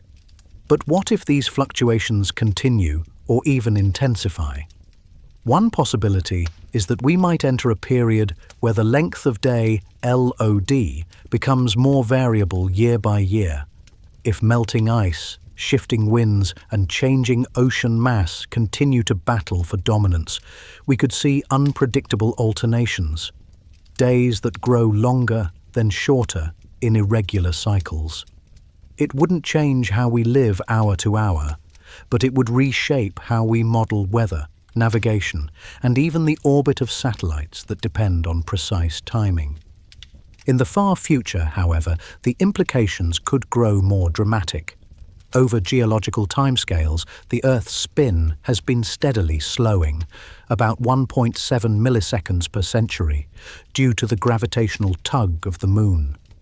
This tidal interaction transfers angular momentum from Earth's rotation to the Moon's orbit, pushing the Moon slowly farther away while lengthening our days. Hundreds of millions of years from now, a day on Earth will be over 25 hours long. It's a cosmic ballet, an exchange of motion between two ancient partners still ongoing after billions of years. Yet, within the next few centuries, the human fingerprint might leave a mark on that natural trajectory. Climate-induced redistribution of mass, deep water extraction, and polar drift could all combine to slightly alter the timeline of this deceleration. It's not enough to stop it, but it could leave an echo, a geological signature of humanity's presence that will outlast our civilizations. Future scientists, perhaps millions of years from now, could look back through the layers of rock and ice and see it, a brief, strange period when the planet's rhythm trembled. Still, the most profound effects might not be physical, but philosophical. The idea that Earth's rotation is changing reminds us that time itself is not fixed. It is a construct built upon motion, and motion, by its nature, is never constant. What we perceive as a day is just one full spin of a living, breathing planet. When that spin shifts, so too does our relationship with time, with history, and with our own sense of permanence. It's humbling, isn't it? To realize that something as familiar as sunrise and sunset, the rhythm that governs every heartbeat, every tide, every shadow, is itself in flux. It reminds us that Earth is not a backdrop, but a character in the story of existence, still evolving, still adjusting to the forces that shape it. And yet, in this motion, there's something profoundly hopeful, because a changing Earth is a living Earth. Its adaptability, its constant rebalancing, is proof of its resilience. The same mechanisms that shift our days are also the ones that make life possible. The interplay of oceans, winds, and gravity that has kept this world stable enough for billions of years of evolution. So as we step into the future, maybe the lesson isn't to fear these changes, but to understand them, to listen to the rhythm of the planet, to see in its fluctuations not chaos, but continuity. The Earth has never stopped spinning.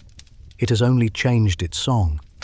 And that song, subtle and cosmic, continues to guide us through the darkness of space, one rotation, one day, one heartbeat at a time.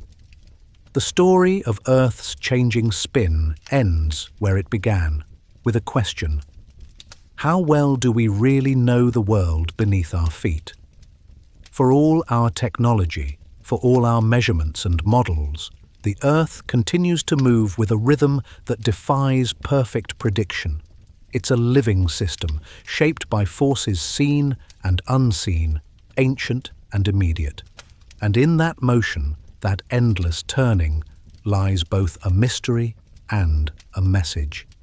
If you could stand far above the Earth, watching it rotate in the silent blackness of space, you might notice the faint shimmering of the atmosphere, the glint of the oceans catching sunlight, and the thin white caps of the poles. From that distance it looks eternal, stable, serene, unchanging. But beneath that illusion, the planet is breathing. The winds, the tides, and the core are constantly whispering to one another, exchanging energy, balancing forces. Each subtle interaction changes the way our world spins, even if by just a heartbeat of time. This is the true nature of Earth, not a machine, but a symphony. The air, the water, the ice, and the molten heart below all play their part in keeping the rhythm alive. And as humans, we've become one of the instruments too. Every dam we build, every forest we cut, every drop of groundwater we pump adds a new note to the planet's song. Some harmonize, some disrupt, but all leave a mark. For centuries, people believed that time was a divine constant, the same yesterday, today, and tomorrow. But science has revealed something more profound. Time is the measure of motion, and motion is the measure of change. The seconds on our clocks, the rotations of our planet, even the vibrations of atoms, they are all products of the same cosmic rhythm. And as Earth's spin changes, so too does our experience of time itself. It's strange to think that future generations might live under slightly shorter days, that their hours will pass just a bit faster, their sunsets coming a fraction of a heartbeat sooner. They won't feel it, of course. It won't rewrite calendars or change the course of human life, but it will be there, subtly woven into the pace of the world, a quiet record of the age we're living in. Scientists are now looking to the future of planetary monitoring, developing new systems capable of tracking these changes with unimaginable precision. Quantum sensors, laser interferometers, and ultra-accurate atomic clocks will allow us to measure Earth's rotation to billionths of a second. In doing so, we'll be able to link every twitch of the planet's movement to climate shifts, ocean circulation, even seismic tremors deep below the crust. We will, for the first time, be able to watch the planet's heartbeat in real time. And that changes everything, because once we understand how intimately our world's spin connects to its systems, we can learn to anticipate and maybe even mitigate some of the most profound challenges we face. By observing the tiny fluctuations in rotation, scientists could refine climate models, improve earthquake prediction, and synchronize global technologies in ways never before possible. The study of Earth's spin, once an abstract field of astronomy, is now becoming a key to understanding the future of civilization itself. But there's another layer, something more human. When we realize that even time is alive, we begin to see our place in the universe differently. We are not observers standing apart from nature. We are participants in it. The same gravitational pull that slows the planet's rotation moves the tides in our blood. The same sunlight that drives the winds warms our skin. We are, in a very real sense, part of the same pulse that drives the Earth itself. So, as we look toward the decades ahead, maybe the question isn't what's happening to the Earth, but what is the Earth trying to tell us? Each change, every shift in speed, every movement of the poles is part of a conversation. The planet is speaking, not in words, but in motion. It tells us about balance, about consequence, and about resilience. It reminds us that even when we disrupt its systems, it adapts. Not always in ways we expect, but always in ways that maintain the grand equilibrium of existence. The future, then, is not fixed. It spins like the Earth itself, fluid, responsive, alive.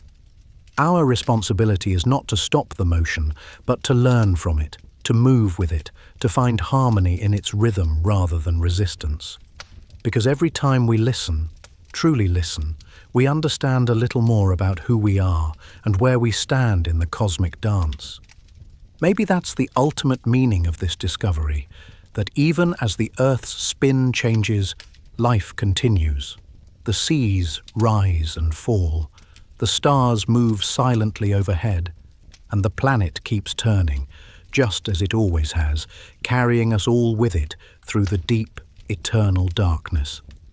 So tonight, as you close your eyes, take a moment to feel it, that faint, imperceptible motion beneath you. The Earth is moving. It has always been moving. Its rhythm is ancient, infinite, and full of memory. And in its turning, in its heartbeat, in its endless spin, you are home.